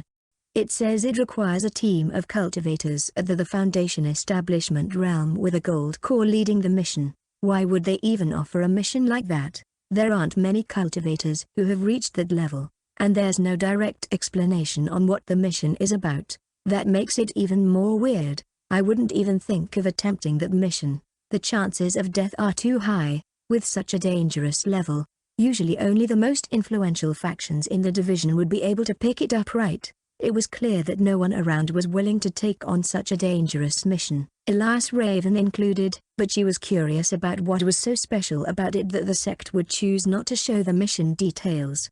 Elias Raven made a mental note to keep an eye on the mission and to see if anyone would actually attempt it. For now, she was content with completing her own tasks and improving her cultivation. As she already had a plan for the day, Elias Raven didn't stay for long as she left the building, heading to the market once again, this time looking for 3 specific items. Elias Raven walked through the bustling market, her eyes scanning the various stalls and shops for the items she needed. After browsing through the market for God knows how long, Elias Raven was finally able to get the items she wanted, and for a decent price too. Although her storage bag was empty of spirit stones, she couldn't help but laugh at herself for her lack of money. "Now all that's left is a branch of a rainbow tree," muttered Elias Raven as she walked towards the teleportation formations, returning towards her division mountain.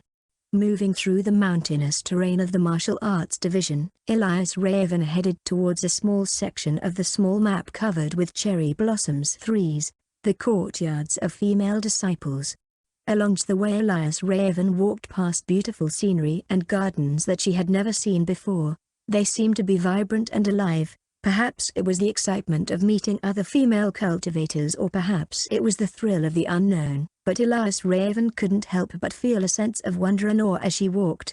Finally, she arrived at the cherry blossom courtyards and made her way towards the center. It was a beautiful area, filled with cherry blossom trees all around the multiple different courtyards around. The cherry blossom trees were in full bloom, their delicate pink and white petals fluttering gently in the breeze. Elias Raven walked through the area, admiring the beauty of the cherry blossoms and the wonder of the petals. She became lost in thought as a voice jolted her from her dazed state. "Elias Raven, right? You're the new disciple that is living in the men's quarters." Elias Raven turned around to see a young female disciple standing in front of her, a smile on her face. She wore the standard inner disciple white robe. It contracted well with all the cherry blossom around. "Yes, that's me," Elias Raven replied, slightly embarrassed. She was a little surprised that she lost herself in admiration for a moment. "I'm Xiaoji," the girl said, introducing herself. "I heard you were moving around the whole sect lately, but who knew you'd come visit the cherry blossom trees today?" Elias Raven nodded, a little unsure of what to say. She wasn't used to people being so friendly towards her, especially someone she had just met. "It's nice to meet you, Xiaoji," Elias Raven said politely. Xiaoji smiled. "I've heard a lot about you, Elias Raven. You're quite talented, aren't you?" Elias Raven felt a little embarrassed by the compliment. "I don't know about that," she said. "I'm still learning a lot." Xiaoji giggled. "Don't be so modest. Not even Lu Xuan underestimates you, so you shouldn't underestimate yourself too." Lu Xuan, Elias Raven repeated, hearing about a familiar name. "Isn't the cherry blossom quarters nice?" Xiaoji changed the subject. "I love coming here to relax and admire the beauty of the cherry blossoms. It's such a peaceful place." Elias Raven smiled, feeling a little more at ease with Xiaoji's friendly demeanor. "Yes, it's really beautiful here. I can see why you like coming here. Her smile subsided as she continued to say, I actually came for that. I heard that there is a cherry blossom tree here that turns color from time to time. Do you know if any of the courtyards have them? Hearing that, Xiaji's eyes lit up. Yes. You must be talking about the legendary rainbow cherry blossom tree. It's in a courtyard in the leopard garden. The leopard garden? Elias Raven repeated, feeling a little confused. She had never heard of such a place before. Xiaji nodded. Yes. It's a special garden that surrounds the courtyards of the strongest female disciples. Only a few select disciples are allowed to enter. It's said that the rainbow cherry blossom tree only blooms once every few years, and when it does, its petals turn into the rainbow of colors. Elias Raven nodded, confirming with herself. That sounds incredible, she said. I would love to see it. Xiaji's smile dropped. Maybe one day you will. But for now, let's enjoy the beauty of these cherry blossoms right here. Elias Raven nodded with a chuckle, feeling Xiaji's company and the chance to relax and enjoy the beauty of the cherry blossom trees. 93. The mission invitation. After spending a few minutes admiring the beautiful scenery, Elias Raven bid farewell to Xiaji and walked around for a few minutes before taking out a talisman from her robe. Injecting a small amount of qi into it, she said, Feng, you live in the leopard garden, right? Do you have a moment? I have a proposition for you, Elias Raven said. Elias Raven? Almost immediately a blank voice replied back through the talisman. The next day, Elias Raven sat down at a luxurious table, admiring the intricate designs that adorned the restaurant. She is currently sitting in one of the most known restaurants in the martial arts division, Golden Lotus Restaurant.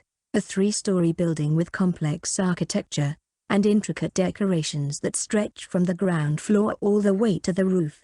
The walls were painted with ornate patterns and the ceiling was adorned with luminescent stones with crystals that sparkled in the light. As she looked around, she saw that the tables were made of the finest wood and the chairs were softly padded with velvet cushions. Elias Raven smiled as she realized that this floor must be quite expensive, seeing as she was the only one sitting here. It was her first time at a place like this and she couldn't help but think as to what led her here.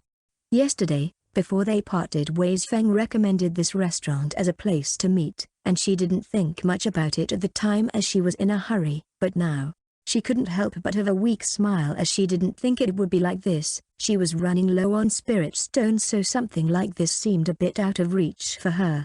As she sat there, seemingly waiting for something, she couldn't help but hear the gossip of a few disciples down below. On the second floor of the restaurant was the gossip of a few disciples that talked as they ate. Really? Something happened in the leopard garden? Yes, you didn't hear that? Lu Xiuan and Feng almost had a fight. What could it be about? I don't know. However, the entire leopard garden is on lockdown now. Lu Xiuan isn't letting anyone in. Elias Raven couldn't help but shake her head in disapproval. It appears that she really can't understand Lu Xiuan. Why was she so stubborn? It's just a branch.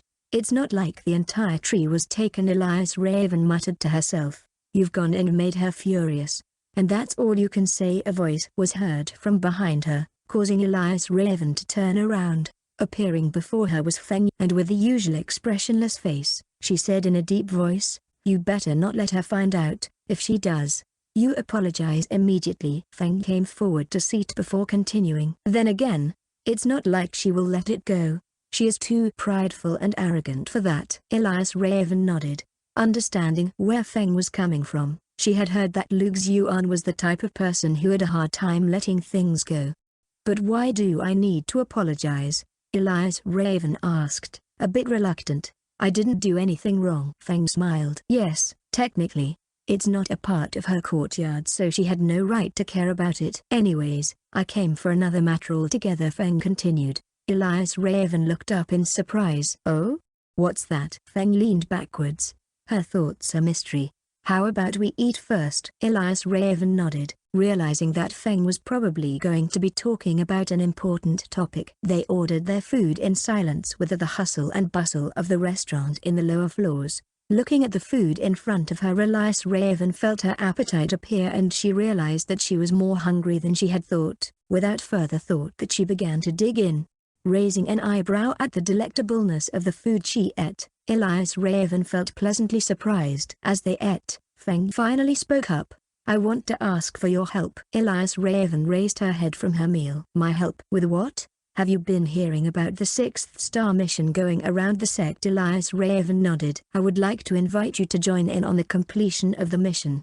Elias Raven's gaze hardened as she realized the seriousness of the situation. Putting down the tableware, she asked, what kind of mission is it exactly? Feng leaned in closer. We need to retrieve an artifact of the sect deep in the Nether Cloud domains of the south. As you may or may not know, the Nether Cloud domain is a completely separate dimension that opens once every 10 years. The last time it was open, Han Li, our sect prodigy at the time, ventured within with one of our 3 sect artifact in hand. Sect artifact?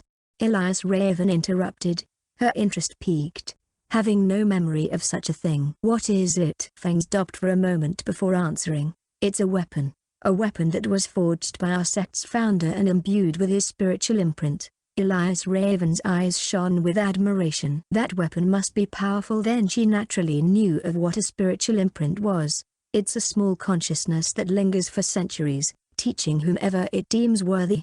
I see, Elias Raven said. If it's so precious, why would the sect not just send the strongest cultivators to retrieve it? Feng sighed. Unfortunately, only those with a bone frame below the age of 30 can enter, so the sect can only post it as a mission since it matches the age of Foundation establishment disciples. Elias Raven thought about the situation before asking an important question. What is this Nether Cloud domain? Why did the sect prodigy go there?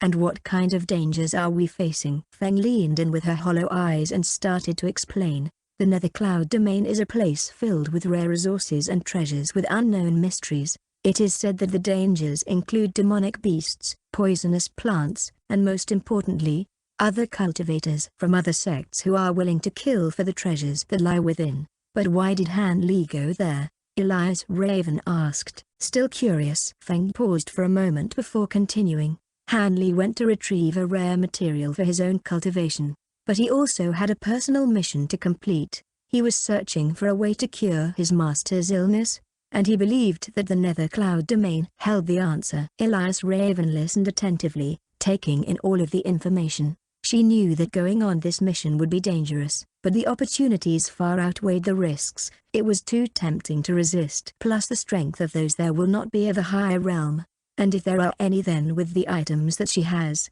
she was confident in at least ensuring her own escape.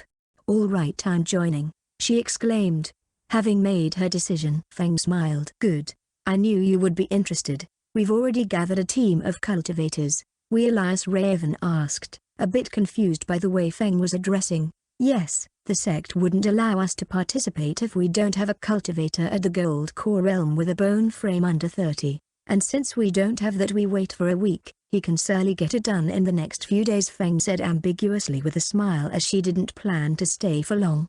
Standing up, she said, when the Nether Cloud domain opens in 2 weeks is when we set off. See you then. Feng left Elias Raven, who nodded back, feeling excitement and nerves building up inside her. This mission would be her chance to experience an explosive growth and gain valuable experience in the cultivation world. Miss Owater, a young girl at the early stage of the Foundation establishment realm, came over to Elias Raven's table, interrupting her from her thoughts.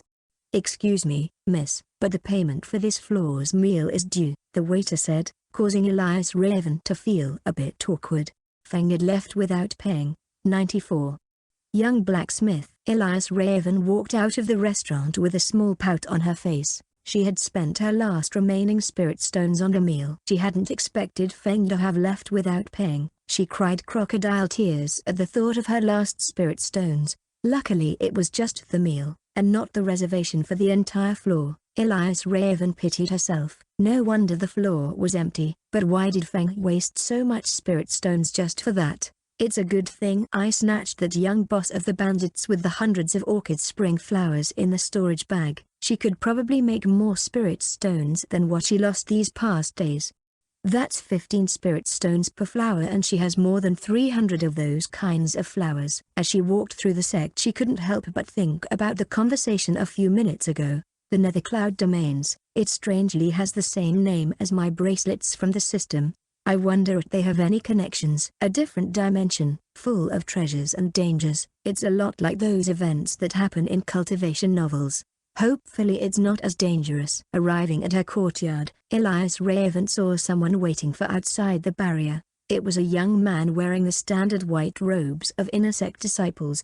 However, on his chest was an emblem, a different emblem, with dark circles around his eyes. The young man looked down at the floor, his focus elsewhere. Elias Raven frowned, wondering who he was.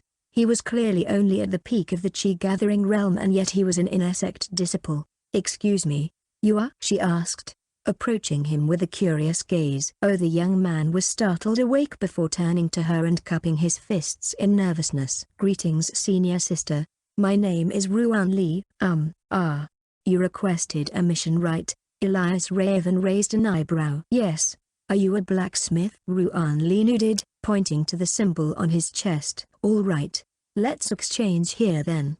Do you have your notes?" Ruan Li nodded again, handing over a thick journal that looked like it had seen better days. Elias Raven raised an eyebrow at that. She had mentioned in the mission about a more detailed version. She didn't think it would look like this. She took the journal and flipped through the pages filled with detailed notes and experimental logs and closed the book with a satisfied smile. Turning to Ruan Li, she said, "This is excellent work. It will help a lot." Ruan Li looked at her in surprise. He thought that she was going to be like the rest and refuse him. He couldn't help but worry. Yes, not knowing what to do, he scratched the back of his head with a nervous smile. "Here," Elias Raven said as she took out a small bag. "Inside is the mission reward.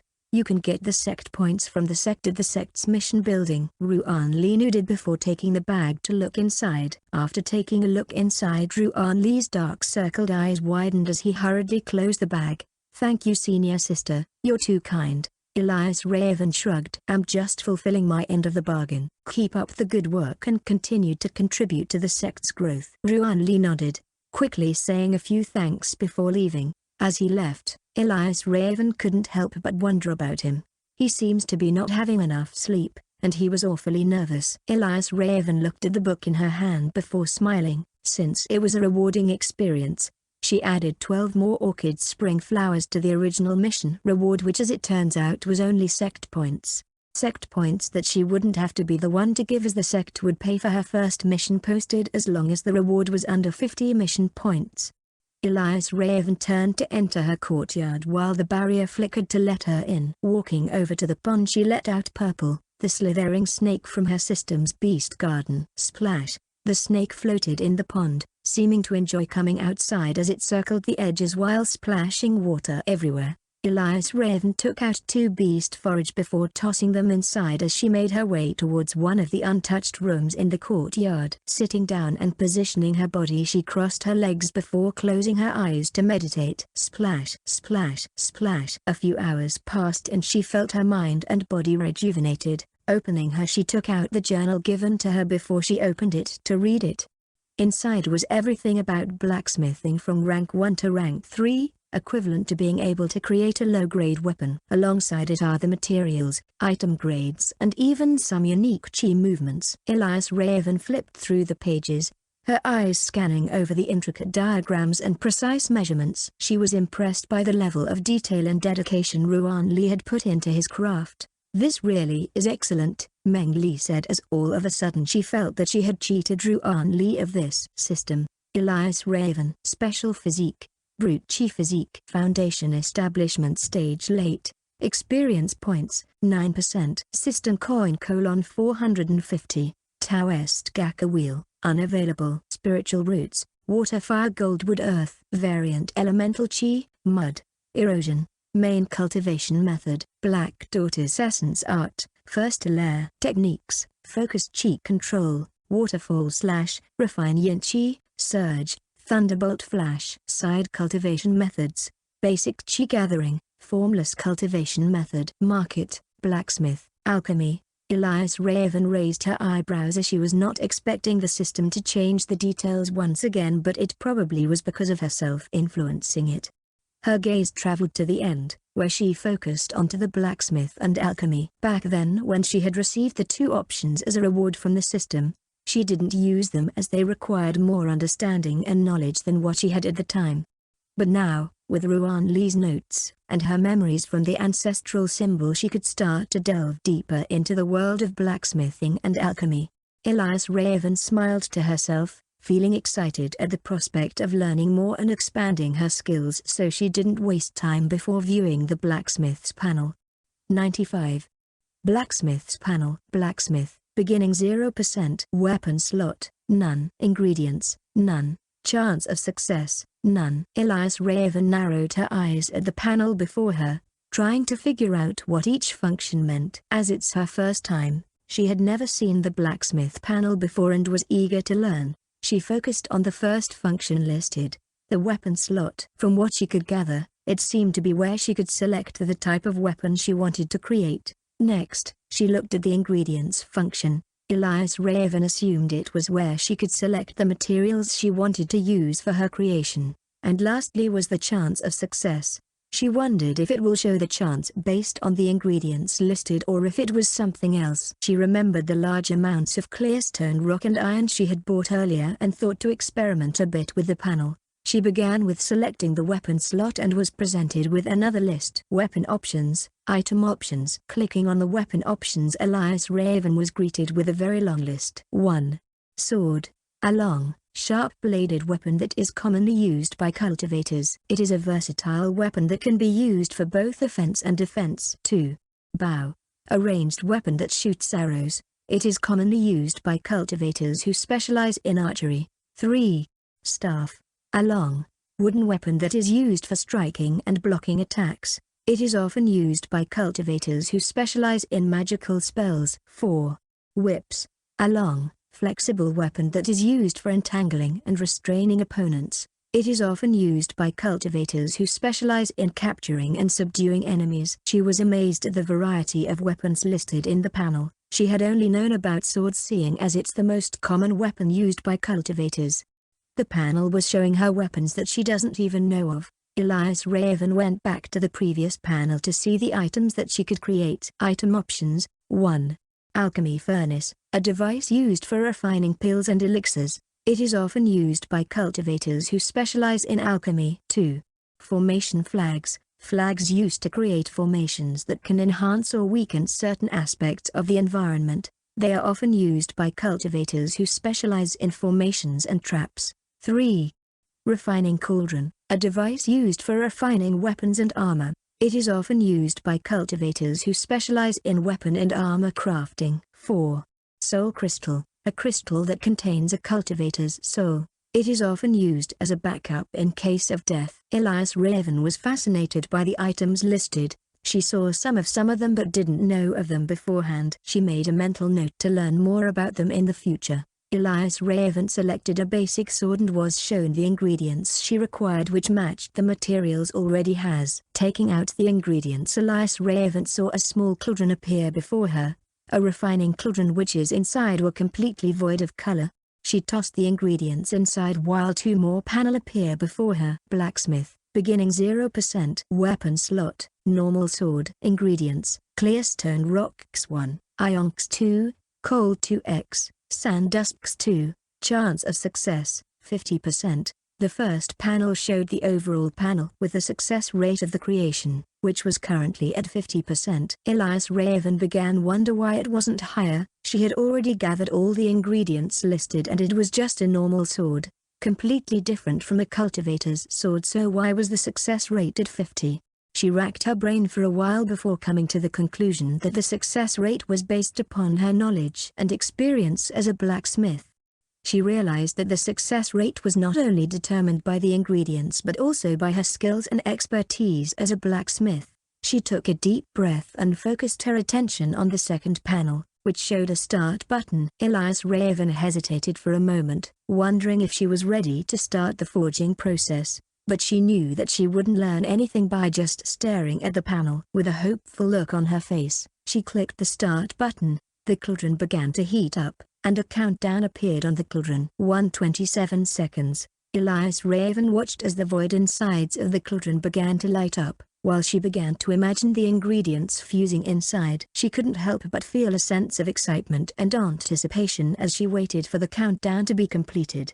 As the countdown reached 0, a loud ding echoed through the air. signaling something had happened. Elias Raven was about to approach the cauldron when suddenly a system panel appeared before her face, surprising her. Congratulations for successfully creating your first weapon. You have received a reward for creating your first weapon. You have received Taoist Gaka Wheel Ticket. You have received the items Clearstone Rocks 24, Ionx 16, Coalx 5, Sandusks 8. You have gained experience for creating a normal sword. Do you wish to accept the rewards? Elias Raven was ecstatic. She had successfully created her first weapon and even received a reward for it. She wanted to try the Gaka wheel right away, but she let it go as she focused on the others. She looked at the ingredients she had received and noticed that she had gotten more than she had put in. She assumed it was probably because she would not get a reward like that again, maybe when she reaches a breakthrough in blacksmith. Do you wish to accept the rewards? Elias Raven naturally picked yes while the bunch of ingredients appeared floating before her.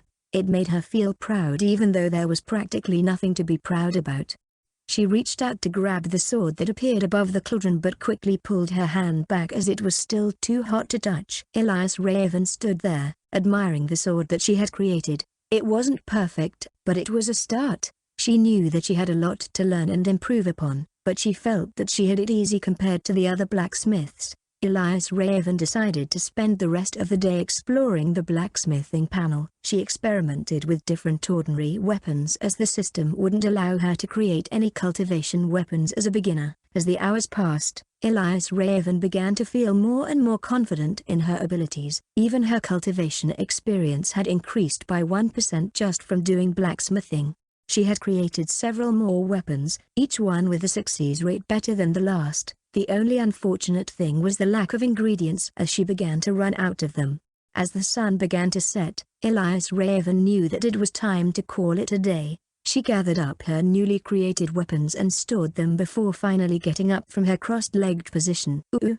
Elias Raven winced as her legs protested from being in the same position for so long. She stretched her limbs and took one last look at the blacksmith panel before leaving the room to go take a bath. 96.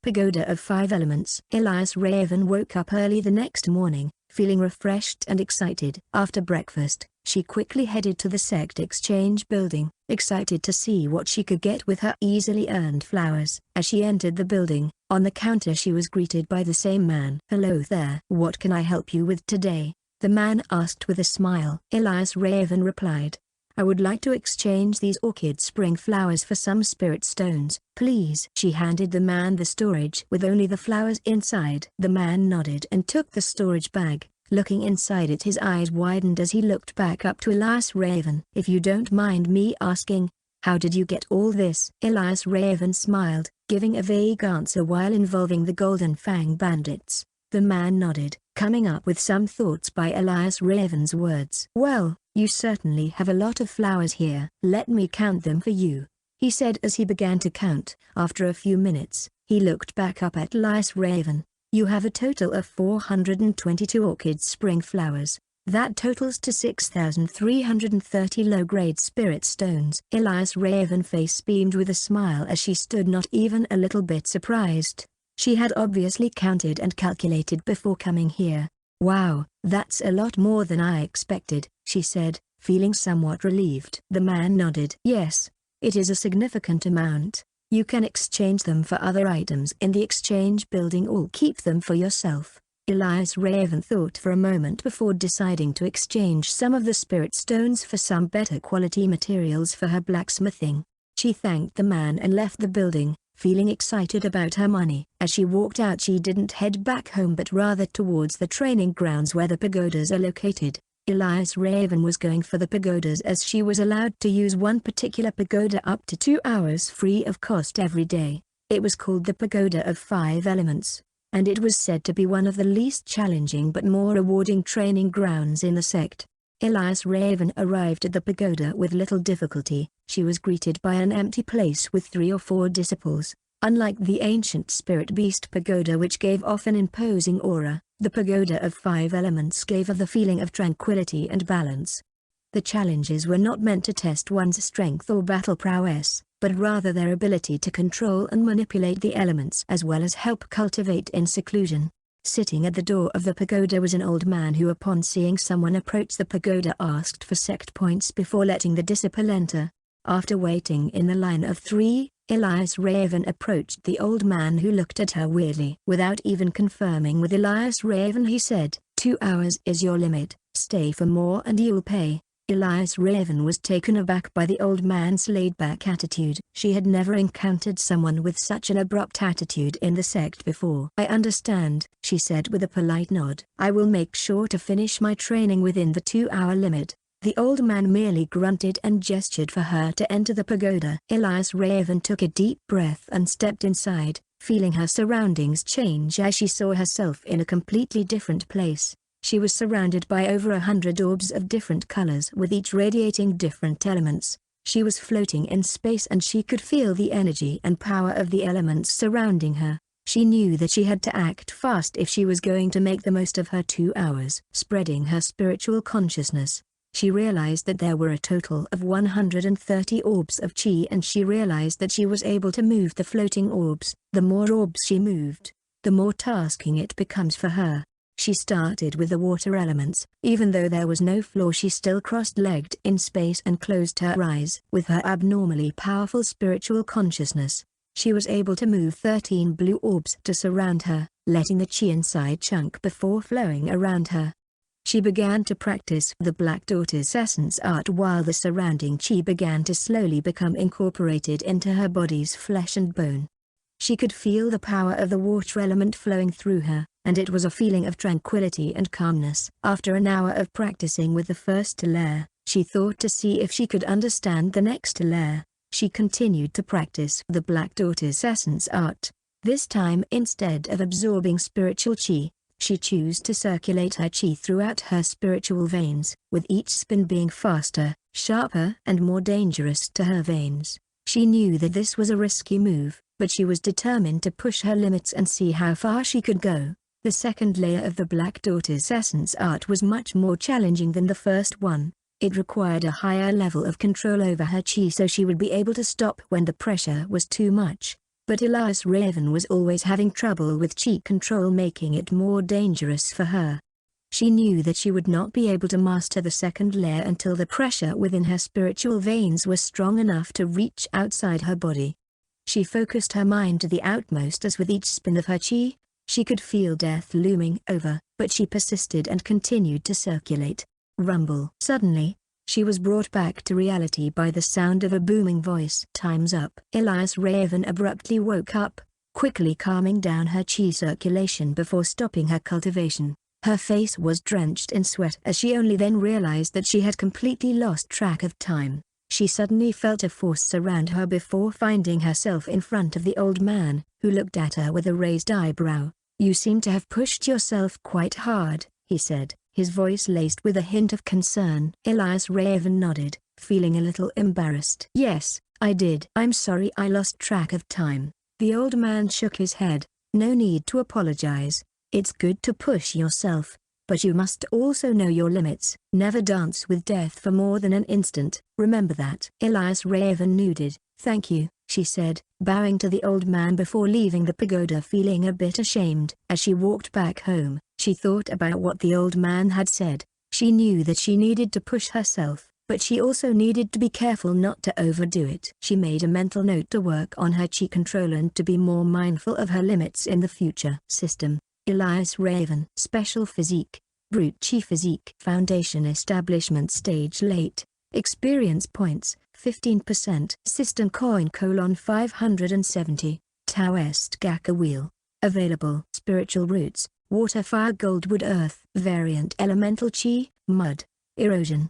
Main Cultivation Method: Black Daughter's Essence Art. First Layer. Techniques: Focused Chi Control, Waterfall/Refine Yin Chi, Surge, Thunderbolt Flash. Side Cultivation Methods: Basic Chi Gathering, Formless Cultivation Method. Market: Blacksmith, Alchemy. Elias Raven's eyes flashed with joy as she realized that she had made quite a bit of progress in her cultivation. She had gained 5%.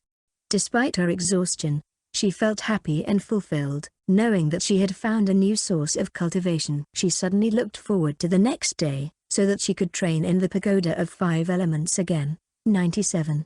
Purple, Rank 2 Middle Stage. The next 3 days Elias Raven was fully immersed in her training. She spent every morning practicing her blacksmithing and every afternoon at the pagoda of 5 elements. She was determined to make the most out of her 2 hours every day and train herself to new heights. She continued to practice the Black Daughter's essence art and focused on improving her chi control. She also experimented with her variant elemental chi, mud, and erosion, trying to find ways to incorporate them into her cultivation fights. By the end of the 3rd day, she had made significant progress and felt more confident in her abilities, more so in the mud elemental chi. She also used her newly acquired spirit stones to purchase better quality materials for her blacksmithing, creating weapons and items that significantly improved the percentage on her blacksmith panel.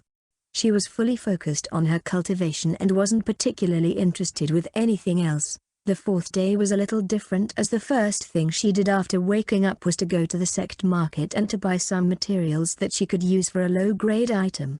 Yet as she walked through the market, she noticed a commotion near one of the stalls. She approached to see what was going on and saw a group of cultivators arguing with the stall owner. "What's going on?" Elias Raven asked one of the bystanders. The bystander, a man with shrewd face, said, "Little baby, this stall owner cheated them of their money." Elias Raven frowned, not liking the way the cultivator spoke to her. She approached another one before asking the same question. This cultivator, a flustered young man, explained that the cultivators had bought some materials from the stall owner but were now claiming that they were of low quality and demanding a refund. Elias Raven walked forward to inspect the materials and saw that they were of decent quality. She instantly knew that the cultivators were trying to scam the stall owner. She didn't know whether to laugh or cry because this was a sect market, not some common place in the cultivation world for a main character to shine. She was about to walk away when she suddenly heard someone yell, "These materials are of good quality. You have no right to demand a refund." It was the stall owner, who had grown tired of the cultivators' complaints. The cultivators grew angry at the stall owner's words and began to argue loudly. Elias Raven watched from the sidelines, curious but not wanting to get involved. Suddenly, a young man appeared, his face contorted in anger. He pushed his way through the group of cultivators and confronted them. "You guys are trying to scam this poor stall owner, aren't you?" he said, his voice ringing loud and clear in the crowded market, getting more attention from the bustling market. The angry cultivators turned to face him, their expressions hostile. "Mind your own business," one of them snarled. The young man didn't back down. "This is my business," he said firmly. "I won't stand by and watch as you try to cheat someone out of their hard-earned money." Elias Raven watched with a raised eyebrow as the young man stood his ground,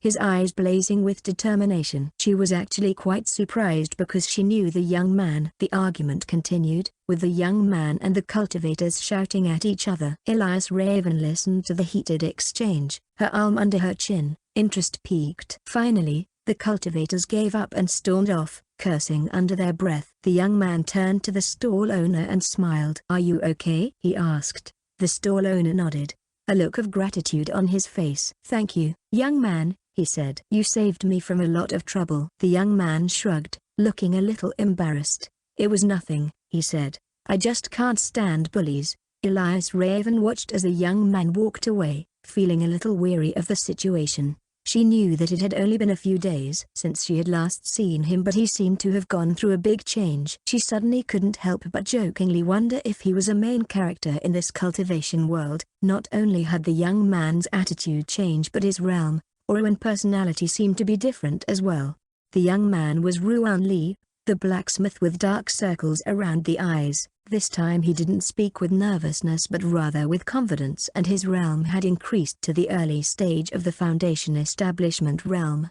Elias Raven couldn't help but be curious about what had happened to him in such a short amount of time. Regardless, she didn't think too much about it. She bought some new materials and headed back home, more interested in her own cultivation. As she entered into her courtyard, she heard a big splash coming from the pond and a large head emerged from underneath the surface. The snake splashed in the water, radiating aura equal to a middle stage rank 2 spirit beast. It was Purple, who had been constantly growing in size and strength, as Elias Raven continued to feed it beast forage every day. Elias Raven only now realized how much bigger Purple had grown since she first acquired it. Its body was almost 12 meters long as its shimmering gray scales contrasted well with the faint purple hue in its eyes. Elias Raven was in awe of the spirit beast's growth, and she couldn't help but feel jealous of it. She approached the pond and reached out to stroke Purple's head. The spirit beast hissed contentedly, enjoying the attention. Elias Raven smiled, feeling grateful for having such a loyal companion on her cultivation journey. She quickly fed Purple one more beast forage, hoping to further improve its strength. As she watched Purple devour the beast forage, Elias Raven headed towards the blacksmith room, which currently has various weapons piled around with no care about them. System: Elias Raven. Special Physique: Brute Chi Physique. Foundation Establishment Stage Late. Experience Points: 32%. System Coin: 570. Taoist Gaka Wheel.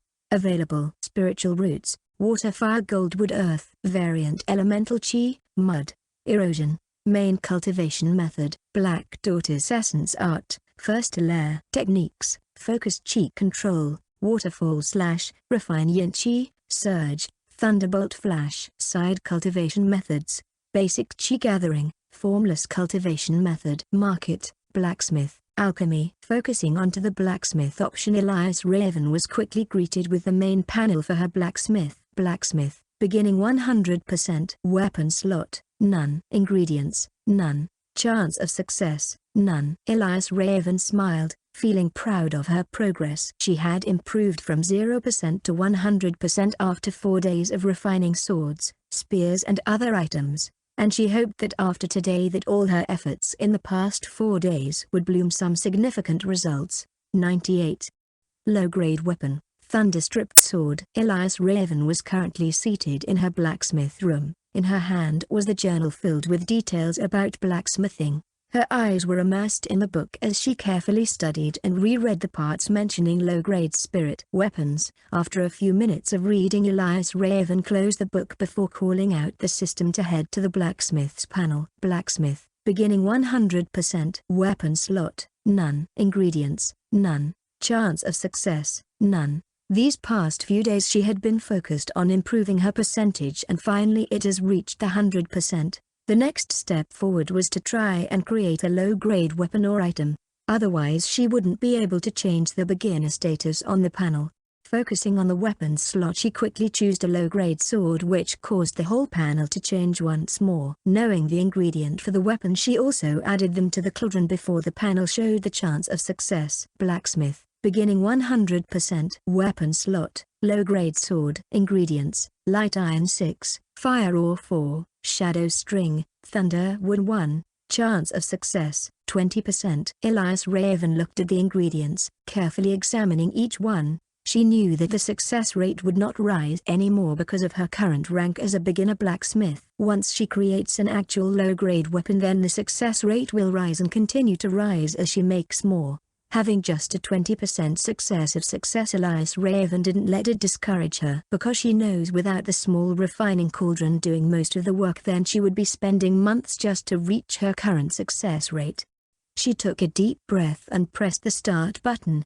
She watched as the cauldron showed a timer, one even more than the last ones. 5:99 seconds. Elias Raven took this time to carefully release her spiritual consciousness towards the cauldron. Because the insides of the cauldron were a void to the eye, she used her spiritual consciousness to sense what was happening inside. She didn't intend to interfere in the refining process, but rather watch and analyze so she could get an understanding. She watched as the light iron began to heat up until it was glowing red.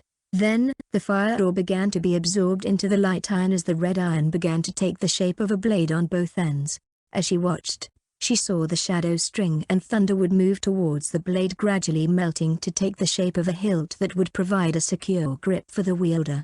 Finally, she saw their auras combined together, making them fuse into a cohesive whole.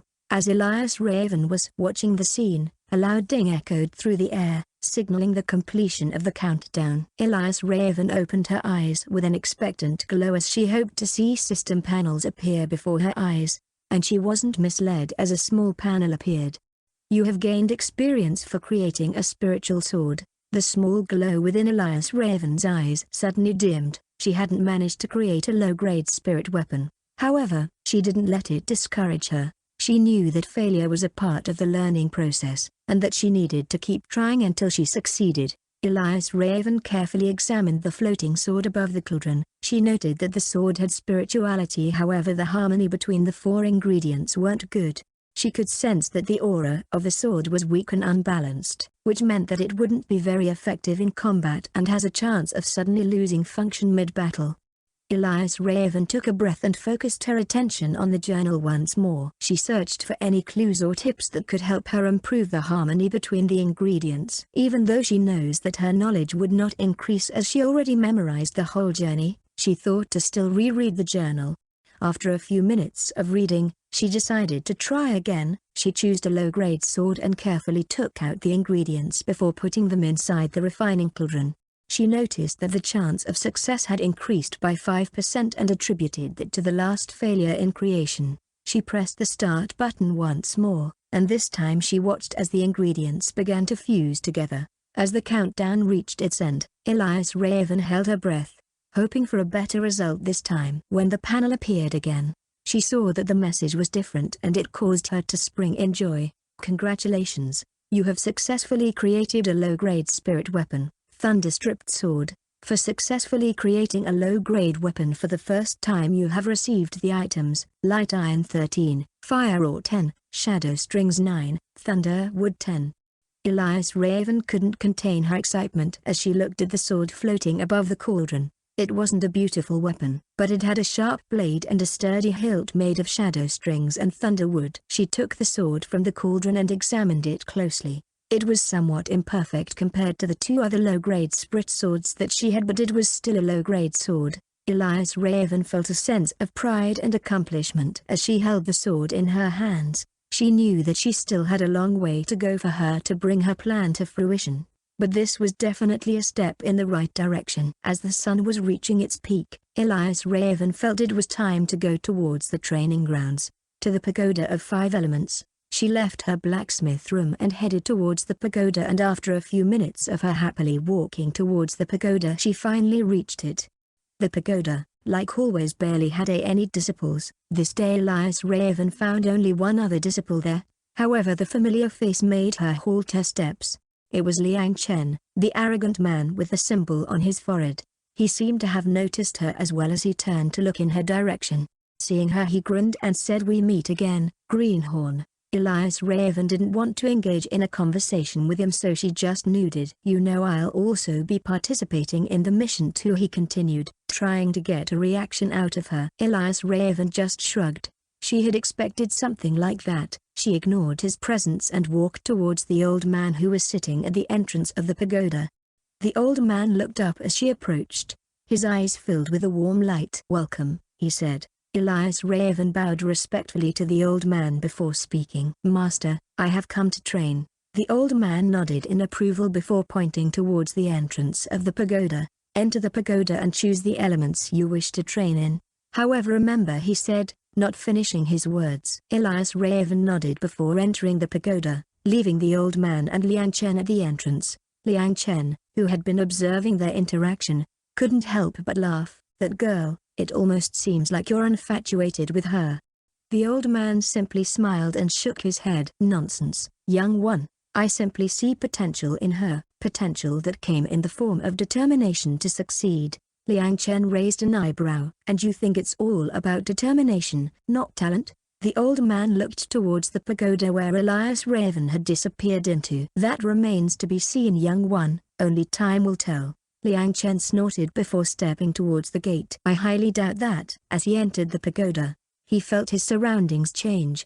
He was in space with orbs of light appearing around him. He released his spiritual consciousness which surrounded the whole space and didn't fail to notice Elias Raven, who was quite a bit far away.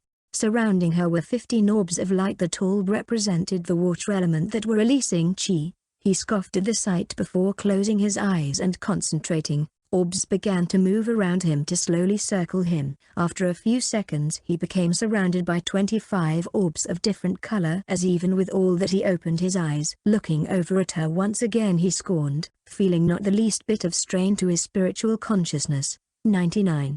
Threatening confrontation. Elias Raven walked through the sect divisions with a pensive expression, deep in thought about her recent experiences in the Pagoda of Five Elements. She felt that one more round in the pagoda will allow her to master the second layer of her Black Daughter's essence art. With that she could use even more power without restraint, as her spiritual veins will be able to support her and not be overwhelmed. System: Elias Raven. Special Physique: Brute Chi Physique. Foundation Establishment Stage Late. Experience Points: 35%. System Coin: 570. Taoist Gaka Wheel. Available: Spiritual Roots, Water, Fire, Gold, Wood, Earth. Variant: Elemental Chi, Mud, Erosion. Main cultivation method: Black Daughter's Essence Art. First layer. Techniques: Focused Chi Control, Waterfall / Refine Yin Chi, Surge, Thunderbolt Flash. Side cultivation methods: Basic Chi Gathering, Formless Cultivation Method. Market: Blacksmith, Alchemy. A smile beamed across Elias Raven's face as she saw the progression of her experience points. It's a shame she couldn't get XP from killing monsters, otherwise she would have already been at the peak. She quickly checked her inventory and decided to head to the system market first to see if there were any useful items she could purchase. As she was browsing through the slots, she came across an advanced sword technique. Celestial Moonlit Blade. This technique integrates the grace of the dancing sword technique, the precision of the waterfall / technique, and the agility of the clear moon sword technique to create a beautiful attack that can cut through the darkness and illuminate the battlefield. It's a high-tier sword technique that introduced the concept of 3 different sword techniques. The reason she was somewhat interested in it was because of the fact that she already learned the waterfall / technique. She couldn't help but image the waterfall / combined with 2 different sword techniques. It would surely be a sight to see. She sighed a little as she saw the price. It was even more expensive than the Black Tote Essence Art. Luckily she had the Gaka Wheel ticket. If she was unlucky as always, then she should get the intermediate system pack. With the system coin from that she would purchase it. She continued to look around the market panel but didn't find anything else of interest. Having existed the system, she couldn't help but think about what happened inside the pagoda with Liang Chen. She didn't know if that was considered showing off or if he was just showing that he was superior. Regardless, she was a bit surprised by his performance. In fact, she felt that he could probably have gotten more orbs but for some reason chose not to. As Elias Raven was lost in thought, she didn't notice a group of men approach her until they stopped her in her tracks. "Hey, you!" A booming voice sounded in Elias Raven's mind, causing her to almost wince in pain. The strength in the voice was powerful enough to make her eyes widen. She looked around to see a group of disciples following a man in his late 20s. The group was all dressed in the uniform of the sect, but the different symbols on their chest meant they weren't from around. The man in the lead has a calm demeanor. He was the one who had just spoken up just now. Watching the group, Elias Raven was surprised as almost all of them seemed to be releasing aura at the peak of the Foundation Establishment realm. Only the man in the lead didn't seem to be releasing his aura, but even without that Elias Raven realized that this man was clearly someone of a higher realm. He stood with his arms crossed and asked in a deep voice, "Elias Raven, the new disciple, you posted a mission for Ruan Li, correct?" Elias Raven nodded cautiously, quickly remembering the blacksmith boy with the dark circles around his eyes, unsure of where this conversation was headed. "Ruan Li was someone on my blacklist and you helped him. I specifically instructed everyone in the inner section to turn a blind eye to him, and yet you didn't," the man said, his tone turning cold. Elias Raven furrowed her brows. "On your blacklist?" The man's expression didn't change. "Yes, for the simple fact that you didn't know. I'll only demand an apology." Elias Raven's eyes narrowed as she considered the man's words. She didn't like being threatened, but she also didn't want to cause trouble with someone who clearly had power and influence within the sect. After a moment of hesitation, Elias Raven shook her head. "I'm sorry, but I can't apologize. That goes against my principles as a cultivator." The man's eyes narrowed. "You're making a mistake, girl. Apologize and I'll let you be." Elias Raven stood her ground, refusing to back down. She knew that she hadn't done anything wrong, and she wasn't going to apologize for it. Moreover, at her current position, she doubted that he would be able to do anything to her in the sect. The young man's expression darkened. "Fine. If that's how you want it. To keep my image you leave me with no choice. I'll make sure you are set as an example," he said, turning to leave. Elias Raven watched as the man and his followers walked away, feeling a sense of unease wash over her. It's not every day you get threatened. She thought back to the recent actions of Ruan Li, and couldn't help but wonder about how similar all this feels to the novels she read. She shook her head as she knew that this encounter was far from over and headed back to her courtyard, with a slight worry on her face. Over on the other side, as the man walked away from Elias Raven, one of his followers couldn't help but ask, "Master Waihan, couldn't you have taken care of the disciple just now? The sect wouldn't care if you step out of line once in a while." The man, Waihan, snorted. "You think the sect will turn a blind eye to one of the few with Luan's soul?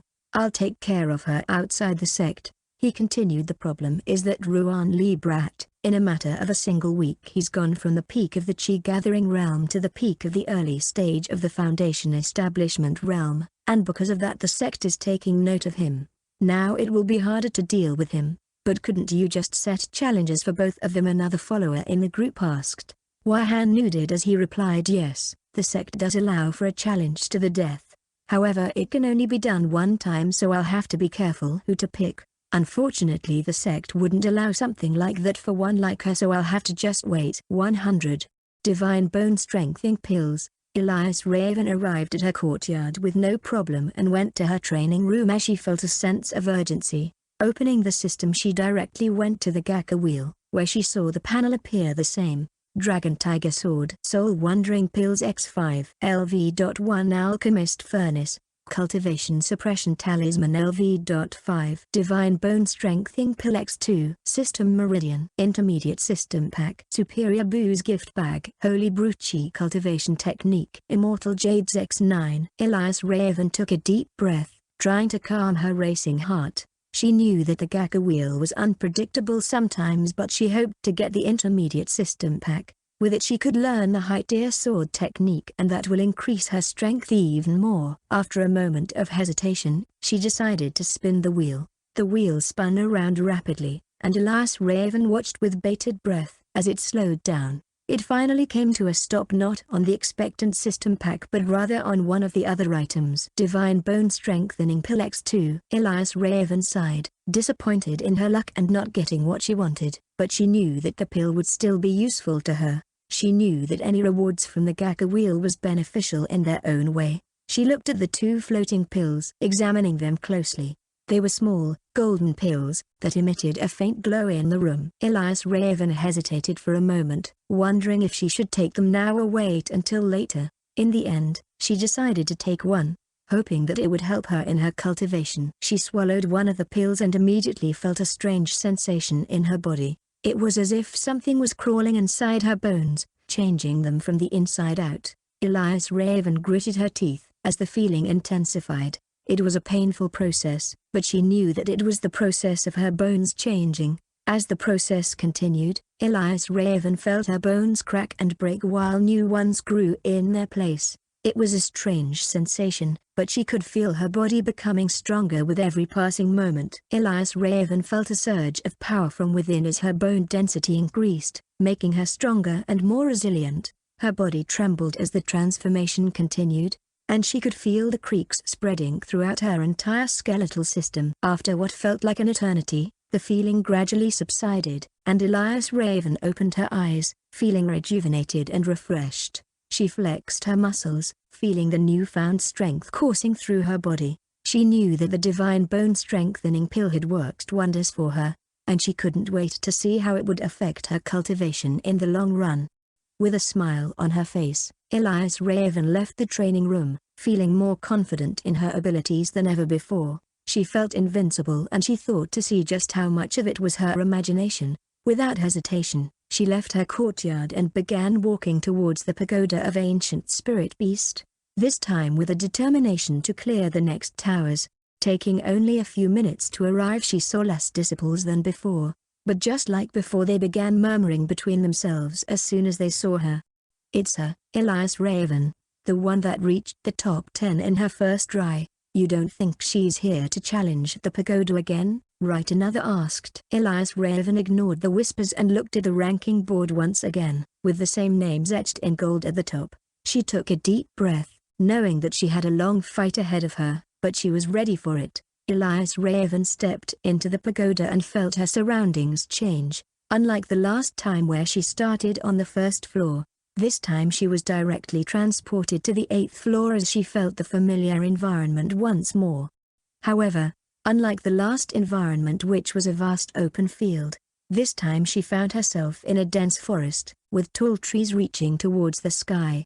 Elias Raven knew that this environment would pose a challenge as it would limit her visibility and mobility. She took a breath and began to move forward, her senses on alert, ready for any sudden movements that may come her way. As she moved deeper into the forest, she heard a rustling sound and saw movement in the corner of her eye. She turned towards the source of the movement and saw a massive creature, its body covered in thick fur, with sharp claws and teeth, charging towards her. Elias Raven quickly recognized the creature as a peak stage rank 2 ancient spirit beast known as a forest wolf, a creature with exceptional agility and strength, known to possess a deadly bite that could stunt even the strongest of cultivators. The forest wolf charged towards her, its claws and teeth glinting in the sunlight. Elias Raven realized that it was using chi to increase their sharpness.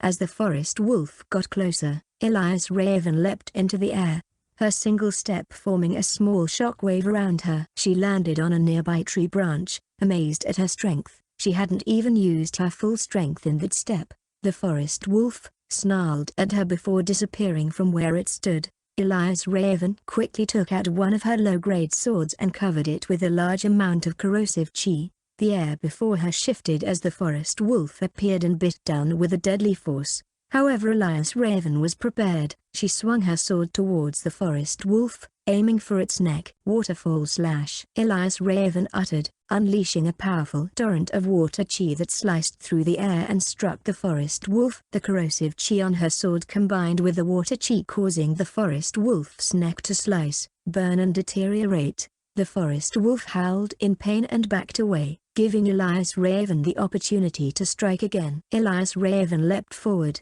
her corrosive-covered sword slicing through the air once again, this time aiming for its hind legs. The sword struck the forest wolf's legs, leaving more deep gashes, making it difficult for the creature to stand. Elias Raven followed up with a swift waterfall slash to the forest wolf's head, killing it instantly. Elias Raven let out a breath she didn't know she was holding, feeling a sense of relief wash over her. She looked at the wolf corpse that began to turn to mist and marveled at her own strength. It seems her abilities had improved by quite a bit. She didn't even need the use of her brute chi to deal with an ancient spirit beast one realm above her own. Elias Raven looked around and saw the gate to the next floor. She knew that the pagoda was not to be taken lightly, but she was confident in her abilities. 101.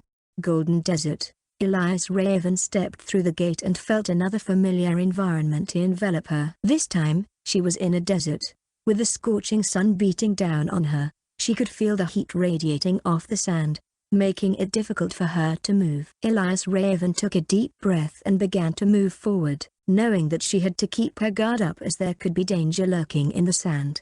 As she walked deeper into the desert, she felt her throat becoming dry, and her skin losing its moisture. Elias Raven knew that she had to find water soon, or she may not make it to the end of the floor. As she walked deeper into the desert, she saw a figure in the distance. Elias Raven squinted her eyes, trying to make out who it was. As the figure got closer, she saw that it was a man, dressed in sandy robes, with a blank expression on his face. Elias Raven looked at the man, wondering if he was a disciple of the pagoda or if he was a sect elder. She approached him cautiously, her hand brandishing her low-grade sword, ready to defend herself. "Excuse me," she said, her voice hoarse from the hot air. The man looked at her with empty eyes, before suddenly opening his mouth to reveal jagged teeth, causing Elias Raven to suddenly remember something.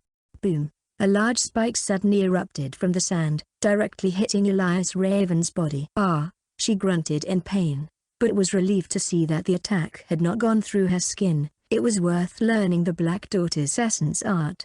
She quickly jumped back, her heart racing with fear. Elias Raven realized that the man in the sandy robes was not a disciple of the pagoda, nor was he a sect elder. She looked as the man suddenly released threatening aura before engulfing himself with sand. Shrill. From within the sand emerged a giant gold scorpion with a reddish-brown stinger at the back. Elias Raven knew that she had to be careful as the scorpion was a beast well past the stage of rank 2. It was a half-step rank 3 spirit beast, a golden desert scorpion. It's known for its sand manipulation and stinger which kills with a single blow. Elias Raven took a deep breath and prepared herself for battle. She released all her aura before coating her sword with corrosive chi. The golden desert scorpion charged at her, its pincers opening and closing, ready to strike. Elias Raven quickly dodged to the side, narrowly avoiding the pincers as she swung down with her sword. Peng! Sparks flew in the air as Elias Raven astonishingly discovered that her corrosive chi was unable to penetrate the scorpion's thick exoskeleton. The scorpion retaliated by swinging its stinger at her, which she brought her sword up to defend against. Crack! Elias Raven's eyes widened as her sword shattered under the force of the scorpion's stinger. She quickly activated her brute chi before being met with the scorpion's stinger. Peng! Elias Raven was pushed back by the force of the attack, but managed to maintain her footing. She gritted her teeth, realizing that low-grade weapons were not going to work against this powerful spirit beast. She needed to come up with something else.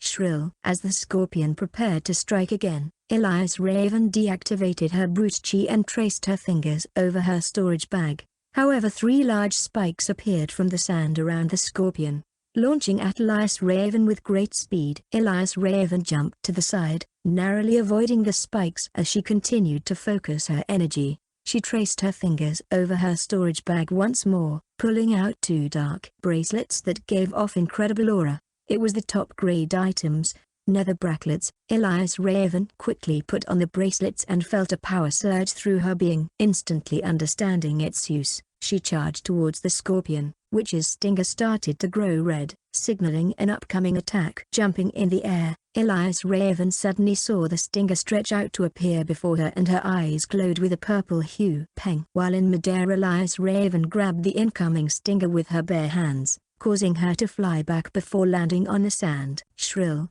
The scorpion screamed as it struggled to free its stinger, but Elias Raven held on tight. A very large corrosive chi surrounded her hands and seeped into the stinger of the scorpion, preventing it from breaking free. With all her strength, Elias Raven pulled on the stinger, causing the giant scorpion to fly towards her. As it got closer, Elias Raven released her grip and ran with her fastest speed towards the scorpion as she intends to intercept it. Boom! Crack! With a powerful punch, Elias Raven sent the scorpion flying back, its body crashing into the sand with a loud thud. Elias Raven panted a bit, feeling the strain of the battle on her body. She looked at the scorpion, seeing that it was still alive but heavily injured. She knew that it would be dangerous to leave it alive, as it still poses a threat. Taking a deep breath, she charged towards the scorpion, her hands glowing with corrosive energy. With a swift strike, she plunged her hand into the scorpion's exoskeleton, ending the life of the golden desert scorpion. She stood there for a few moments, catching her breath and feeling the power of the nether bracelets coursing through her spiritual veins. Its ability is to increase the density of her chi. It wasn't limited to her corrosive chi, as it seems to increase the density of any chi that she releases. However, it takes up a lot of chi. Elias Raven knew that she had to be careful with its usage, but she was grateful for the power it gave her. She looked at the disappearing body of the golden desert scorpion and wondered how powerful an ancient half-step rank 3 spirit beast would be. She looked around the desert and finally found the door to the next floor. She approached the door, her heart racing with anticipation and excitement. She knew that the next floor of the pagoda was more dangerous than the current one, and she wondered what the challenge would lay ahead. 102. Shifting Thunder Tiger. With a deep breath, Elias Raven stepped through the door and found herself in a vast open plain. The sky was a deep shade of blue, with fluffy white clouds drifting lazily overhead. She took a few steps forward and suddenly the sky began to change. The clouds turned dark and menacing, swirling around in a vortex that seemed to be forming directly above her. The wind picked up, blowing fiercely in all directions and threatening to knock her off her feet. Elias Raven looked up, her heart racing with fear and anticipation. She knew that an ancient beast was making its appearance and she braced herself for whatever was coming.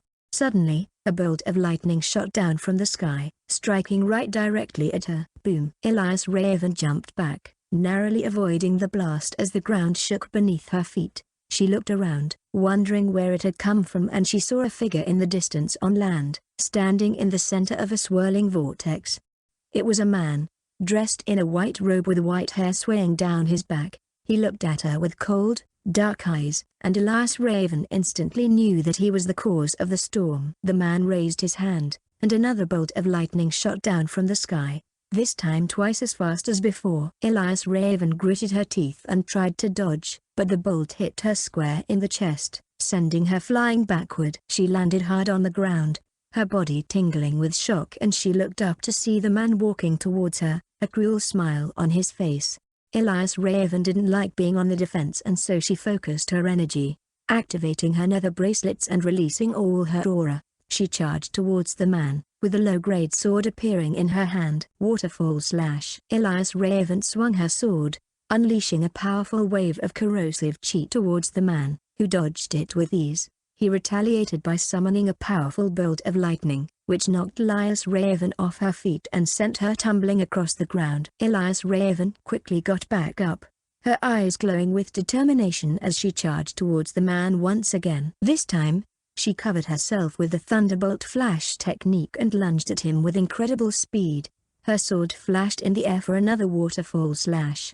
The man, however, was quick to react, summoning a powerful wall of lightning which blocked the sword slash from hitting its target. He looked at her and opened his mouth to laugh, his voice echoing through the storm. "You think you can defeat me with such weak attacks?" Elias Raven's eyes widened in shock as she didn't expect him to be able to talk. She looked at him with seriousness before charging towards him once more.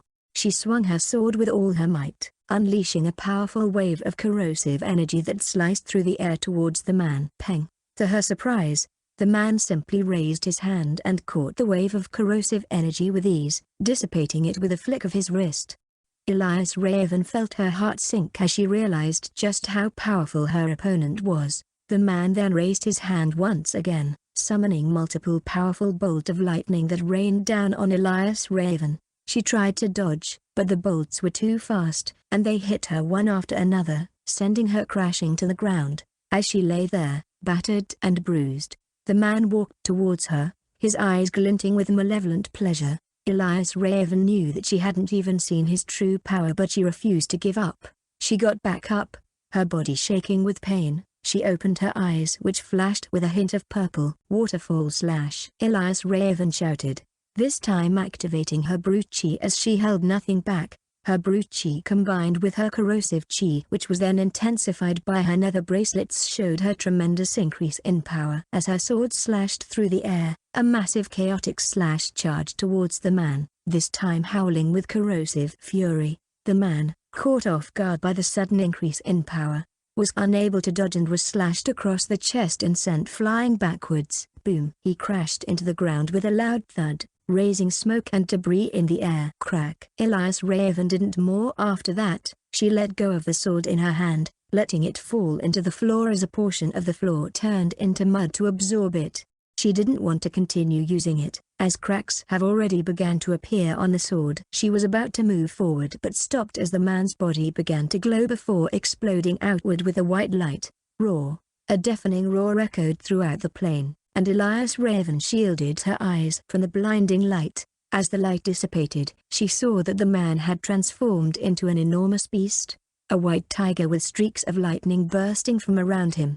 "I knew it," Elias Raven inwardly uttered as she carefully examined the creature. It was an ancient spirit beast called the Shifting Thunder Tiger, being at the half-step gold core realm. She wondered if it had unlocked some of its inherent memories, allowing it to shift and talk. Roar! The white tiger roared with its fur crackled with electricity, and its eyes glowed with a fierce hunger. A faint red glow emerged from within its fur as it went on to cover its whole body. Elias Raven's eyes widened as she recognized it to be a bloodline ability, and she knew that she had to be extra careful. Her eyes widened even further as she saw the tiger suddenly turn into pure lightning before streaking towards her.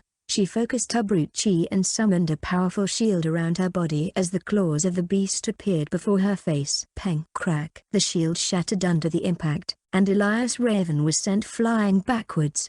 However, regaining her balance in midair, she landed on her feet, with little damage. The lightning tiger appeared before her once again, its eyes filled with bloodlust. Elias Raven gritted her teeth and gathered a large chunk of brute chi into her bracelets that covered her entire forearm. "Ha!" she shouted. Her bracelets glowed with a dark chaotic aura as she released a powerful beam towards the beast. Boom! Roar! The blast hit the tiger, causing it to roar in pain as it flew backward to land far away. However, it quickly recovered and charged towards Elias Raven once again. It appeared before her and lashed out with its ferocious claws, intending to rip into her.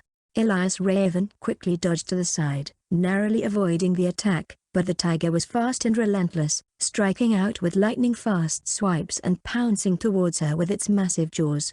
Elias Raven continued to dodge and weave, summoning powerful blasts of brute chi to keep the beast at bay, but it was clear that she was quickly losing in the battle. As she dodged another swipe of the tiger's claws, she felt a sudden surge of energy before her as the tiger stopped and opened its mouth to gather chi.